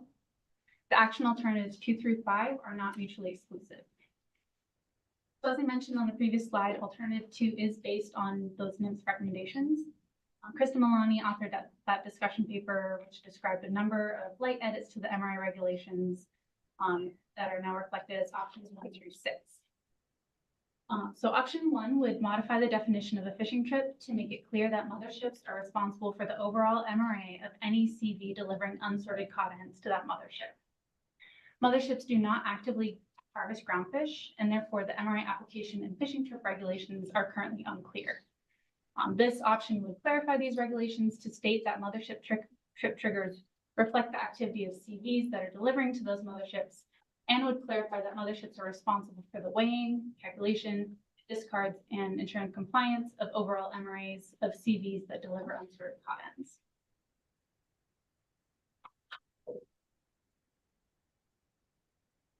Option 2 would clarify that MRAs are calculated by fishery management program due to different fishing prohibitions in place for each fishery management program. Josh Keaton went into this briefly during the introductory section of this presentation. That he stated that vessels currently calculate MRAs by management program because these different management programs may have different applicable basis species. However, this is not captured in current regulations, and this option would capture that. Option 3 would correct regulation citations for AFA vessels and AFA replacement vessels. Replacement vessels are not currently mentioned in the regulations, and there's an incorrect citation in that AFA vessel MRA regulations. Option 4 would clarify that when CDQ uses an AFA vessel to harvest Amendment 80 species, BSA pollock and Verdant Atka mackerel, the MRAs are calculated at the time of offload, and clarify that the species used as basis species for CDQ. This option is needed because per Final Rule 6492, vessels participating in CDQ fisheries cannot have more restrictions than vessels participating in non-CDQ fisheries. However, many AFA vessels do participate in these CDQ fisheries, and some of these regulations, like the Bering Sea Atka mackerel and BSA pollock regulations mentioned in the main text of option 4, are more restricted than non-AFA regulations. For AFA vessels, they need to calculate these instantaneously, whereas non-AFA vessels are allowed the flexibility of an offload to offload calculation. So regulatory clarification is needed to allow AFA vessels the same regulatory flexibility allowed to non-AFA vessels when they are participating in CDQ fisheries.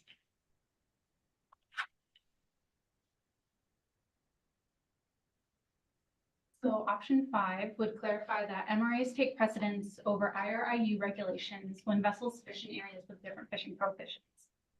So under current MRA regulations, CVs that harvest fish from an area that's close to directed fishing must then apply that lowest MRA for the duration of their fishing trip. This conflicts with the IRIU regs, which state that CVs must retain these IRIU species up to the maximum degree possible, which is all IRIU species caught in open areas and up to the MRA of species caught in closed areas. NIMS and OLE currently direct industry to give precedence to these MRA regulations over IRIU. They interpret these regulations as once a CV fishes in an area close to directed fishing of that species is now closed in all areas to that CV's duration.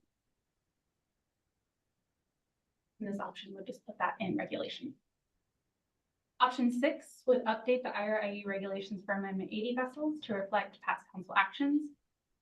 The current IRIU regs still require full retention of all F&P groundfish by Amendment 80 CPs, which is inconsistent with the requirements in the Final Rule 12627. Under option 6, some species would be removed from this 100% retention IRIU requirement. Regulations would instead reflect FR 12627 requirements, which remove certain groundfish retention mandates and implemented a 15% utilization standard for all retained FMP groundfish status. Now, the original council motion did not include this option 7. This was included in the June 2024 council motion as alternative 3. That motion was directly addressing top MRAs, but this alternative 3 was included in this analysis as alternative 2, option 7 per staff recommendation, because NIPS views this as removing a regulatory bind that was unintended, and it doesn't change the MRA application as it's written in this alternative. So option 7 would revise the definition of a directed fishing trip at 50 CFR 679.2 for vessels participating in the pelagic trawl EM program, such that vessels deploying pelagic trawl gear are directed fishing for pollock if the amount of pollock is 80% or greater of total catch. So currently, directed fishing prohibitions in the trawl EM category conflict with the directed fishing regulation. Vessels are simultaneously prohibited from retaining any incidental catch volumes over the MRA, and they're also prohibited from discarding any volumes that they may catch over the MRA under the trawl EM program regulations. They're not allowed to discard anything under those EM program regulations, and they can't keep any under the MRA regulations. So this issue was brought to the council because pelagic trawl vessels frequently incidentally encounter POP, especially as biomass is increased. So in the event of a high incidental catch haul or red bag, option 7 would remedy this regulatory bind by modifying the directed fishing definition, which would allow retention of incidental POP volumes above the MRA.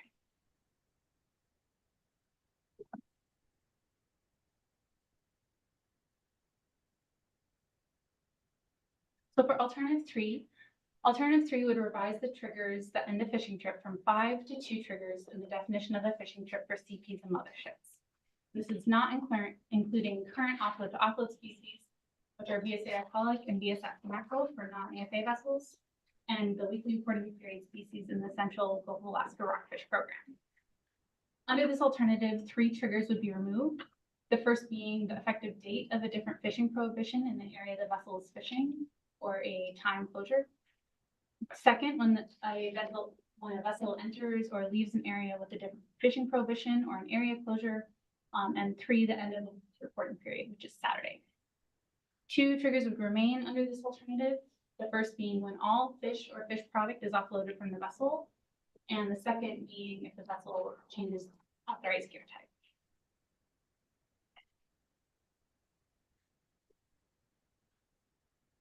Alternative 4 would add additional species to an offload to offload MRA application in the BSCI and GOA for all vessel sectors. It would continue to exclude those AFA vessels for BSA pollock and BSA mackerel from the offload application. Option 1 would add BSA Pacific cod, GOA Pacific cod, GOA pollock, Bering Sea skates, Central Goa Rockfish Program, and Goa shallow water flatfish.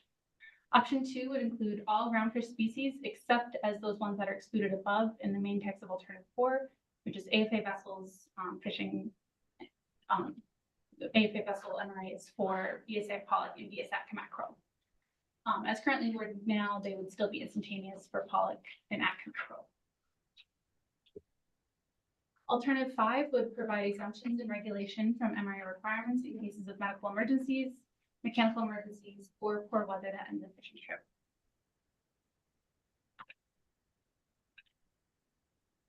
This is just a brief one-slider, just directing the council and members of the public to where this information is located and within the analysis. MRAs impact a wide variety of fishing vessels participating in the federally regulated groundfish fisheries off of Alaska. A full list of the species that are impacted is included in section 3.3, and a description of the fishing vessels grouped into fleets based on the fish species they target and the gear used is included in section 3.4. And if there are no questions about the background and description of alternatives, I'll pass the mic off to Josh for management considerations. Hello again. We will now move on to management considerations. Go to the next slide, Taylor. We provided that overview in the introduction, and I talked a lot of these key points during that time. The impact to management under any of these scenarios is likely very limited. The reason being is because in-season management continues to retain all those tools to either prohibit directed fishing, which slows down the rate of harvest, put a species on PSC, or further in-season adjustment. And then there was the fourth tool that we briefly discussed, that the council could always adjust MRAs should those three tools not work. I will note that there has to be something open to directed fishing for a vessel to fish, because they need that as their basis species. A good example of this is prior to January 20th, no trawl vessels are allowed to fish. So it's not like a trawl vessel can fish before there, because they have no basis species in order to collect an MRA to. As I mentioned already, NMFS already assumes continued harvest after closure. There's both the intrinsic harvest that occurs, and we actually assume that topping off is going to occur underneath certain species. This is factored into all of our management. Currently has always been factored into our management, and will continue to be factored into our management under any of these alternatives. As I mentioned, NMFS can further disincentivize catch by putting a species on PSC if the TAC is reached, and that sets the MRA to 0. And highlighting again, this does not prevent catch and discard of that species under any alternative. It's only when you have species that have a higher intrinsic rate than the MRA that are concerns, and none of these alternatives really impact that. That's just an ongoing concern. I mentioned earlier the example of pollock when they were the very young, small pollock that were in the pelagic stage of their life cycle and were encountered pretty heavily in the pollock industry a few years back. Nothing here would have slowed that rate of harvest down. That was just what they caught when they were catching it. So if that intrinsic rate is higher, then what we could do, the only options that we have, because PSC doesn't even really slow that harvest down either. If we put it on prohibited species status, which is what we did in that circumstance, you just have to wait until you start approaching a level where we use that in-season adjustment authority to close that fishery.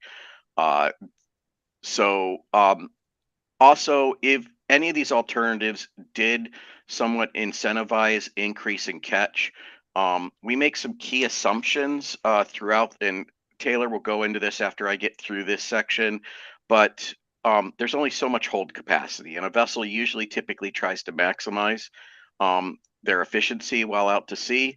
You don't have vessels that come in with a lot less catch than they can hold if they can keep it. They try to fish with the most efficiency as possible. Next slide.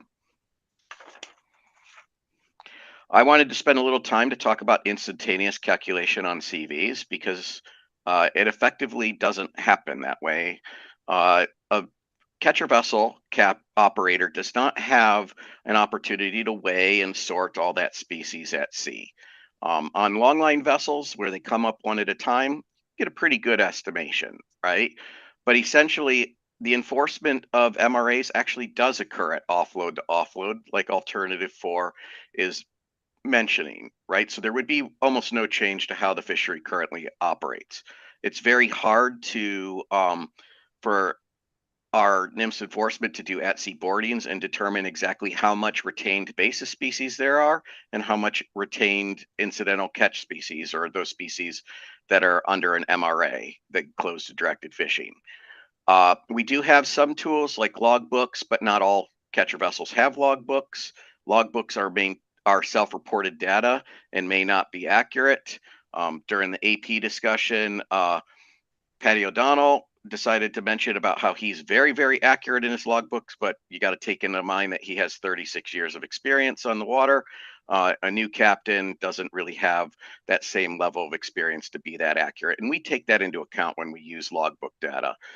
Observer coverage on certain CVs is lower than what we typically think of our catcher processors. Catcher processors have 100% or 200% observer coverage, which means 2 observers on board. So there's usually often no observer data on most instances for them to compare. The actual weight and species composition of a haul is really not known until offload, and that's where the enforcement of MRAs really happens on a catcher vessel. Those regulations that I list on the slide, 50 CFR 67920 E3I, is what Taylor was alluding to, that the most restrictive closure during a fishing trip on a catcher vessel is what is in play. And this is very important for in-season management, because if we close directed fishing we'll keep on our peacod example that we were using earlier, we close directed fishing for peacod for a specific sector. Underneath that regulation, they must cease at noon. That's when the in-season action happens. And they must return to port. If we didn't have that regulation, they could continue to fish. If a vessel continued to fish under status quo in that regulation, they would then have their MRA set to whatever that MRA is for. And for example, peacod is 20%, and they would be in violation of that directed fishing. There's not a way to get to that haul by haul specific data that we do on CPs. So we need to keep that in mind. And just noting again that CV MRA enforcement really does occur at offload, so that's why we do not see a large change under something like alternative 4. Next slide.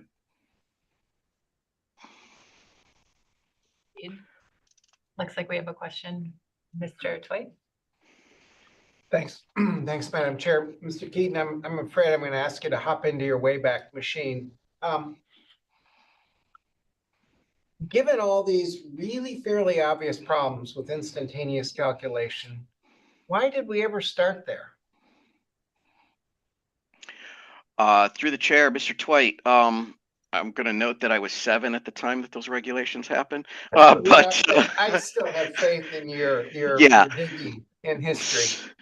So it was because of the reporting at the time. If you noted that the shoreside processor was once a week reporting, the thought was, well, we can only really get this on how much a processor does.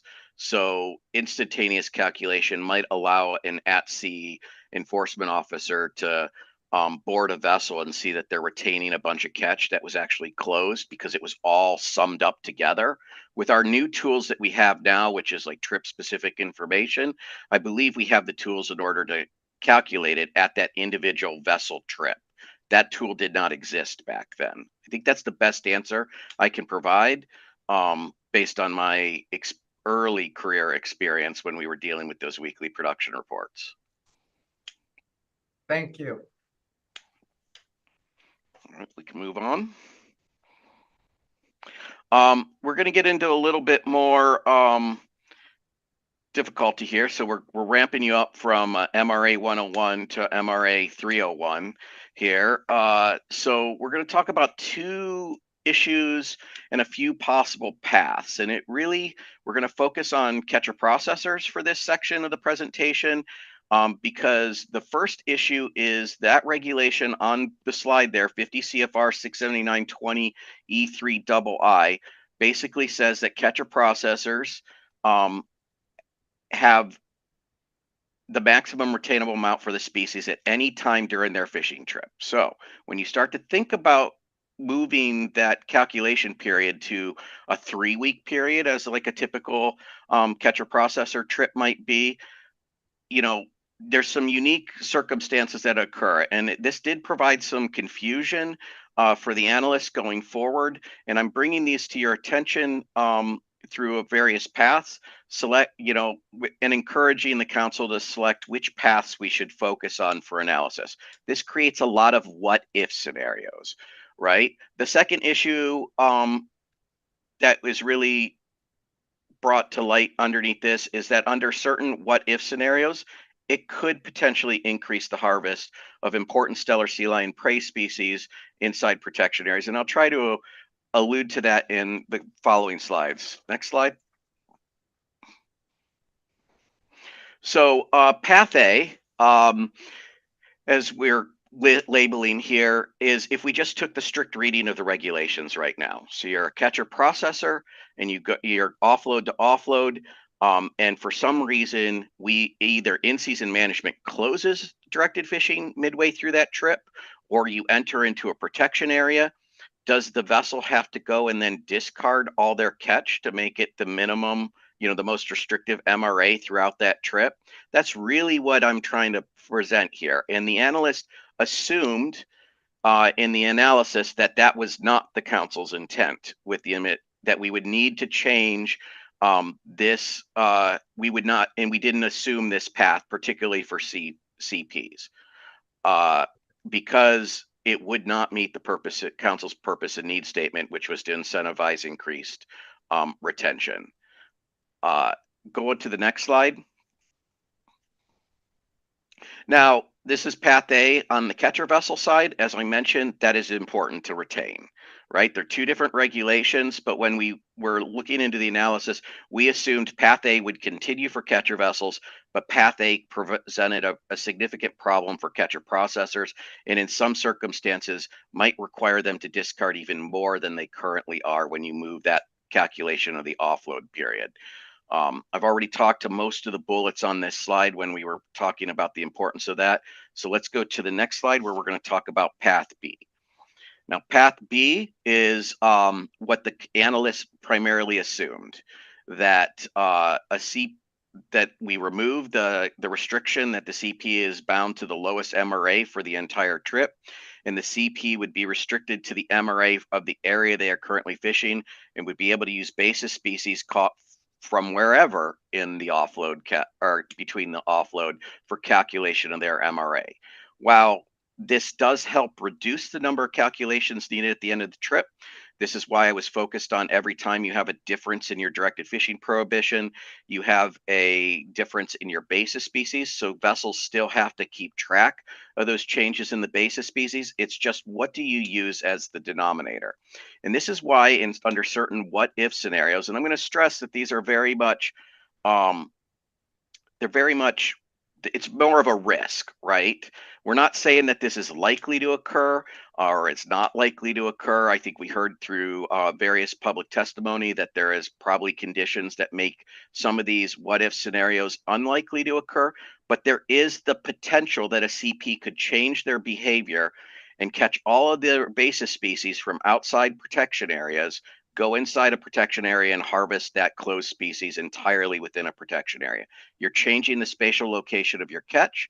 You're changing how you operate it. Like I said, I'm stressing this again. It's a risk. It's not confirmed that that would or would not happen. And I think through public testimony, we've heard multiple reasons why that would be unlikely to happen. But as analysts go through these different scenarios, right, this is why throughout the document you hear there could be the potential for adverse impacts to stellar sea lions. It's underneath these scenarios. So we then suggested to bring forward, and this is not in your analysis. Next slide, Taylor. Path C.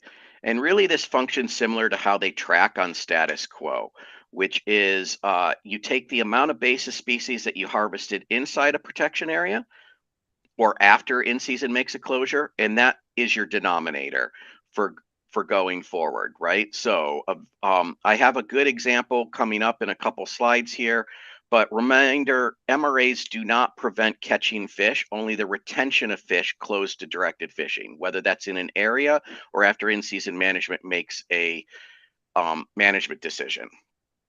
If there is concern, then the council would need to develop other ways to mitigate harvest, similar to what we've done in other actions. You place a limit on how much can occur within closed areas. You prevent fishing in that closed area. Those are outside the scope of this analysis, so we did not go into them, but we were trying to highlight that, this action is focused on retention, not really prevention of harvest, while MRAs help slow down. So we'll go to the next slide and I'll compare and contrast the two paths. Between path B and C, they still require multiple calculations because the basis species changes throughout the trip. No alternative or option under consideration does change the definition of a basis species, and basis species just equals those species that are open to directed fishing. Any alternative or option will require the vessel to track what species are open and closed, as I mentioned. Path C is meant to control harvest inside protection areas or after in-season management closure by limiting the retention of that closure to the amount of fish that they harvested after that closure or after they entered that area. So there's a policy choice for the council to make here. Should the vessels be allowed to use more basis species, the before and after closure for calculation, or should they use less basis species after the closure only for calculation? Path B would use all basis species accumulated on the vessel when calculating MRAs for each trip, regardless of the fishery closures or areas they were fishing. And Path C would only use the basis species accumulated after the change in directed fishing has occurred. I will note that there's a weird nuance in table 10 and 11 that you can't use the same species against itself. So let's go to the next slide and I'll be able to explain that a little bit better here. So I'm going to walk you through a scenario comparing and contrasting path B and C. Say there's a trip between May 1st and May 20th. The target is arrowtooth and Kamchatka flounder. Sablefish is closed to directed fishing throughout the duration of the trip. On May 10th, in-season management makes a closure for Kamchatka flounder to directed fishing. Prior to May 10th, the vessel had retained 500 metric tons arrowtooth, 500 metric tons of Kamchatka, and after the vessel is limited on because we've closed Kamchatka, and they retain 500 metric tons of arrowtooth. So how much Kamchatka and Sablefish can the vessel legally retain at offload under an offload to offload calculation?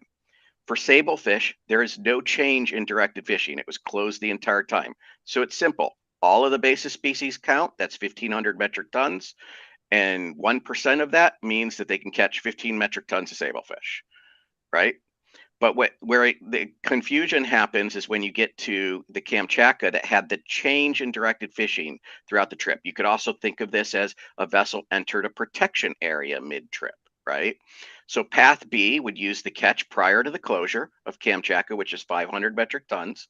And then you have two options. You either sum up all of the arrowtooth they caught in the entire trip, which would be 1,000 tons times a 20% MRA rate, which would allow 700 metric tons of Kamchatka to be retained at offload, or you have path C, which is why we created this, which then limits that amount of catch to just what occurred after the closure. So it's 500 metric tons occurred after the closure. So that would be just 100 or a total of 600 metric tons. I would like to pause here for any questions because I know this was not really in the analysis, but there is a policy choice. And if there are questions, I'd love to answer them at this point in time. Thank you, Mr. Keaton. It looks like Mr. Twite has a question almost.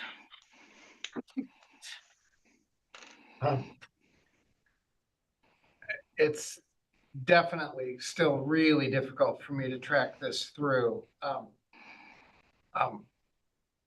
And so I'm not at all sure I'm going to be able to ask a really intelligible question. But I think my first question still goes back to an example that was used in the text of the analysis. This one may actually be more useful, but I'm still trying to process it. And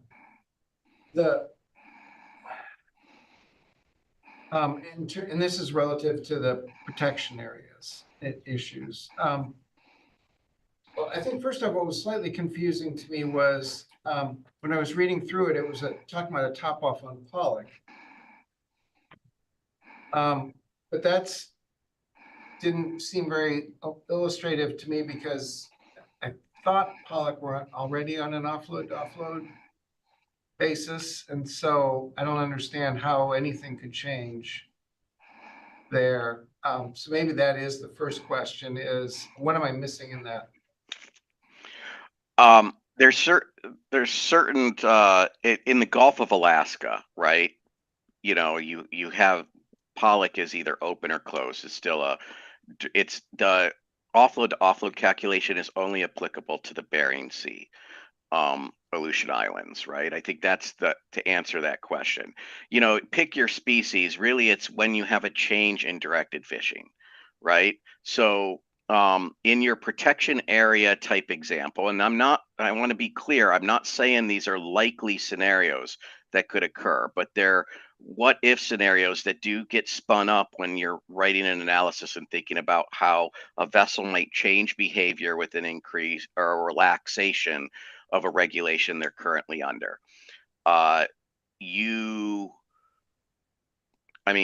We picked this example here because this is a very common example that happens. Vessels will be on a trip and will close cam check a flounder.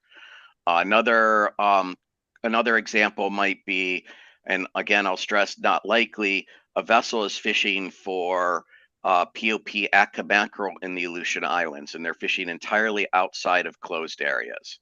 And then at the end of their trip, they go in and they target all of their cod catch inside a closed area. Again, maybe not likely to occur, but a potential to occur. And that's where you get into those potential adverse impacts. You've changed where that fishery is gone. There might be a reason to go inside a protection area because there's more or there's better fishing for that species, or it's easier to top off on.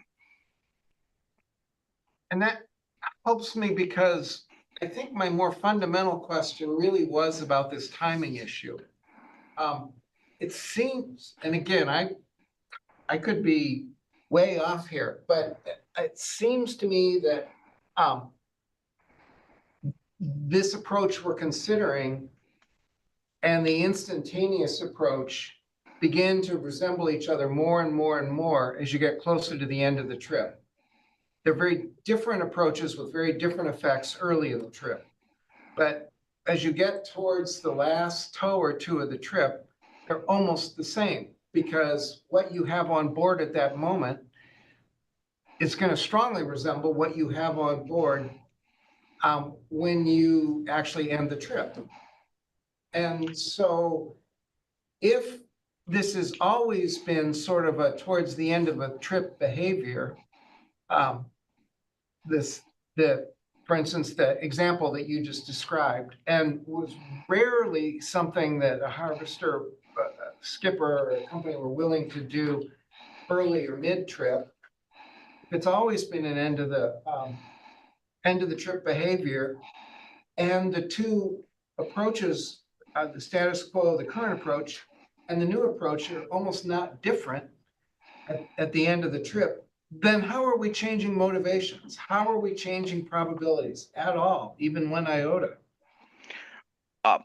Thank you for the question, Mr. Trite. Through the chair, my best response, I think I'm gathering what you're trying to get at, right? And I think we do allude to this in the analysis, right?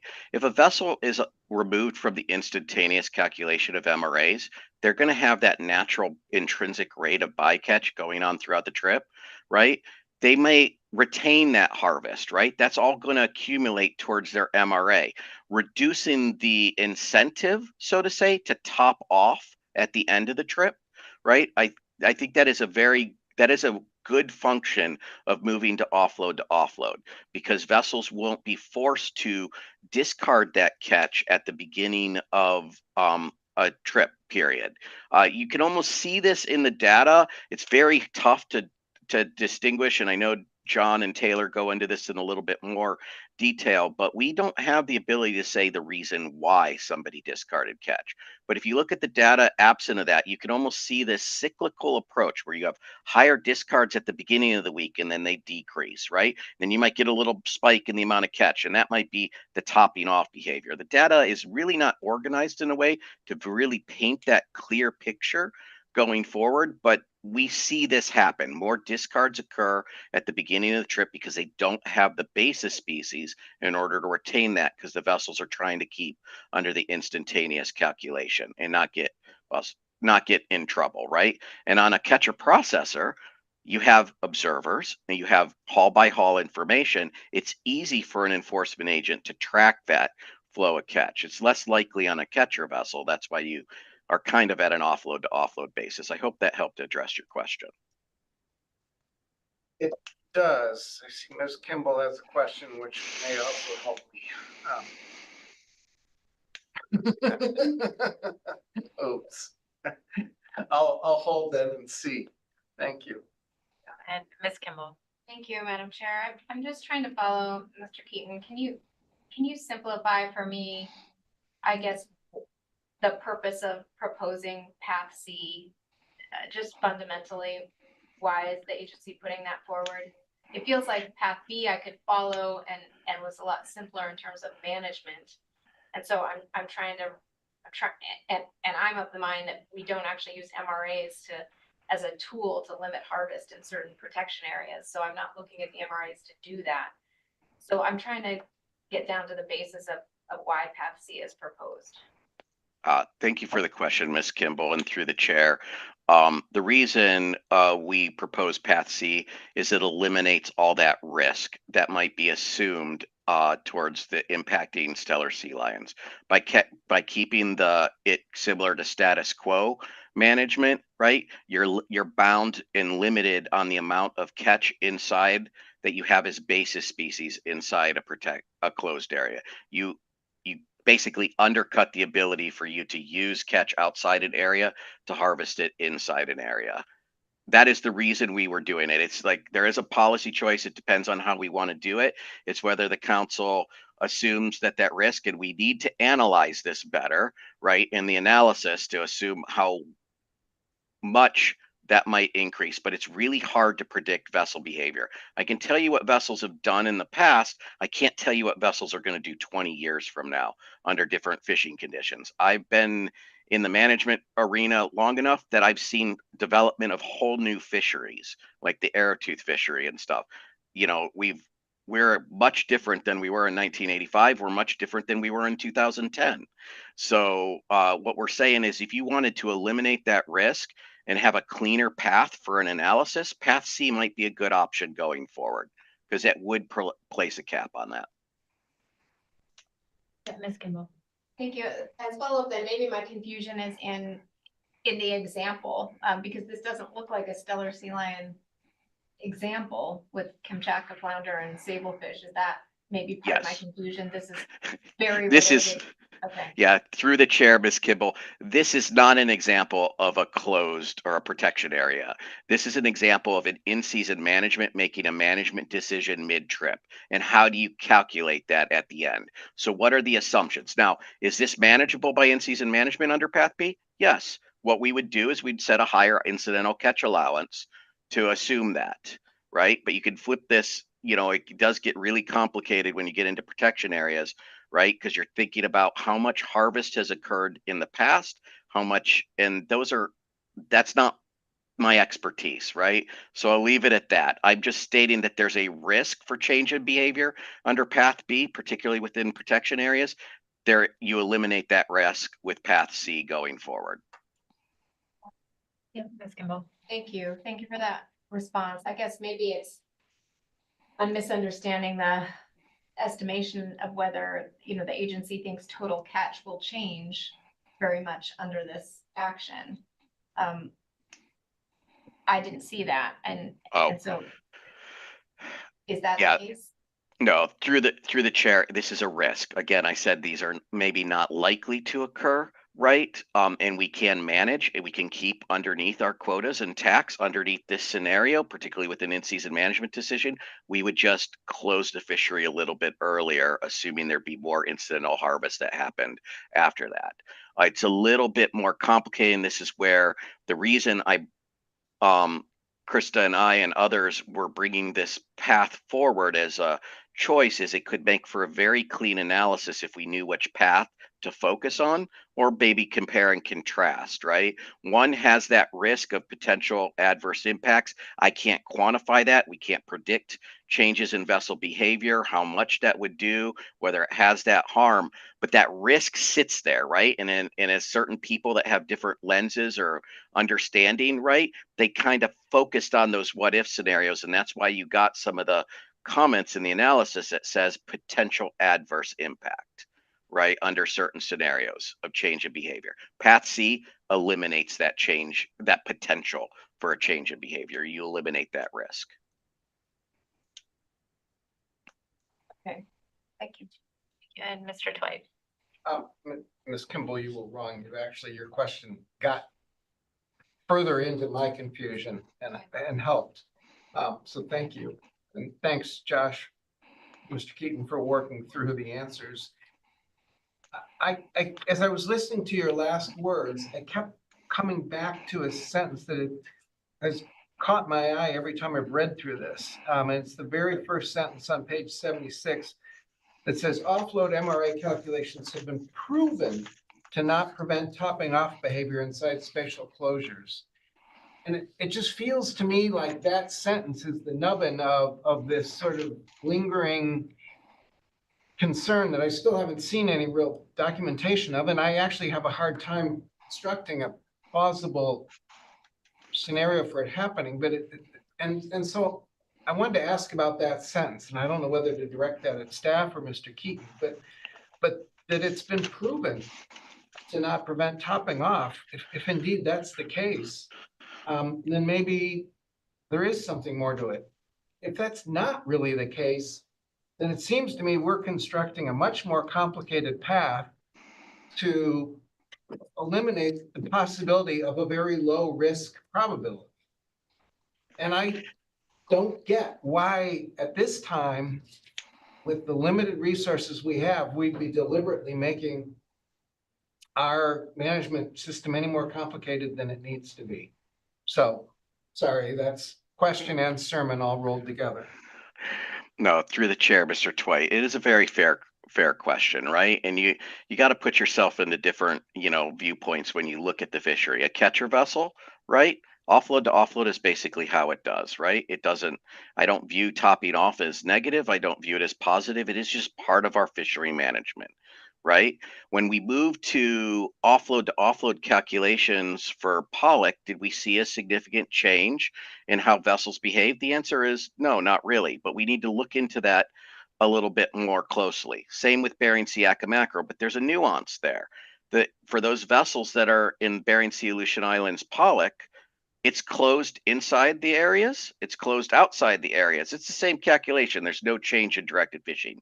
You only get into these nuances when you change you change directed fishing somewhere in your trip, that you provide these potential what if scenarios, right? And I do not view Path C as more complicated than what we currently have in the water. It might not meet all the simplification, but that at this point, you're only focusing on that species. You're not triggering a whole new trip and recalculating all of the species after they entered into an area.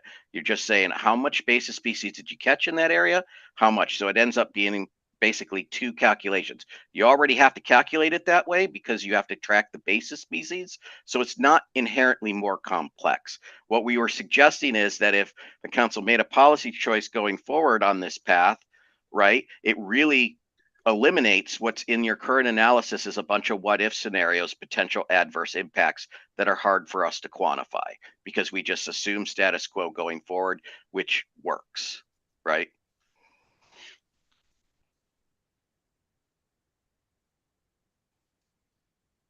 I hear you. Go on. Anyway, please. I'm done. Thank you, Mr. Keaton. All right, next slide. And I do apologize for bringing this last minute. It really was as we were reviewing the last parts of the analysis and thinking about ways in which we could recommend to the council during initial review as a way to potentially streamline future analysis and make it very clear that this has a net positive impact with no negatives of increasing overall retention. That was the whole purpose behind that. But moving on, section 4.4 has a very brief discussion. And what's interesting is we were having these discussions internally and really thinking about the purpose and need of the action. The purpose and need wanted to increase overall retention. And as you learned from Taylor back in 2004, we put pollock on an offload to offload basis, but it is still the largest source of discard in the Bering Sea, right? So we moved that to a longer time period. So if you just think about it on time period and the ability to retain as much as you can and hedge that, we started to explore what if you thought about it as a new tool to add to our toolbox of, increasing this overall goal of purpose and need to moving towards an annual or a seasonal MRA for pollock. So we do believe that it would likely improve retention and utilization by smoothing those short-term bycatch fluctuations. There's an overall pattern of the fishery, that I've watched for decades now. Amendment 80 fleet starts in down closer to the Aleutian chain, rock sole, flathead sole, etc., which has more of an overlap with the pollock fleet operating and inherently has more pollock bycatch. As they move up on the shelf during the summer months into yellowfin sole, they get into a little less bycatch of pollock. So if you start thinking about a longer time period, there is a potential that it might further reduce regulatory discards, increase utilization.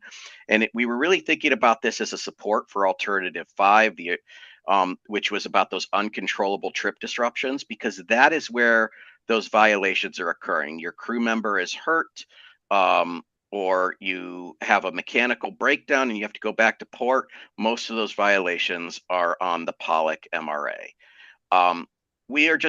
We briefly touched on it as a potential that the council could look at, and it could be implemented sort of as a pilot program for the Amendment 80 sector only.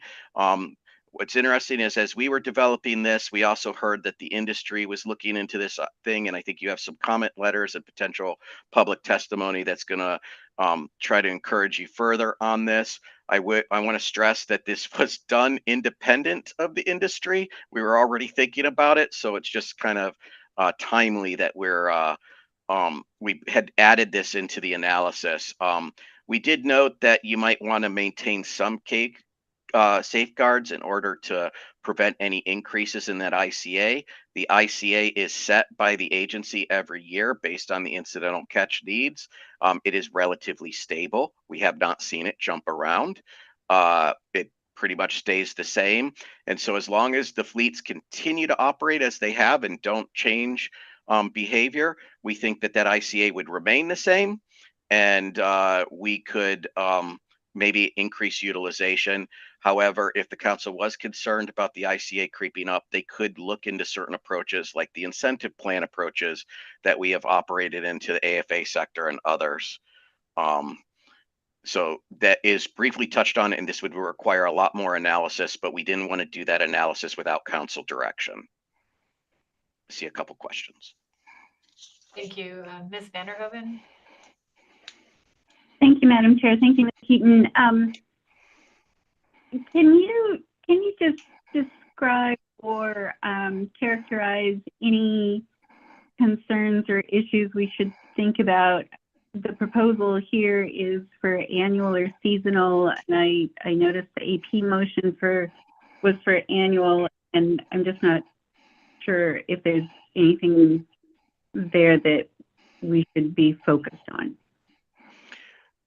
Yeah, it's a great question. I had initially written up this section as both annual and seasonal, with the mindset of that we set our pollock allocations with the seasonal thing, but we do not set the ICA with the seasonal thing, right? So it was like, if there was something to consider, I think that maybe I'm suggesting this as a pilot program on one specific class of vessels as well, to see if this is a tool similar to what you did with offload to offload for pollock. We've now worked underneath that scenario for multiple years, proven that it works pretty effectively, right? And we're thinking about expanding it to other species and programs. So it's kind of that stepwise approach in management. Is this a tool that we can learn on, analyze further?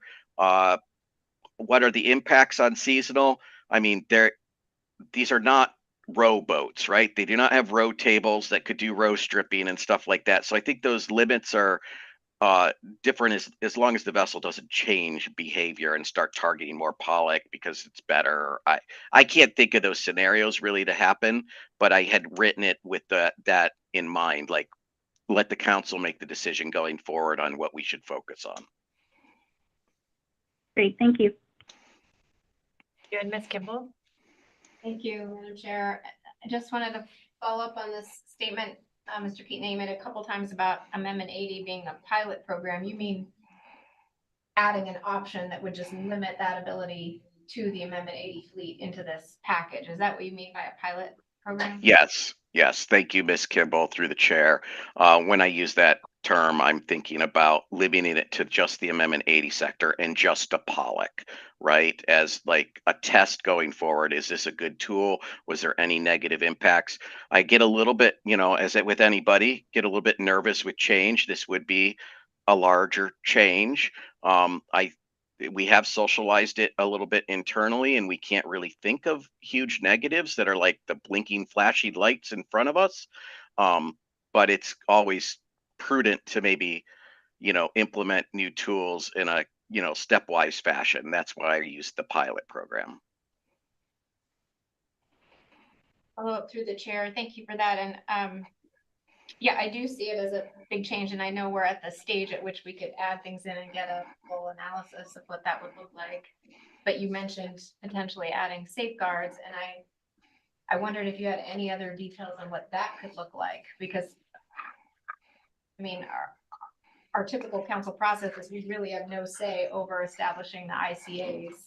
That amount is determined by in-season management to accommodate for all the incidental catch that we think is necessary. So we're accounting for everything under the TAC. And I just don't know what you mean by safeguards. Should we see a change in behavior and now we have a regulation, but no obvious, clean or fast way to respond? Through the chair, Ms. Kimball, the first thing that comes to mind, and that's why it's on this slide, is a flexible tool in which the industry would agree to maintain their incidental catch at where they're at, not change behavior. That's why the incentive plan was put forward, and I could flesh that out more with more direction. I have a pretty good understanding about how these fleets operate, or this fleet operates, and I don't see a large chance of them bringing that that ICA higher, like catching more. It's like I said, it's bred relatively stable for a long period of time. They're just discarding more, so we didn't really hit the nail on the head with the offload to offload calculation. I'm just wondering if at an annual level, we'll just focus on that, you might provide some incentives for them to retain even more. But then I put on my AFA hat, right? And I might have some concerns. What are the safeguards to prevent AFA from having less catch because the incidental catch goes up underneath this option? So that's what I'm trying to think of as safeguards. I would urge a flexible tool. Incentive plans are an agreement that they report to the council and how they maintain their catch within the current ICA. So it's relatively simple to write in regulations and implement, and it gives flexibility for you as the council to provide that safeguard, but meet the overall intent. I'm thinking about it with like my trolley M hat on, where we removed all the MRAs, we removed the pollock trip limits, and we relied on an incentive plan that the fleet agreed to control changes in vessel behavior. Thank you. Next slide, or unless there's any more questions. Not seeing any, thank you. Okay.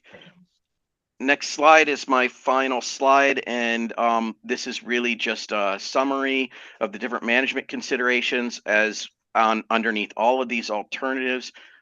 We do see regulatory complexity being decreased, right? As I mentioned, basis species still needs to be tracked, so it's not a clean, I got one calculation. You still got to do a little bit of math, but you're only doing it once a trip instead of 3-4 times a trip or wherever. Regulatory discards, and I believe John talks about this more, it's likely to result in increased retention, which would reduce discards overall. That's economically and environmentally beneficial, and like none of these would affect management. In the middle box, we talk about enforcement.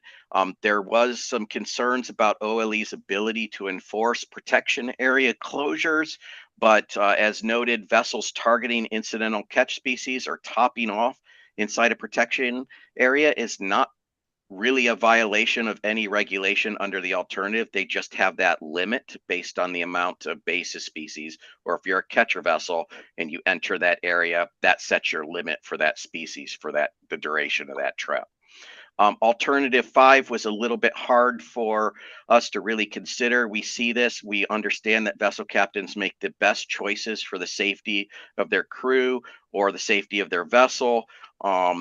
We expected some of these to be examined in the enforcement committee meeting, and we may need to, as from the SSC discussion, may need to put a little bit more work into trying to define that more, but that doesn't really create a management consideration. But for enforcement, it did create a potential that exemptions due to weather are difficult to define and enforce, right? Every vessel is a little bit different. Every vessel operator has a little bit more or less tolerance of risk.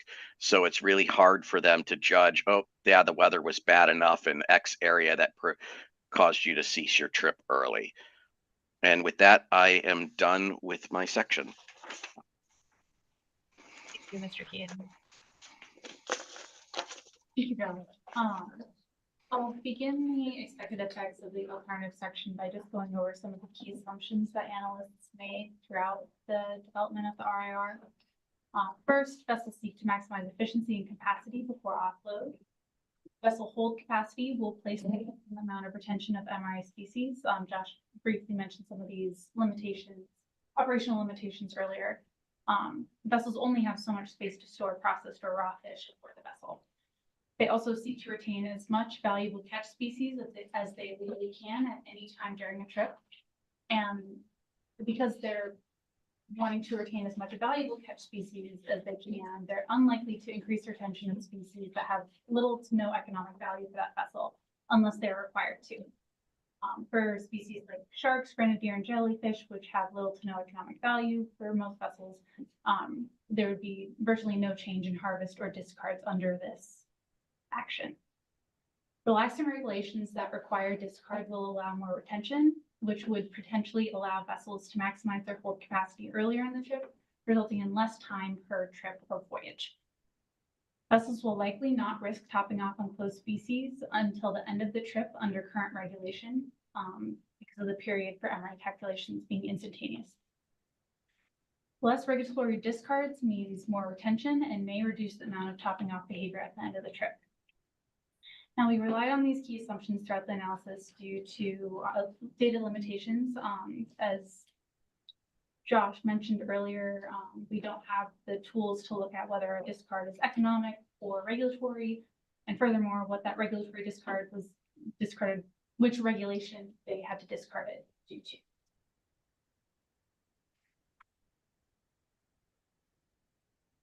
So briefly, I'll touch on alternatives 1 and 2. The no action alternative would leave all of the regulations for MRAs as is. With respect to alternative 2, alternative 1 would leave those adjustments that NIMS had identified that would improve clarity, reduce confusion, etc. Those would remain unchanged under alternative 1.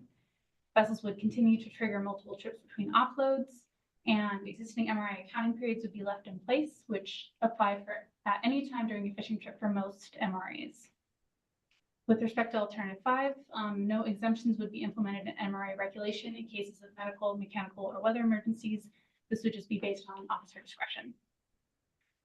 For alternative 2, this alternative would revise the regulations to clarify the definition of a fishing trip, calculations for MRAs, and application of MRAs.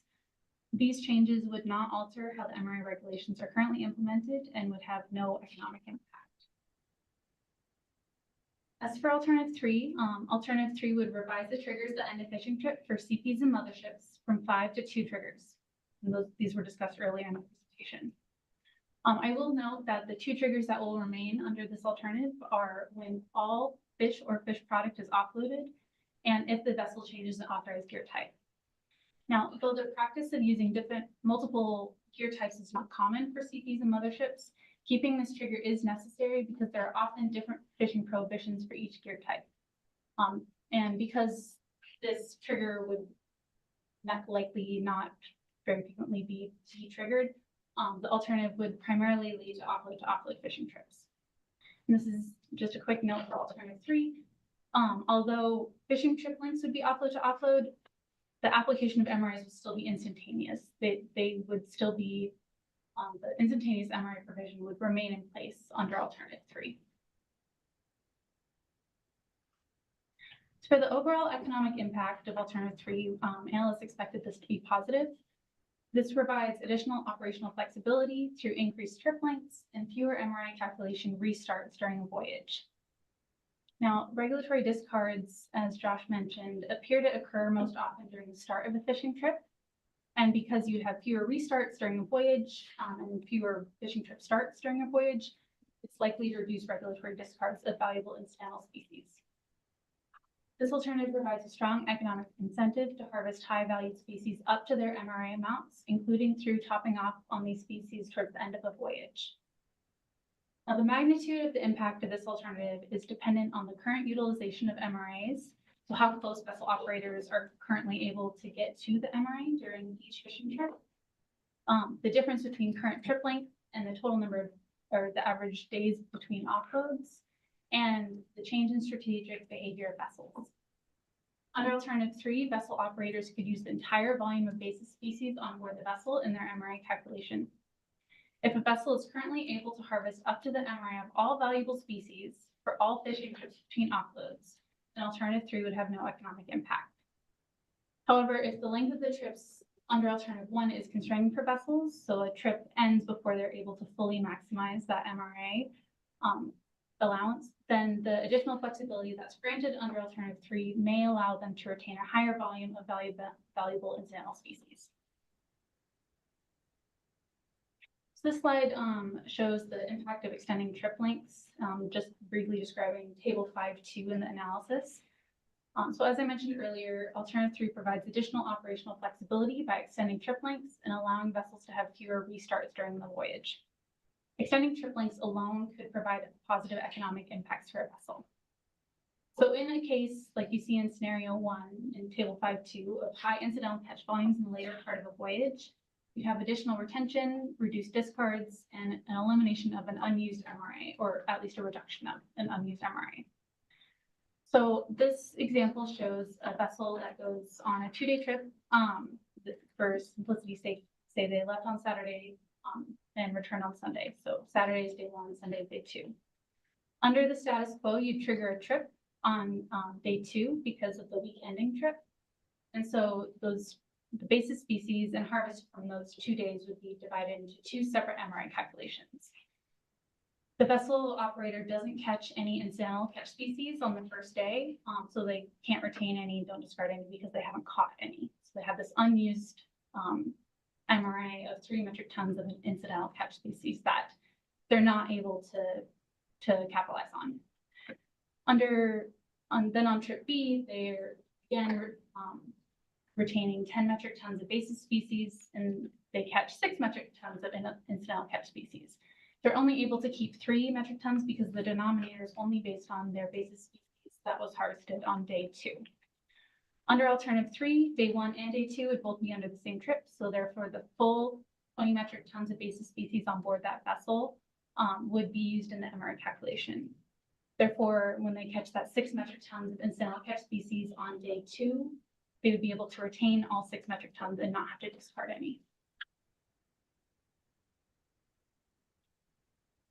This is another example that shows the additional operational flexibility and reduced confusion in trip triggers under alternative 3. This example shows an Amendment 80 vessel that's participating in multiple management programs as a CPN mothership. Those blue, green, and purple rows at the very bottom of those tables. They're spending 11 days at sea, so they trigger the week ending trigger multiple times during that voyage. And they're fishing in areas with different directed fishing prohibitions throughout the trip. So they're going in and out of these different areas with different directed fishing statuses and triggering new trips upon every time they cross the boundary. Under alternative 1, you get 12 trips that are triggered between offloads, and those orange highlighted cells denote the condition that triggered a new trip calculation. So you can see day 1, when they begin harvesting, that's a new trip. As they go in and out of different areas, that also triggers a new trip. New trips are triggered on Sunday, the day after the weekly reporting period ends, and you get different trips by different management program. In alternative 3, you only have 3 trips that are triggered between offloads, 1 per management program.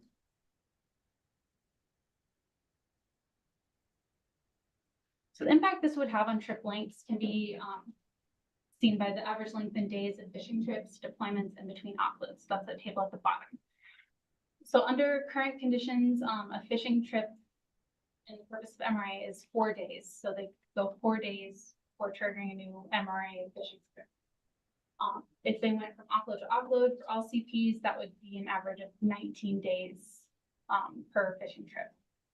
Now, trip ending trigger data doesn't exist. We don't know why a fishing trip may have ended, but we can approximate the proportion of trips that ended due to the weekly trip trigger because we know the day that each trip ended.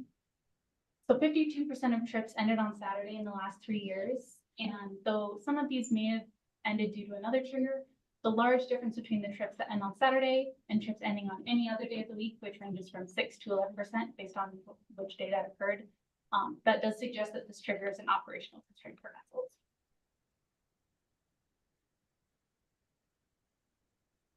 So this slide just briefly goes into different impacts by scenario. This is the what if scenario that Josh had mentioned earlier. Under different conditions in tables 5.2 through 5.5, this alternative would have different impacts per vessel. And we go through these because we don't really have a great sense of how vessel operations would change. But we do, and we're able to show different examples of how it would. Under alternative 3, in table 5.3, this shows that vessels may accumulate a larger volume of basis species per trip, and therefore may be able to catch and retain additional incidental catch species at the end of the trip, if they choose to engage in additional popping off behavior at the end of the trip. Like the scenario I described earlier, the magnitude of this impact is dependent on the vessel's current ability under alternative 1 to harvest the full MRA in each fishing trip. Tables 5.4 and 5.5 show that under alternative 3, vessels may use basis species caught in other areas towards the MRA calculations in protection areas. This is also true for using the basis species caught before a time protection and after that time closure. The impact that this would have on vessels is dependent on the retained volume of the targeted species that they have before entering that protection area or before that time closure was issued by NIC.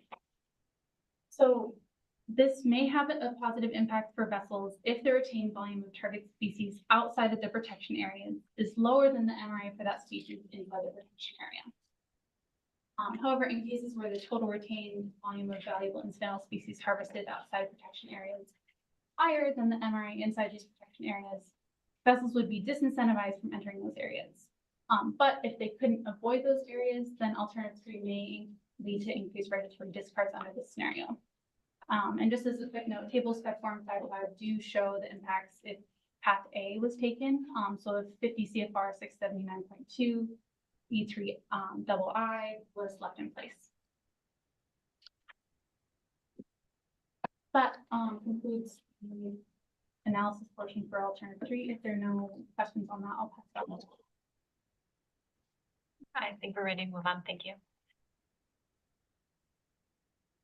Be here, so alternative 4, I think, is a little easier to see the impacts. So this alternative, as we've talked about, would add additional species to offload MRA calculation period in the Bering Sea, and the Gulf of Alaska for all sectors. And so there's 2 options included in this alternative. Option 1 would add very specific species. Most of those species are IRIU species for the most part. Alternative 2 would put all species, all groundfish species, available for offload to offload, with the exception, as we've indicated, the Bering Sea Leishman pollock and AI mackerel for a very specific group of vessels, AFA, CPs, and CVs. So those 2 are kind of trapped or are not included under alternative 2 at this point.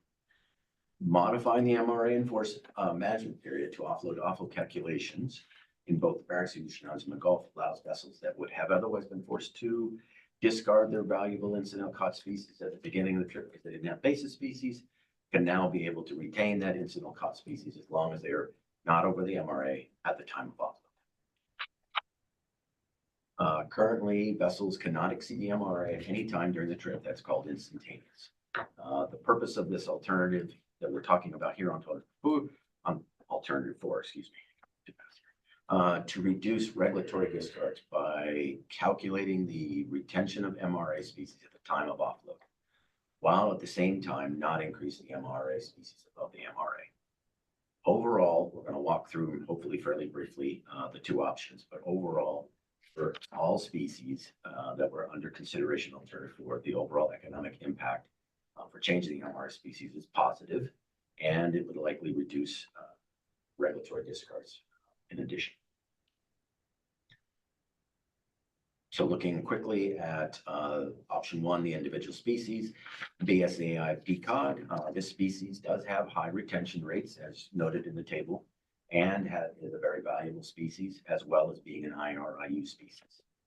There is likely some portion of the incidental cod species that is provided in this table are likely regulatory discards due to the MRAs, and the MRA for BSAI cod is 20% for most base species. Given there's a lot of inference, by the way, in all these things, because we don't know, when we look at the discards, we don't know what is regulatory and we don't know what is economics or the economic discards. They're basically their choice to discard it. So not knowing that, it's hard to provide specific numbers, but nevertheless, using what we common knowledge and looking at the prices, the retention rates, we can safely say that any regulatory discards that are happening as a result of instantaneous would likely be retained on an offload to offload basis, which would increase economic revenue for the fleets that are restricted by the MRAs, as well as reducing regulatory discard. And this is pretty much the same for all the species. So Gulf Pacific cod, pretty much the same. It's an Amendment 80 and Trawl CV sectors at the highest incidental catch of Gulf cod. These two sectors had the highest discards as well of cod. So it is likely that given the value of cod in the Gulf and the MRA being 20%, again, they're going to likely retain any regulatory discards under offload to offload as much as they can, given their capacity of their vessel. The same for Gulf pollock. There are several target fisheries that catch Gulf pollock. These, but the one with the highest amount is rockfish, and as shown in Table 5-11 on page 100. The A80 and the Trawl CVs had the highest amount of pollock discards. Again, you can see the value of price per ton. Those are all averages, by the way, average from 2020 to 24. Given the value of cod, Gulf cod is likely those sectors, the A80 and the Trawl CV, would likely retain any regulatory discards that were limiting under an instantaneous under the offload to offload period. Bearing solution on skates, a little bit different.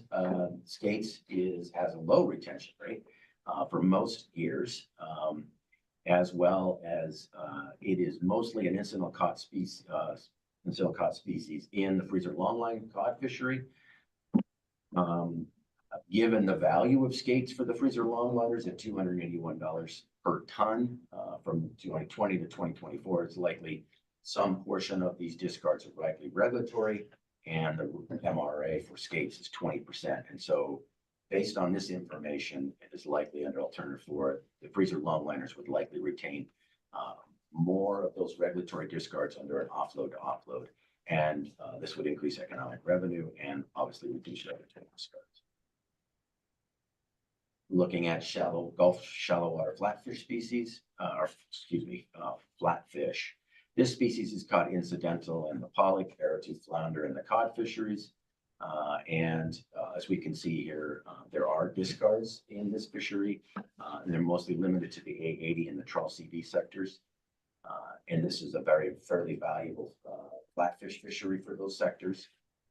At 704 metric tons for the Amendment 80 and 252 metric tons for the Trawl CVs, it is likely that some portion of the regulatory discards under an offload would likely be retained, reducing regulatory discards and increasing economic revenue for these two fleets. The last group of species under option 1 is the Central Gulf Rockfish Program. Under this program, the Central Gulf Rockfish vessels would operate under an offload to offload MRA calculation period. The largest amount of incidental catch was pollock, arrowtooth, and other rockfish in the rockfish target fisheries. During the 2020 to 24 period, of these incidental caught species, likely some portion would likely be retained, or likely were regulatory discards under status quo. The MRAs for these three species is 20%, 35%, and 15% respectively. So given the ex-vessel value for these three species that is provided in the analysis there, as well as the discards for other incidental caught species that I didn't draw out slide, it is likely that a lot of these regulatory discards under a offload to offload would be likely be retained, improving economic returns to the fleet as well as reducing regulatory discards. Moving to alternative 2, the following species, when closed to directed fishing, would likely result in less regulatory discards and increased economic revenue under an offload to offload MRA calculation. These are in the Bering Sea Aleutian Islands for trawl gear, Greenland turbot, cod, sablefish, Alaska plaice, Kamchatka, arrowtooth, flathead, POP, and pollock for the fixed gear guys. Greenland turbot, cod, sablefish, pollock, skates for the only for the freezer longline, since this mostly is a freezer longline fishery, or at least their incidental fishery. Gulf trawl gear, sablefish, thornies, cod, aqua mackerel, rough-eye, big skates, Rexel, and dusky, short raker, rockfish, and for fixed gear, sablefish, cod, DSRs, thorny, rough-eye, and short raker. These are the species that would likely be retained under an offload to offload in greater amounts, or would be debatable. I mean, it's that's the hard part is would they be relative to status quo? But I think that they would, yes, they would be, they would be retained in amounts that are greater than under an instantaneous increased economic revenue, as well as reduced regulatory discards. Looking at option 2 again, so capitalizing on offload to offload MRA calculation period is dependent upon, but not limited to, the prices of the species themselves, the available buyers, accessibility to species, storage availability, and the ability to process species, and finally the MRA limit itself. For most groundfish species, the risk of topping off fishery early in the fishing trip is not expected to affect most groundfish species relative to the status quo, since the alternative does not change the species tack or the gear types or the general location of the fisheries while the groundfish are caught. However, for some groundfish species, there could be a slight risk of topping off early in the fishing trip could result in low OFL early in the fishing trip with those species that have low AOFLs, ABCs, and TACs relative to high total catch and retention rates, as well as high ex-vessel prices, could increase the risk of exceeding the ABC and TAC, and in some rare cases, maybe approach the AOFL. We felt that it was necessary to name these species in this analysis at this stage, and those were BSAI Greenland turbot, Gulf big skates, Gulf longnose skates, and Gulf ether skates. No questions on alternative 4. It's pretty fast. I'll move to alternative 5. This alternative we've already talked about a little bit, which would provide exemptions for MRA requirements in case of emergencies, mechanical, medical, or poor weather. The current regulations state that the MRAs apply at any time during the trip, instantaneous, obviously, and therefore if a vessel returns to port for any of one of these 3 conditions and they are over the MRA limit, it is in violation. Based on OLE information between 21 and 24, there have been documented 4 instances of medical or mechanical issues that have forced an unexpected return to port, which resulted in MRA overage. Based on these low rate of occurrences, OLE recommends assessing overages on a case-by-case basis. However, they did point out that if alternative 4 was selected and recommended for final action, that this could, alternative 4 going offload to offload, could exacerbate overages for these emergencies. They do have a standard form that could be used to standardize the means of which to confirm an emergency for any adopted exemption. The exemption made due to weather, though, would be a little bit more problematic since it tends to be subjective and could be difficult to enforce. This is just a summary slide.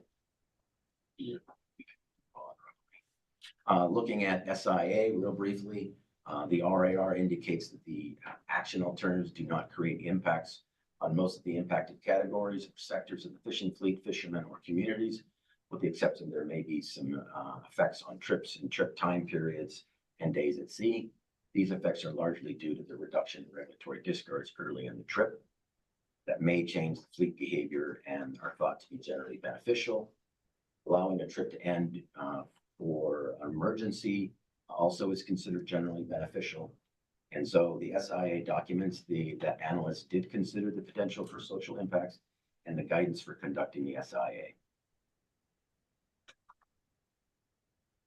Looking at the environmental impacts, so the alternatives do not change the MRA rates.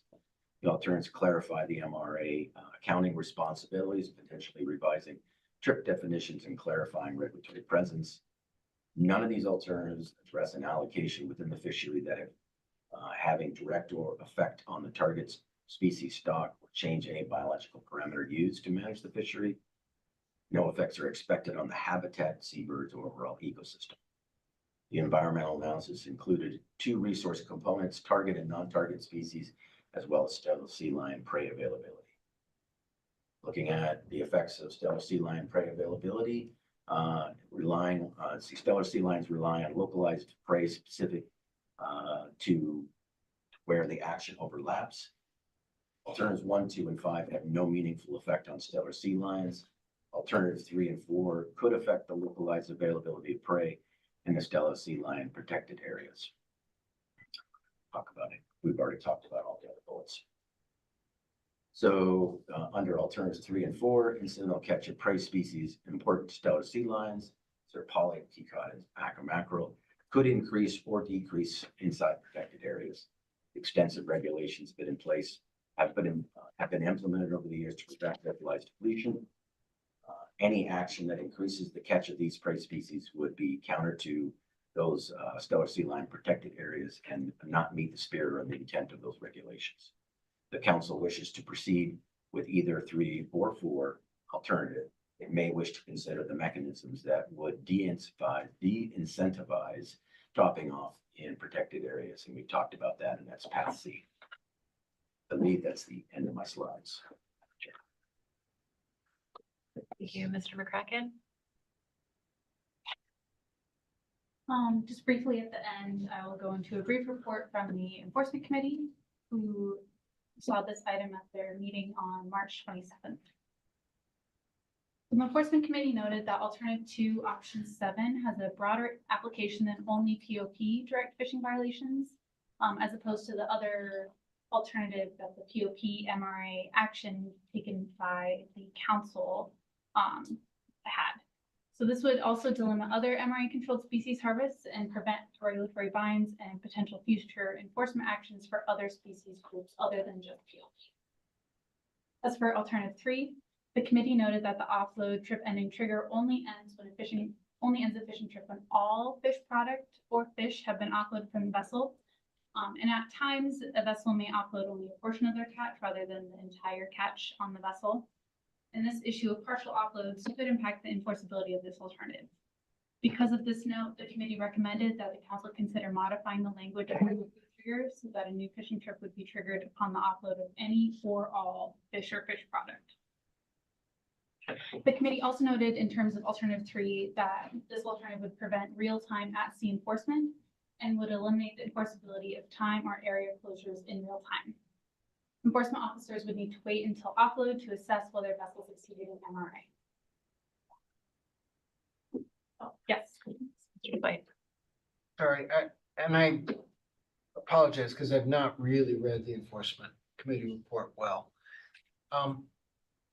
I just flat out didn't understand at all the broader application than only POP direct fishing violations. And so I'm wondering if you could walk through that in a little bit more detail. It may just be fuzzy head at this point in the afternoon, but I don't get that at all. And then I had a question on the lower bullet too, but. Through the chair, Mr. Twite, thank you for the question. So Alternative 2, Option 7 revises the directed fishing definition when the vessel is directed fishing for pollock. Because it addresses the directed fishing definition when fishing for pollock and not the MRA for POP. Any MRA that was exceeded, as long as the MRA was under 20% or that 80% of directed fishing for pollock -1 minus 80%, the 20% remaining that you can exceed the MRA.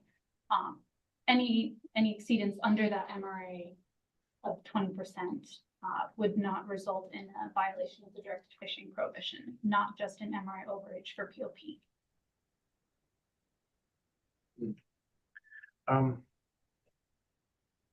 Then why would alternative 3 prevent or eliminate the enforceability of time or area closures in real time? Well, alternative 3 would prevent the time or area closures in real time because you wouldn't have that trip trigger when a vessel moves through a protected area or when a time closure is put in place. You wouldn't be able to, as opposed to under the status quo where enforcement can tell how much basis species was accumulated in an area and base the MRA upon that, there would be no real threshold for them to determine where that basis species was harvested. There would be no enforcement action. It would not be, they would not be in violation of any time or area closures. And I believe that's what the enforcement committee was addressing in that statement. And I can turn maybe to Alex Perry to see if I fully captured the committee's notes on that correctly. Thank you, Taylor. Thank you, Madam Chair. Thank you, Mr. Twite, for the question. For the record, Alex Perry with NOAA's Office of Law Enforcement. So to clarify, currently instantaneous MRAs may serve as a deterrent to fishing activity in closed areas, and removing the instantaneous entry-exit triggers could eliminate our ability to actively monitor. I hope that clarifies. Sorry, your ability to actively monitor what? Just the MRA, or are you talking about whether they're in an area that they shouldn't be in? Yeah, thank you for the clarification on that, and through the chair. Yeah, the ability to actively monitor whether or not they're in a closed area. Wait, I thought you removing the. Go ahead. I'm sorry. What? Don't you have VMS tracks? Don't you have overflights? It's mid-afternoon. I may not be tracking this at all correctly, but you have plenty of tools for knowing whether they're in a time or in an area at a time when they shouldn't be there and whether they're likely fishing. Yes. So removing the entry and exit, or the instantaneous trigger, the instantaneous MRA calculation. Yeah, we can monitor whether they're in a closed area, but there's no enforcement. So the note is that it removes the ability to enforce those closures. I hope that makes sense. It doesn't. I'm sorry. I'm just not making the leap from the instantaneous MRA is your only enforcement tool when you detect a commercial fishing vessel in a closed area. If there's no violation present when the instantaneous MRA is removed. So we can monitor it, but there's no enforcement to result from it. Mr. Keaton has his hand up too. That might help. I apologize. I'm feeling really dense. All right, through the chair. No, I think it depends on the lens that you have on right now. So let's be very careful in the language that we use. These are not closed areas. We're talking about protection areas. We're talking about whether a vessel has retained more of that species close to directed fishing within a protection area. That is very hard to calculate when I think that's what, and Alex, please, step in and confirm that's what I'm talking about. But, you know, we still maintain all the tools, as you are remembering, Mr. Twite, VMS, you know, observer data, et cetera, that give us spatial location of harvest. We can monitor where vessels are fishing. We can monitor how much they're catching, right? What is difficult to monitor is if a vessel is exceeding their MRA at a given point in time within within that protection area, right? And under status quo, it is instantaneous, and so there you got them, right? You've exceeded that because you've retained more. Moving to offload somewhat limits that ability, but I think believes, at least in my lens and how I look at management and stuff, still meets the intention. It's about how much can you retain. It's really about thinking about, you know, what those areas mean. Was there assumption that it's an area closed to all fishing, or was it an area that was closed to directed fishing for a specific species to meet a management goal? Thank you. That helps a lot. Thank you, Mr. Perry, Mr. Keaton. Right, I'll move on to the next slide, which discusses the Enforcement Committee's discussion on alternatives 3 and 4, specifically those regulatory paths that Josh brought up earlier that address those NIMS identified issues. So throughout this discussion, the committee expressed the desire to obtain better and simpler MRA compliance for vessels and recognize that an offload-to-offload application or a calculation could achieve that. For Path A, which would retain that I don't have the citation in front of me. 50 CFR 679.2 E3II. That the committee expressed concern with that path with the enforceability of SSL protection areas under this path. The Path B that was discussed was not specifically addressed at the committee. For Path C, the committee noted that as Path C would move additional species to an offload-to-offload application, real-time enforcement would no longer be achievable under this path. Under Path C1, the committee noted that C1 would, in large, be similar to the current regulatory environment, but would remove the weak ending trip trigger and would move additional species to an offload-to-offload MRA application. For Path C2, the committee noted that this path may be complicated to track the division of catch versus the status quo or under Path C1. For Path D, which was relabeled as just other actions the council could take in this version of the presentation, the committee noted that many of the examples under Path D, which are other ideas to mitigate harvest for protection areas, appeared to be enforceable. The committee discussed that individual tax that are set by each protected area would lower the limit of harvest in those protected areas. However, a single tax that's applicable to all protected areas may actually accelerate harvest in those protected areas that have more productive fishing than other protected areas. For Alternative 5, the committee recommended the continued usage of case-by-case discretion for medical and mechanical emergencies in terms of MRA exemptions. The committee agreed that utilizing USCG form CG 2692 could be used on a case-by-case basis to verify that a medical or mechanical emergency has occurred, even without codifying the use of this form. They also noted that codifying the threshold for a weather emergency to be used for this purpose was not recommended. For annual or seasonal MRAs, which was discussed in section 4.4 within the management considerations section, the committee noted that any enforcement recommendations or consideration on this application of MRAs would require more discussion from the council or additional analyses. With that, I'll briefly go over different decision points or things that the council could decide to do on this action. So the council could consider next steps at this juncture. And if the council wishes to take further action on the item, you could amend the motion as you see fit, potentially identify a preliminary preferred alternative, provide guidance on the paths that Josh discussed during the management section, and consider whether the analysis is ready to be released. With that, I'll open the floor to any questions. Thank you, Ms. Holden and Mr. McCracken. Are there any remaining questions on the presentation?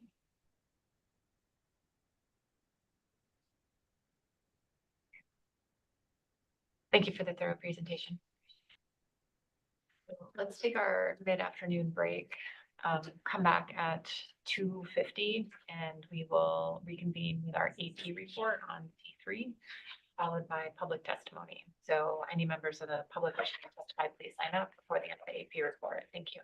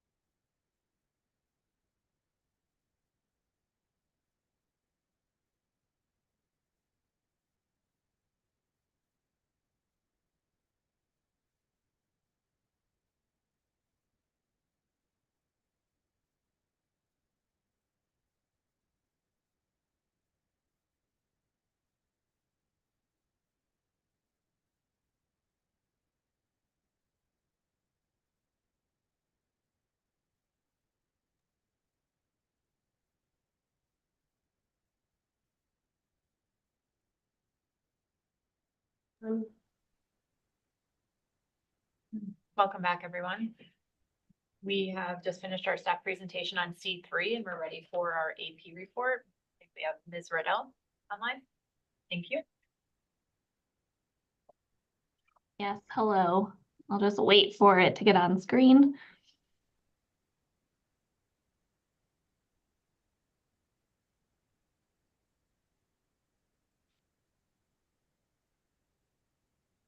All right. For the record, this is Chelsea Riddell here to give the AP report on vessel use cat, or nope, we should have MRAs. Can you give us that again? Deja vu.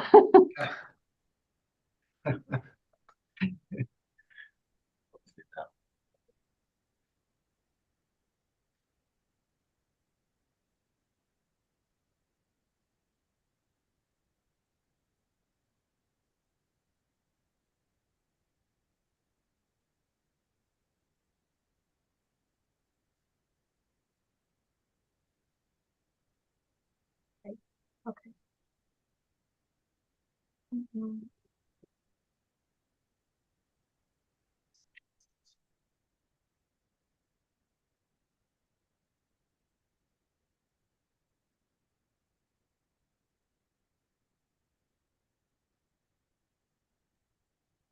All right.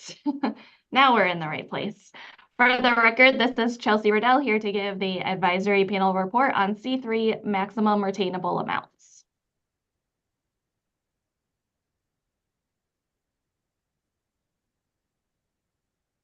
There we go. All right. The AP recommends the council move the MRA adjustments initial review analysis forward for final action with the following revisions to the alternatives. Deletions are in strike through and additions are underlined. There are no suggested changes to the purpose and need statement. The preliminary preferred alternative PPA is shown in bold. Alternatives. Alternative 1, status quo. Federal regulations at 50 CFR 679.20E establish MRAs as a percent of a basis species in Table 10 of Part 679 for the Gulf of Alaska, Table 11 for the Bering Sea Aleutian Islands BSAI, and Table 30 for the Central Gulf of Alaska Rockfish Program. The percentage of a species closed to directed fishing that is retained in relation to a basis species must not be exceeded. In both cases, any additional catch amounts must be discarded at sea. Alternatives 2, 3, 4, 5, and 6 are not mutually exclusive. Alternative 2. Revise MRA regulations to clarify 1, the definition of a fishing trip, 2, calculations for MRAs, and 3, applications of MRAs. These changes provide clarification and make minor modifications in how the MRA regulations are currently implemented. Option 1, modify the definition of a fishing trip to make it clear that motherships are responsible for the overall MRA of any catcher vessel delivering unsorted cottons. Option 2, clarify that MRAs are calculated by fishery management program due to different fishing prohibitions in place for each fishery management program. Option 3, correct regulation citations for American Fisheries Act, AFA vessels, and AFA replacement vessels. Option 4, clarify that when Community Development Quota, CDQ, uses an AFA vessel to harvest Amendment 80 species, BSAI pollock and Bering Sea Atka mackerel MRAs are calculated at the time of the offload, and any species open to directed fishing may be used as a basis species for compliance with MRAs. Option 5, clarify the MRAs take precedence over improved retention, improved utilization, IRIU regulations for catcher vessels delivering catch to a shoreside processor or stationary floating processor when catcher vessels fish in areas with different fishing prohibitions. Option 6, update IRIU regulations for Amendment 80 vessels to reflect past council actions. Option 7, revise the definition of directed fishing at 50 CFR 679.2 for vessels participating in the pelagic trawl EM program, such that vessels deploying pelagic trawl gear are directed fishing for pollock if the amount is sub-option 51 to 90% or greater of total catch. Alternative 3, revise the triggers that end a fishing trip from 5 to 2 triggers in the definition of a fishing trip for catcher processors and motherships, not including current offload to offload species, BSAI pollock, BS Acca mackerel, and weekly reporting period species in the Central Gulf of Alaska rockfish program. 2 triggers would remain. 1, when all fish or fish product is offloaded, and 2, if the vessel changes authorized gear type. 3 triggers would be removed. The effective date of a different fishing prohibition in the area the vessel is fishing. 2, when a vessel enters or leaves an area with a different fishing prohibition. And 3, the end of a weekly reporting period. Alternative 4, add additional species to an offload to offload MRA application in the Bering Sea, Aleutian Islands, and Gulf of Alaska for all vessel sectors. Option 1, add Bering Sea, Aleutian Island Pacific cod, Goa Pacific cod, Goa pollock, Bering Sea, Aleutian Island skates, Central Gulf of Alaska rockfish program, and Gulf of Alaska shallow water flatfish. Option 2, include all groundfish species. Note, for catcher processors and motherships moving to an offload to offload fishing trip definition or MRA application will require regulations at 679.2 E3 2 little i's be removed.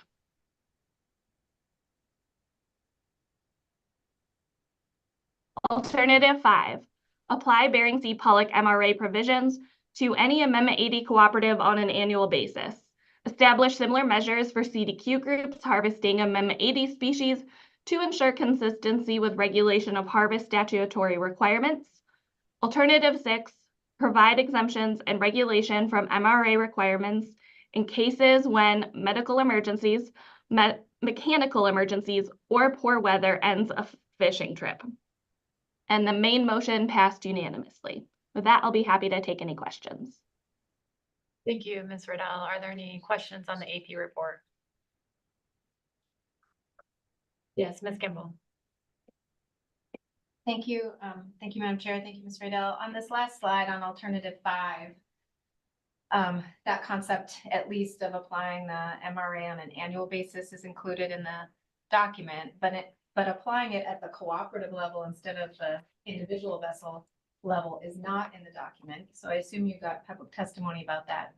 Can you help me with a little bit of the AP discussion around moving to an MRA that applies at the sector level?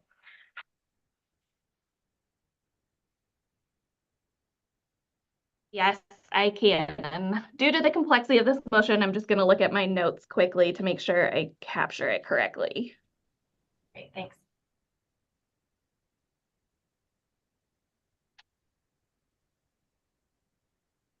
So the AP discussion through the chair, Ms. Kimball, the AP discussion was less around whether to do it at the cooperative or vessel level, but more around that there are certain times of the year when Amendment 80 CPs are more likely to encounter pollock.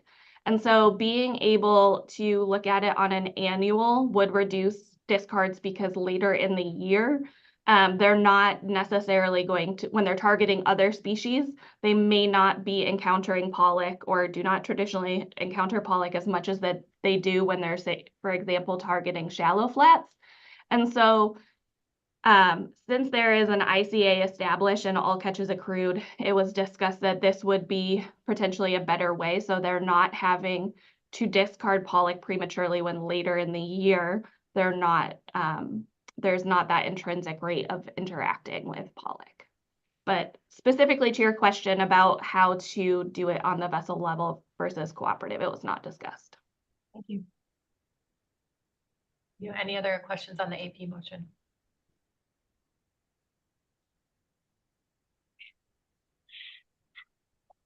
Yes, Mr. Williams.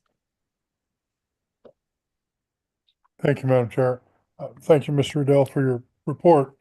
There on your alternative 6, you saw that the Enforcement Committee talked about using the Coast Guard report as a possible way to codify the issue. Did the AP talk about the use of that report, or were they comfortable with the Enforcement Committee's approach, which was we've really not dealt with many of these over the past several years, so let's keep it pretty much a case-by-case basis. Did you guys talk about that?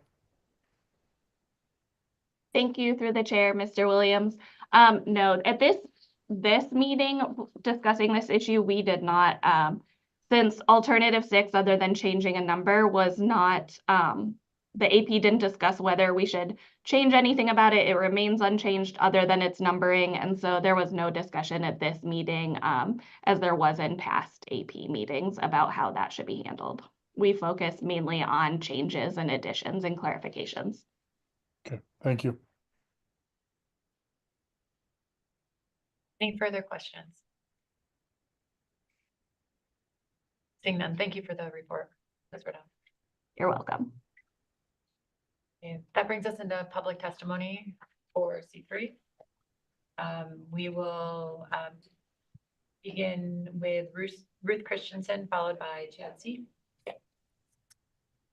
Yes, Madam Chair, can you hear me okay? Yes, we can. Good afternoon. Okay, good afternoon, everybody. For the record, my name is Ruth Christensen, and I'm providing testimony today on behalf of Groundfish Forum. The 5-member companies of Groundfish Forum fish in both the BSAI and Gulf of Alaska, participating in the Amendment 80 program, Trawl Limited Access Sector, the CDQ program, the Central Gulf of Alaska Rockfish program, and Limited Access GOA fisheries.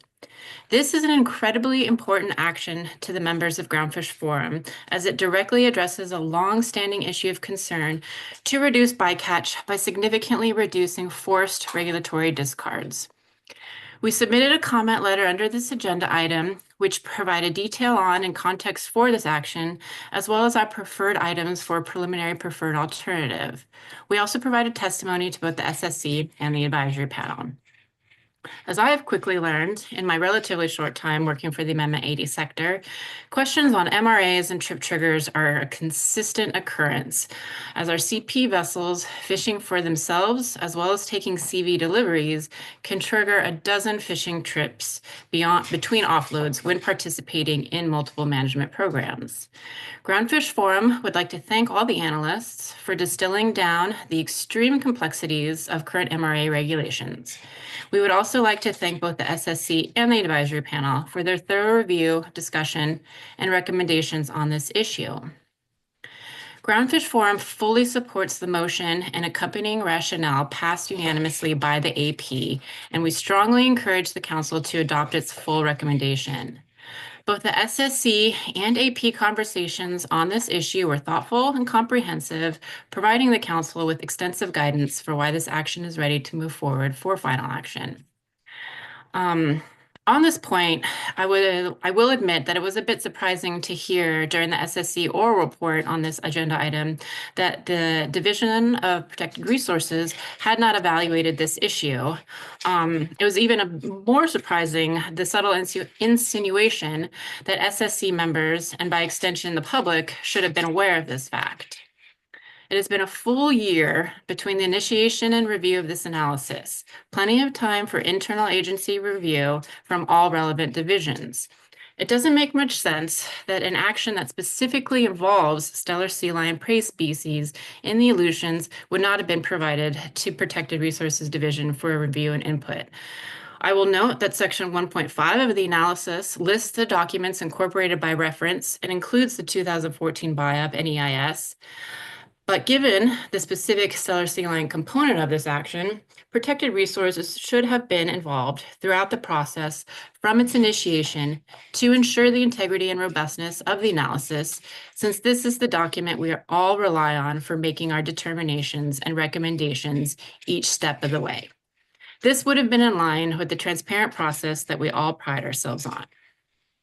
So, despite the SSC's conclusion, including from their marine mammal expert, that there is enough information to determine that this action would not be detrimental to stellar sea lions, particularly as the level of harvest relates to the 2014 biop. It seems there are still concerns about the potential for a significant increase in the catch of key stellar sea lion species, especially in protection areas. Groundfish Forum emphatically reiterates that this action will not significantly change total catch or mortality, nor will it change the areas where this catch occurs. Harvest in stellar sea lion protection areas occurs now and is not prohibited. The goal of the Amendment 80 sector is not to increase catch, but to simply enhance our ability to retain fish that we're already catching. The practical considerations of our fisheries will not allow for a significant increase in the catch of these species. We are managed under a complex suite of hard caps under both Amendment 80 and our CDQ partners, and we must continually balance our harvesting needs in a multi-species fishery throughout the entire year. We raised some specific examples in our letter. BSAI pollock is managed offload to offload and has been for 20 years with no recognizable change in sector behavior or increase in the catch. Cod is a limiting species, particularly for the Amendment 80 sector. If our harvest limit is reached, all fishing operations will stop for the remainder of the year. As such, vessels are constantly concerned about reaching their cod limit.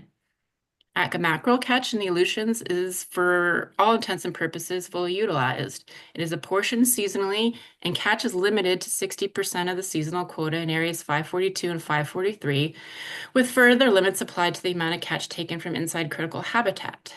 These fishery operations significantly limit our incentive to change current fishing practices. And as noted by the SSC and AP, this practical information should be included in the next iteration of the analysis, and we look forward to working with analysts to provide our local knowledge. It, combined with more detail on the important regulatory measures that will remain unchanged under this action, will clearly show that any potential for an increase in fisheries catch and mortality is insignificant. From our perspective, the simplest approach under this action is the best approach.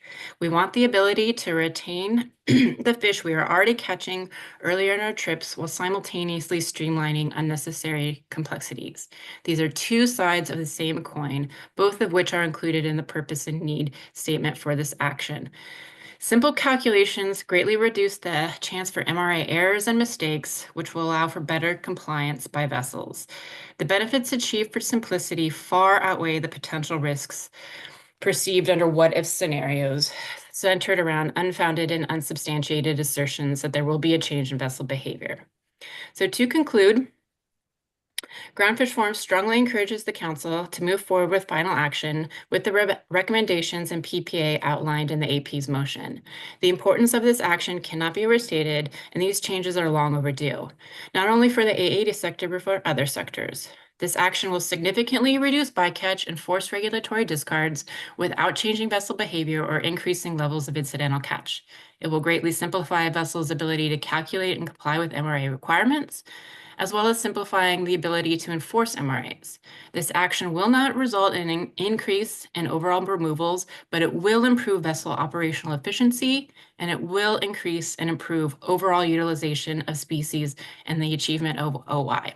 So with that, I'm happy to take any questions. Thank you for your testimony, Ms. Christensen. I'll see if there are any questions for you.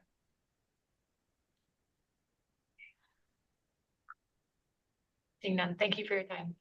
Hey, thank you. Okay, our next testifier is Chad C., followed by Heather Mann.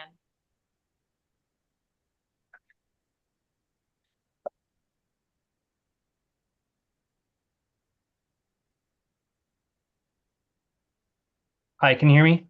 Yes. Oh, great. Okay.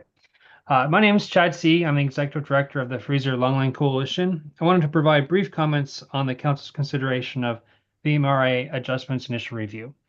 FLC supports the AP's motion to move forward with this action for final action. For our fleet, adjustments to MRAs to provide for offload to offload MRA calculations on skate harvest, amongst others, will allow for greater retention of this high-value species by our vessels. Under status quo, it's common for freezer longliners to be required to discard under regulatory discards while we are targeting cod due to the existing MRA calculation structure. We expect a move to offload would result in higher retention, providing for greater utilization of this harvest and an important economic benefit to our fishermen and operators. a few other notes we'd like to offer for consideration. As this action moves to final action, it would be instructive for the analysis to provide more clarity on the potential impacts of MRA changes to ICAs of impacted species.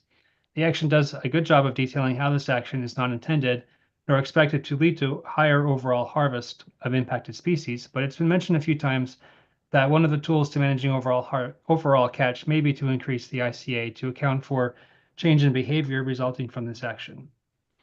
For some species, that would not be an issue, but in others like Bering Sea cod, an increase in the ICA could impact directed fishery participants who in times of low abundance could experience an earlier closure of a directed fishery, limiting their opportunity to fully harvest their catch. In respect to cod, we respect the limitations on other sectors to increase catch with a change to the MRA. With that said, more clarity on potential impacts to ICAs would be useful in determining impacts.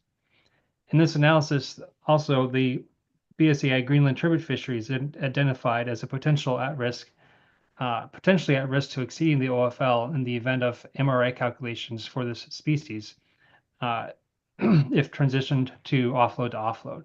I'd note that we'd find it very unlikely that this would come to light in the management agreement, in light of the management agreement between FLC and the Amendment 80 sector, which comprises the entirety of the participants in the turbot fishery. The agreement binds each group to harvest limits for each sector, which has served to prevent any overages in catch since it was initiated nearly 10 years ago. With that, thank you for your consideration, and I'm happy to take any questions. Thank you for your testimony, Mr. C. Are there any questions? Yes, Mr. Twait. Thank you, Madam Chair. Thank you, Mr. C.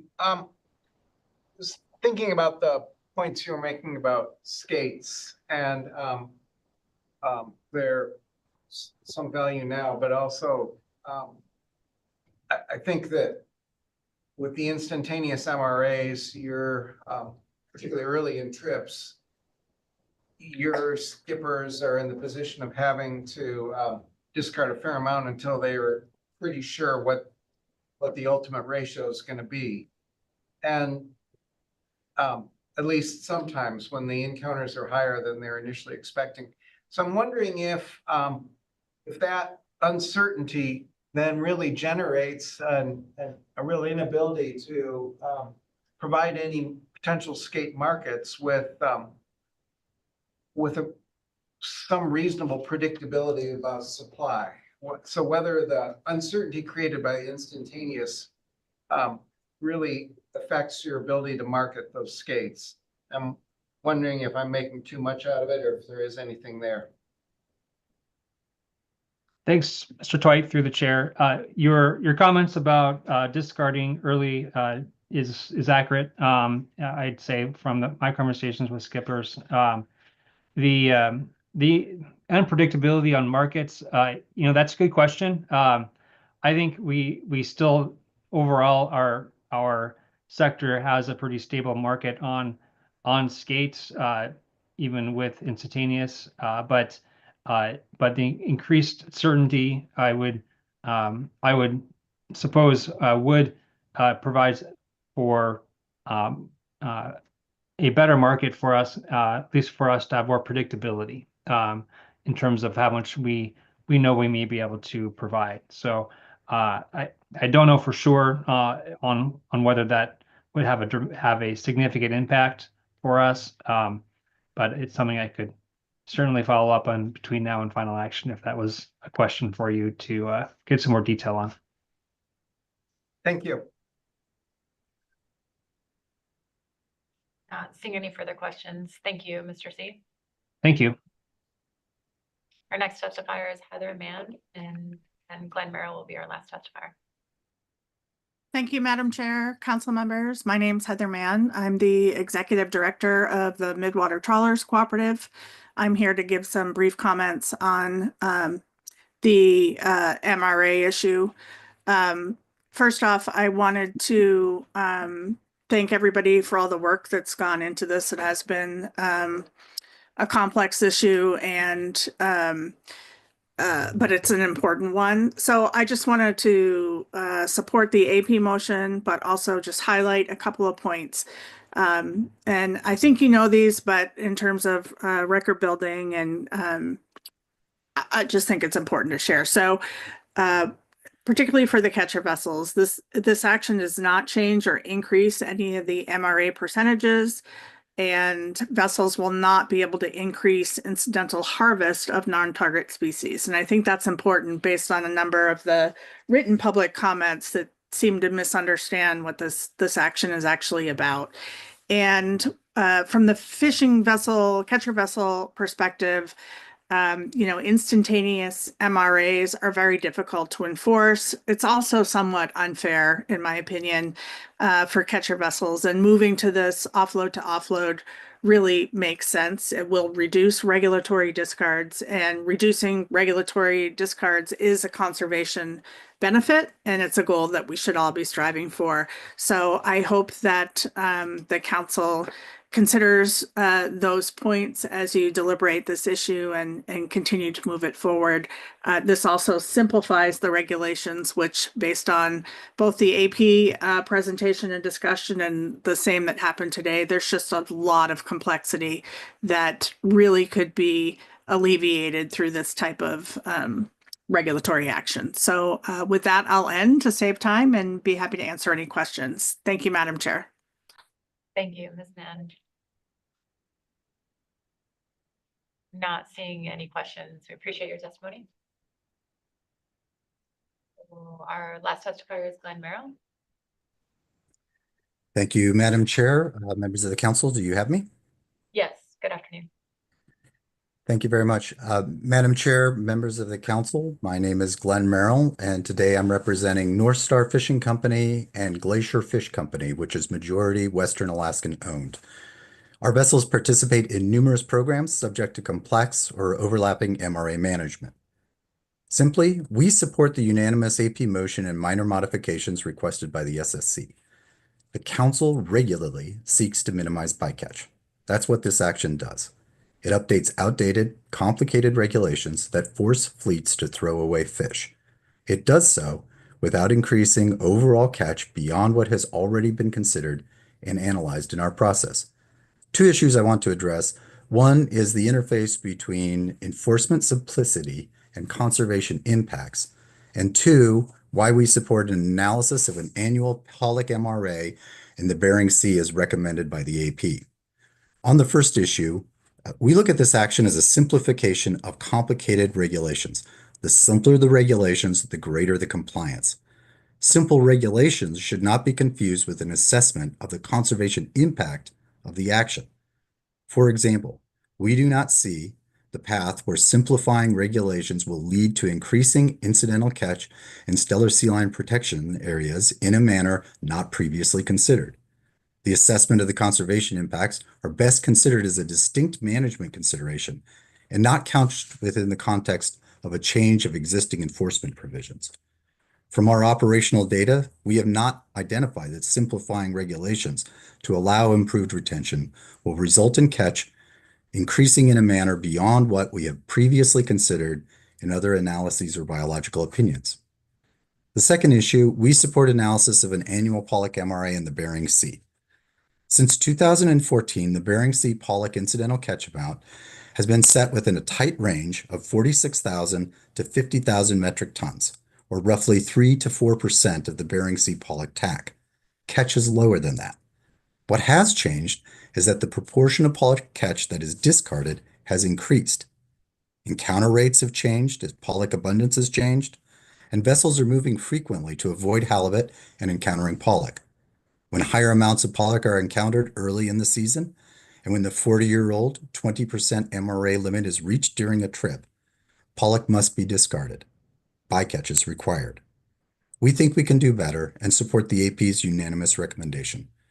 The council has recommended numerous improvements to MRA management over the years, and we believe that additional improvements are needed at this time. Thank you for your time and happy to take any questions. There you go. Thank you for your testimony. We'll see if there are any questions. Yes, Ms. Kimball. Thank you. Thank you for your testimony, Mr. Merrill. One of the ideas that came up in one of the new alternatives that you suggested adding and looking at this annual MRA for the Amendment 80 sector relative to pollock. There was a discussion in the presentation about possible safeguards around that such that would be able to keep the ICA somewhere near the average amount. Do you have ideas for what those safeguards might look like, or do you think those aren't necessary? Thank you, Madam Chair, Ms. Kimball. I think there's probably a couple of ways that that issue could be looked at. I think, historically, we've seen this very tight range of ICAs. And I would think that even if you modify our management such that there's improved retention opportunities for Amendment 80, that fleet will still be subject to the 20% of its basis species on board. And I think that that has been relatively stable, if not decreasing in recent years, due to various challenges in the fishery. I think that that's likely to continue in the future. I think probably one of the first ways that we can address this is to make sure that everybody is very aware throughout the season about what the ICA use is looking like. We have Sea State, we have our cooperatives in all of the fisheries that I think are particularly concerned about this issue. I feel confident that there's good communication between those sectors on what that would look like. The second approach to this, which would be building on that somewhat, would be to formalize or establish some sort of communication between the sectors so that we understand how that ICA use is changing throughout the season. And then I guess the third approach would be to look at some more formal ICA type of management, like we do for some of our other species. I haven't given that a lot of thought, quite frankly. I'm not sure, given good communication and fleet dynamics, whether that's needed, but certainly that could be something that would be fleshed out or considered in the next iteration. Thanks. Thank you, Mr. Merrill. Oh, it looks like we have one more question. Mr. Twite? Thanks, Madam Chair. Actually, I think I have two. One goes to the discussion about whether or not many of these regs are enforceable, particularly relative to stellar sea lion protected areas. What their enforceability would be if we changed away from instantaneous. And I'm just wondering what your perspective on what the current state of affairs is relative to MRA. They're just actually whether they're doing what we want them to, even in the protected areas from the perspective of a company, and what they do in terms of your fishing plans. Sorry, that's kind of a poorly asked question, but I seem to be tongue-tied this afternoon. Through the chair, Mr. Twite, I think I got it. Let me try this. I guess, from our perspective, we already have experience with 2 offload to offload calculations for MRAs. And that applies to Bering Sea pollock currently, and also Bering Sea Aleutian Islands pollock, I should add. And it also includes Bering Sea Atka mackerel. From our standpoint, those are certainly enforceable. We understand that, what those limits are. And if there are issues with those limits, we understand that OLE has been able to take action on those issues. So I guess I'm not seeing that there is something inherent within those changes to move the frame of calculation that somehow impedes the ability for those provisions to be enforced. And I guess that's kind of getting back to my first point in my testimony, which is you can change the regulation, the frame that you use to calculate an MRA, without necessarily changing your ability to enforce it. It's just that the scope is different and the methodology that's used to enforce it is different.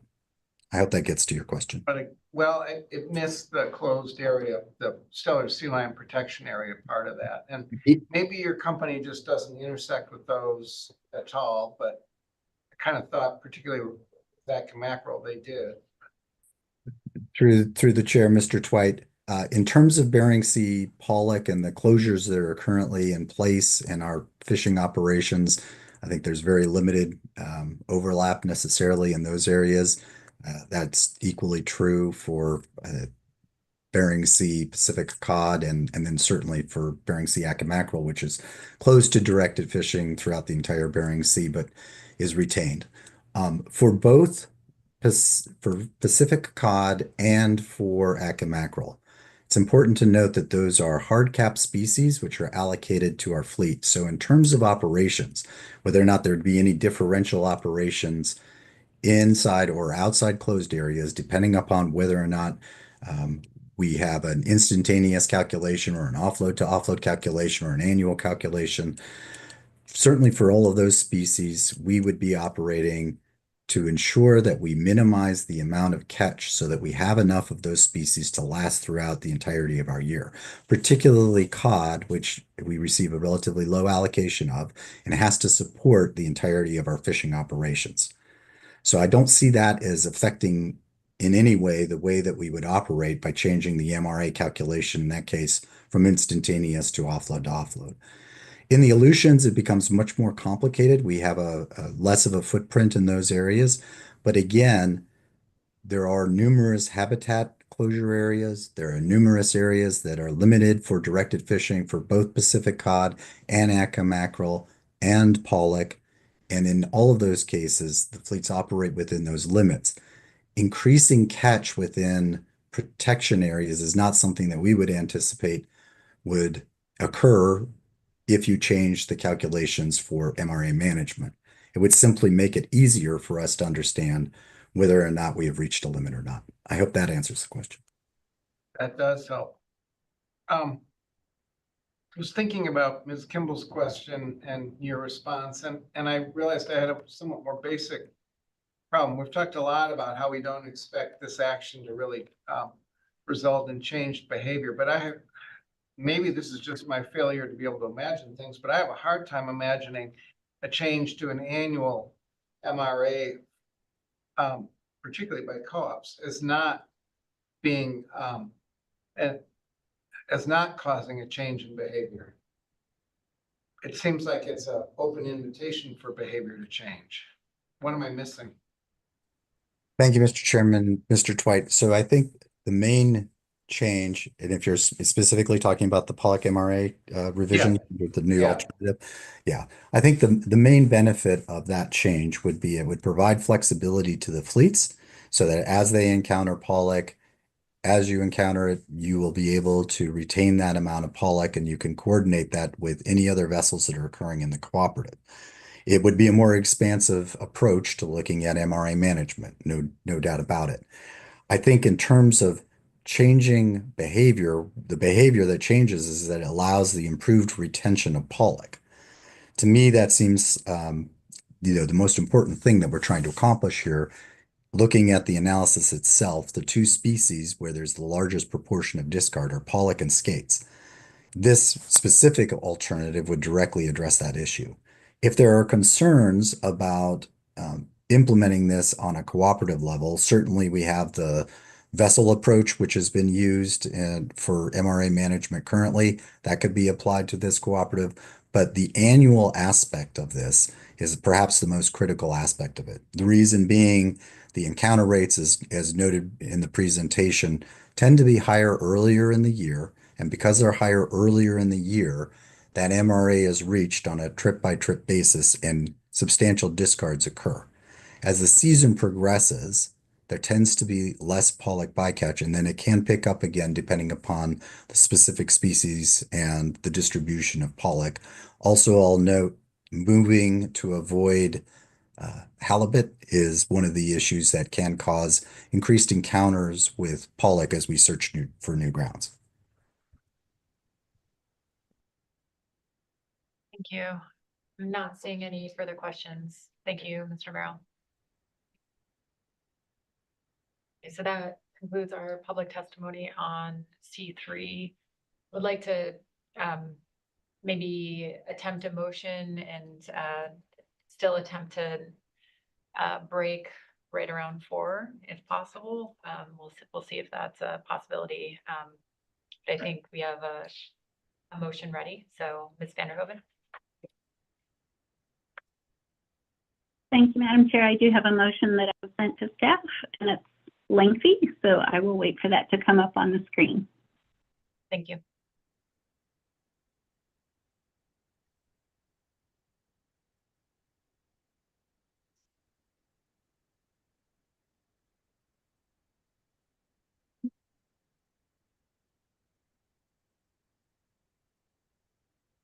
Okay, I think it's up to Sandra Hoven. Thank you, Madam Chair. The council moves the MRA Adjustments Initial Review Analysis forward for final action with the following revisions to the purpose and need statement and alternatives. Deletions are in strike-through and additions are underlined. Purpose and need. The purpose of this action is to improve the regulations that implement the maximum retainable amount, MRA species, closed to directed fishing, incidental catch species, while a vessel operator is engaged in fishing for species or species groups that are open to directed fishing. This action is necessary to clarify current MRA regulations, make MRA calculations easier, reduce regulatory discards, and address medical, mechanical, or weather issues that can impact MRA calculations. The council intends to maintain the original intent of MRAs and is not considering changes that increase MRA percentages or changes in how MRAs assist in limiting harvest of groundfish species within its annual total allowable catch. Alternatives. Alternative 1, status quo. Federal regulations at 50 CFR 679.20E establish MRAs as a percent of a basis species in Table 10 of Part 679 for the Gulf of Alaska, or GOA, Table 11 for the Bering Sea Aleutian Islands, BSAI, and Table 30 for the Central Gulf of Alaska Rockfish Program. Percentage of a species closed to directed fishing that is retained in relation to a basis species must not be exceeded. In most cases, any additional catch amounts must be discarded at sea. Alternatives 2, 3, 4, 5, and 6 are not mutually exclusive. Alternative 2, revise MR regulations to clarify 1, the definition of a fishing trip, 2, calculations for MRAs, and 3, application of MRAs. These changes provide clarification and make minor modifications in how the MRA regulations are currently implemented. Option 1, modify the definition of a fishing trip to make it clear that motherships are responsible for the overall MRA of any catcher vessel delivering unsorted cod ends. Option 2, clarify that MRAs are calculated by fishery management program due to different fishing prohibitions in place for each fishery management program. Option 3, correct regulation citations for American Fisheries Act AFA vessels and AFA replacement vessels. Option 4, clarify that when community development quota, parenthetical CDQ, uses an AFA vessel to harvest Amendment 80 species, BSAI pollock and Bering Sea, BS Atka mackerel MRAs are calculated at the time of the offload, and any species open to directed fishing may be used as a basis species for compliance with MRAs. Option 5, clarify that MRAs take precedence over improved retention, improved utilization, or IRIU regulations for catcher vessels delivering catch to a shoreside processor or stationary floating processor when catcher vessels fish in areas with different fishing prohibitions.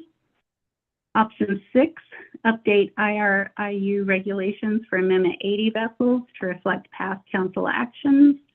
Option 7, revise the definition of directed fishing at 50 CFR 679.2 for vessels participating in the pelagic EM program such that vessels deploying pelagic trawl gear are directed fishing for pollock if the amount of pollock is sub-options 51 to 90% or greater of total catch. Alternative 3, revise the triggers that end a fishing trip from 5 to 2 triggers in the definition of a fishing trip for catcher processors and motherships, not including current offload to offload species, Bering Sea Aleutian Island pollock, Bering Sea Atka mackerel, and weekly reporting period species in the Central Gulf Rockfish Program. 2 triggers would remain. 1, when all fish or fish product is offloaded, and 2, if the vessel changes authorized gear type. 3 triggers would be removed.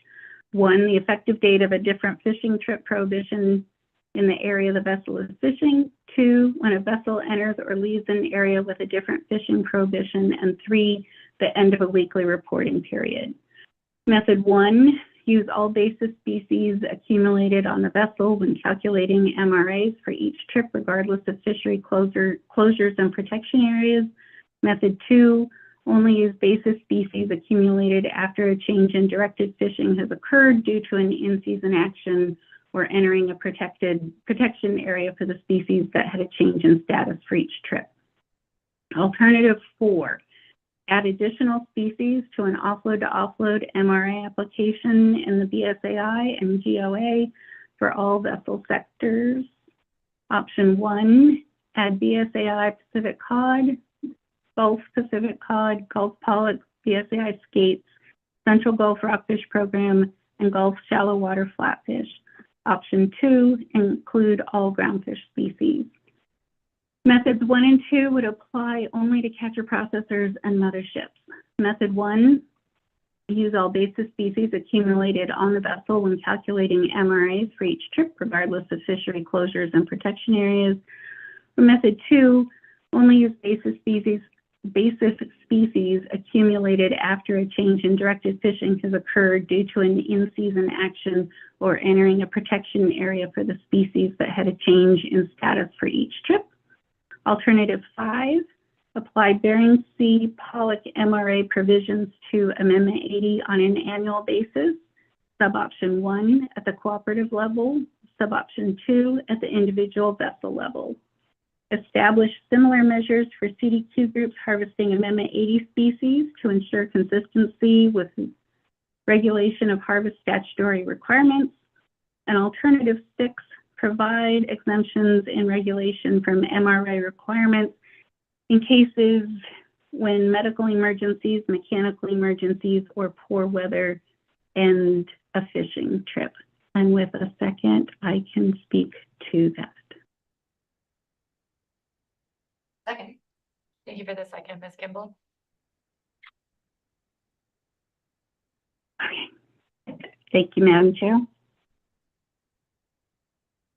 I would really like to thank absolutely everyone who's been involved in this issue. I was speaking with another council member the other day and said, you know, there are two things that I really have to stop and focus on to keep straight in this process. And one of them is sideboards and one of them is MRAs. And so to that, I would like to give a special thanks to Josh Keaton for his introductory slides that got us on a solid understanding of the terminology surrounding MRAs. I found that I kept that slide up on one of my screens that I have going and referred back to it regularly during the presentation. In this process, we can use some of these terms inconsistently, and I think it's confusing to the public, as we noticed in some of our written comments. This action has one overarching goal, minimizing bycatch, that being discards to the extent practicable, consistent with National Standard 9. The purpose and need statement identifies the 4 ways we're trying to meet that goal through this action.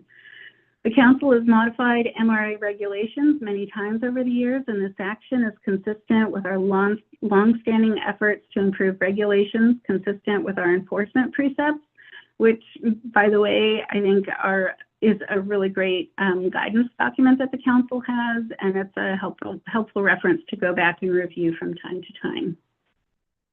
This action addresses long-standing concerns identified by both NIMS and the affected groundfish fleets. There's broad support from different fishing sectors in both the Bering Sea and Gulf of Alaska for moving this action forward, and the document is clear on the overarching positive benefits this action will have for the affected fleets. We tend to focus on the Amendment 80 fleet in this action because their situation is the most complicated, but MRAs really affect nearly every groundfish fleet in some way. My motion clarifies the alternatives and options and proposes a new alternative 5 that is not yet analyzed. Unlike the AP, I have not identified a PPA at this time. The primary purpose of selecting a PPA is to provide guidance for analysts and select between different alternatives. The PPA that came out of the AP was essentially all of the action alternatives and thereby did not identify any anticipated preference between alternatives. Before getting into some of the specifics of alternatives and proposed language changes in the motion, I have just a few general comments that could help clarify some aspects of the analysis. The analysis would benefit from a better description of how the action does or does not significantly change total catch. The analysis has several statements that indicate catch is unlikely to change and other statements that are unclear. I think the analysis would benefit by better describing the numerous control measures in place that are not subject to change under this action, as well as practical considerations for historical fleet behaviors and why they might change or not. This action will simply allow vessels the ability to retain fish they're already catching and currently forced to discard unnecessarily due to overly complicated regulations. This is achieved by simplifying the triggers that end a fishing trip under the NIF's definition of fishing trip and extending the MRA calculations frame to an offload application for some or all species. When the Council has considered MRA issues in the past, the actions have consistently identified that even though the amounts of groundfish retained in the fishery would increase, total removals of each species would continue to be within the TAC levels for each species. I believe that's true here as well. The analysis could better highlight that nothing in this action changes the ability for NIMS to close fisheries or prohibit retention of catch as a TAC or allocation is reached. This action maintains all the tools to manage the fisheries within limits. NIMS is conservative in their management, and that conservative management continues with this action. The analysis could also better clarify that this action does not modify stellar sea lion protection areas. Catch and protection areas occurs under status quo regulations, and this will not change under the action alternatives being considered in this analysis. Current protection measures established throughout the Aleutian Islands, for example, MRA retainable percentages, open closed areas, seasonal allowances, etc., also will remain in place and unchanged under this action. Further, I believe the anticipated potential for increased stellar sea lion prey species falls within the range of the most recent BIOP in 2014 and other similar analyses.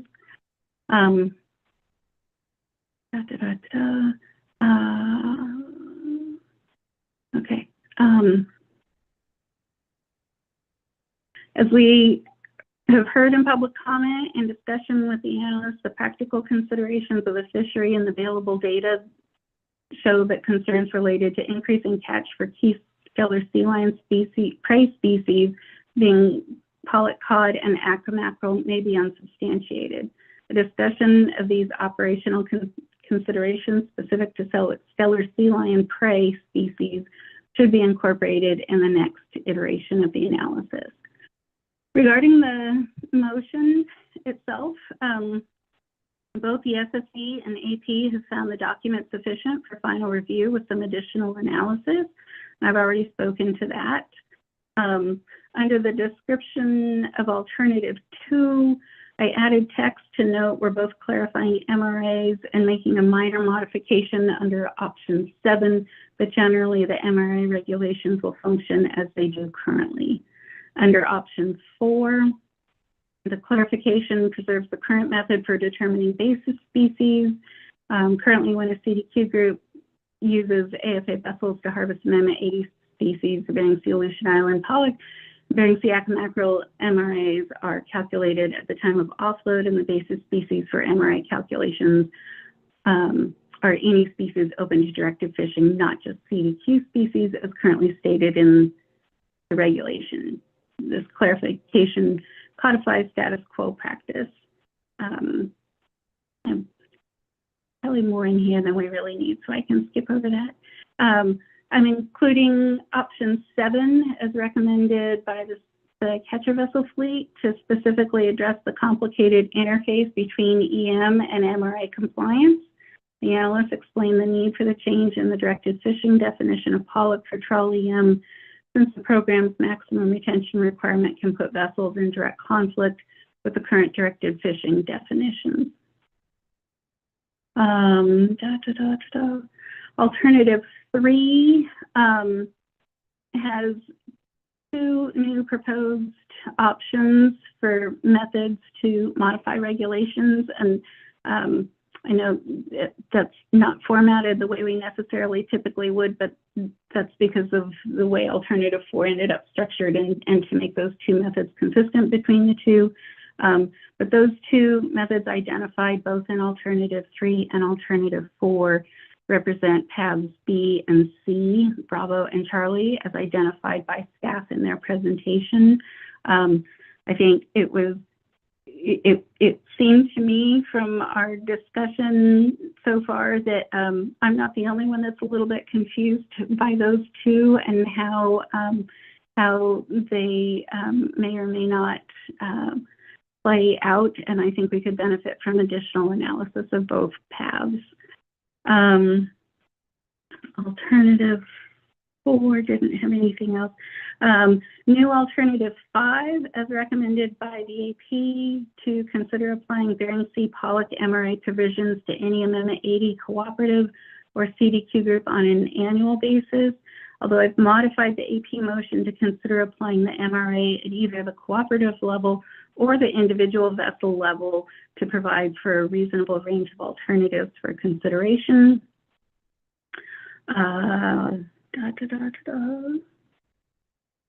Okay. And finally, I made very minor editorial changes in alternative 5.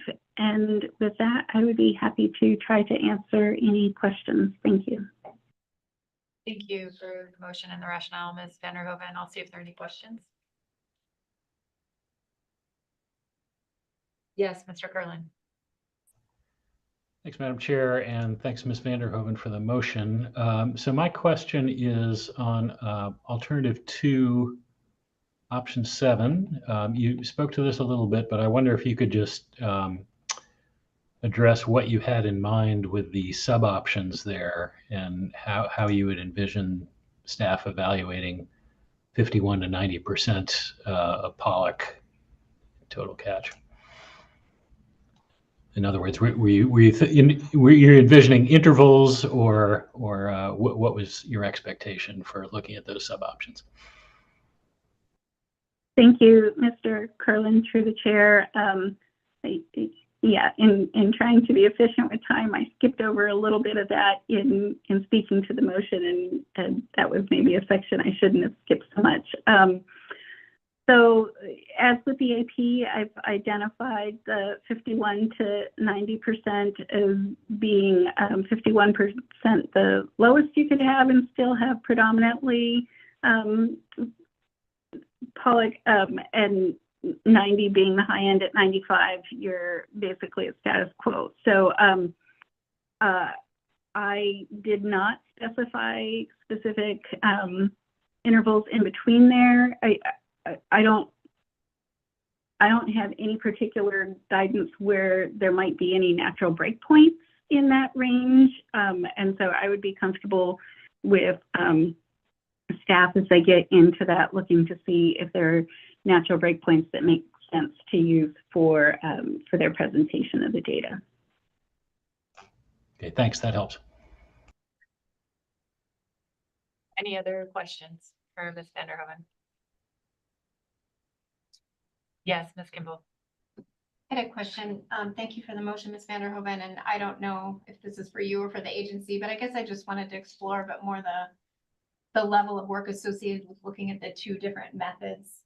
If you had a chance to explore that maybe more than I did.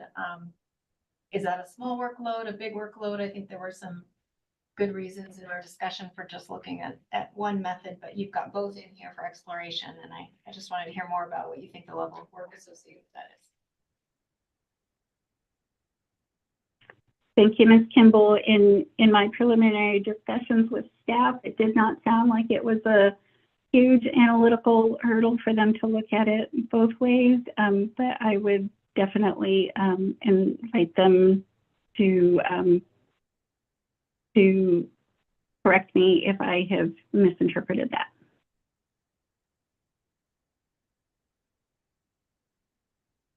Is Mr. Keaton still online? I am, Madam Chair. So we're talking about the two methods. The analysis currently assumes the first method being described there. We need to do some more work to, as we heard through public testimony, SSE comments and others, right, to flesh that out a little bit more, particularly on some of the, what fleets might do under that behavior. Method 2 basically eliminates the risks from that. So on an analytical framework, it's, you might have the compare contrast between the two methods. I think that is not that big of a burden to do both analysis and might provide the council with good information on selecting going further. Thank you, Mr. Keaton. Any further questions? Any amendments? Yes, Ms. Kimball. The wrong way.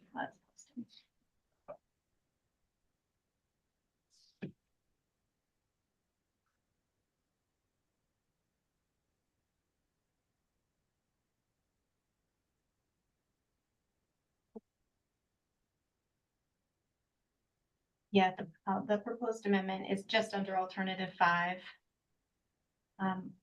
Thank you, Danielle. I think made everything red that's in the amendment. I'll read it. Apply Bering Sea Pollock MRA provisions to amendment 80 vessels on an annual basis with the implementation of an incentive plan or other controls to prevent increases in average pollock catch.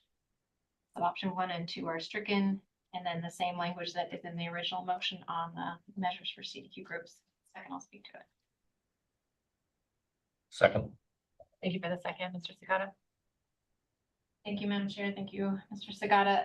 It's a pretty small change, but I think the change that was in the original motion was pretty big. And it still allows for looking at applying for pollock only and amendment 80 only, the MRAs on an annual basis. But it eliminates the option to look at applying that also at the cooperative level. And there is basically one amendment 80 cooperative at this time. So it's basically the sector level. So this would, I don't know any other situation in which we apply MRAs at a sector level versus an individual vessel level. I think there is a significant amount of opportunity for change in behavior based on the cooperative level change. And then I think with the analysis, we can see if there's a significant level of behavior change associated with moving to an annual basis. So all this does is really strike the opportunity to look at it at the cooperative level, which I just think is a non-starter at this point. And then it does add some language in there to allow NIMS to come back with some of the potential safeguards or controls that were mentioned in the staff presentation that would look at trying to keep the pollock ICA about at the average level that it has been in the past. So I'd be glad to answer any questions if I didn't answer them in my discussion. Thank you. Are there any questions on Ms. Kimball's amendment?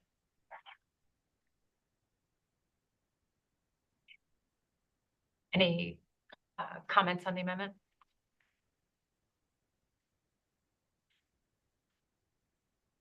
Yes, Ms. Baker. Thank you, Madam Chair. Just briefly, thank you, Ms. Kimball, for this amendment and for your explanation.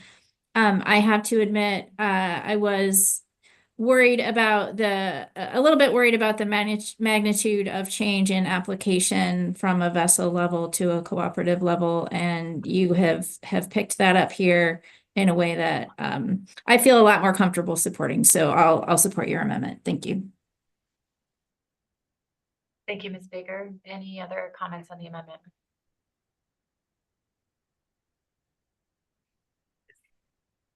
I'm not seeing any. Are there objections to the amendment? Okay.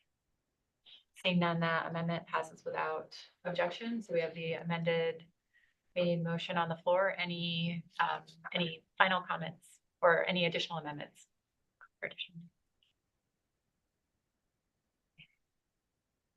Okay, seeing none. Any comments on the amended main motion? Mr. Curlin. Thanks, Madam Chair. I will just note that there are some issues that NIM staff would have liked to flesh out a bit more in the analysis prior to this meeting, but we're not able to do so due to staffing constraints. And Mr. Keaton just touched on one of those.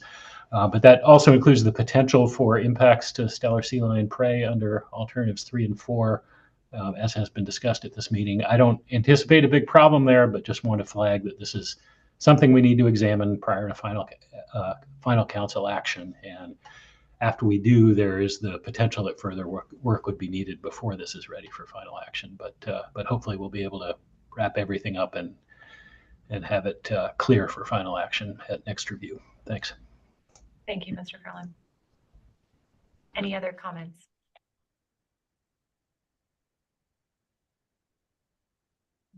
Not seeing any. Thank you, Ms. Vanderhoven, for your work on the motion. Also would like to thank staff for their thorough presentation and synthesizing a very complex issue for all of us, as well as agency staff. So thank you very much. So with that, I'll ask if there are any objections to the motion. Seeing none, that motion passes without objection. Thank you. So we will break for the day. We'll come back at 8:15 tomorrow morning, and we will start staff presentation. Give everyone 15 minutes on Sunday. Yep, enjoy. Come back with staff presentation on the floor. So thank you. Have a good evening.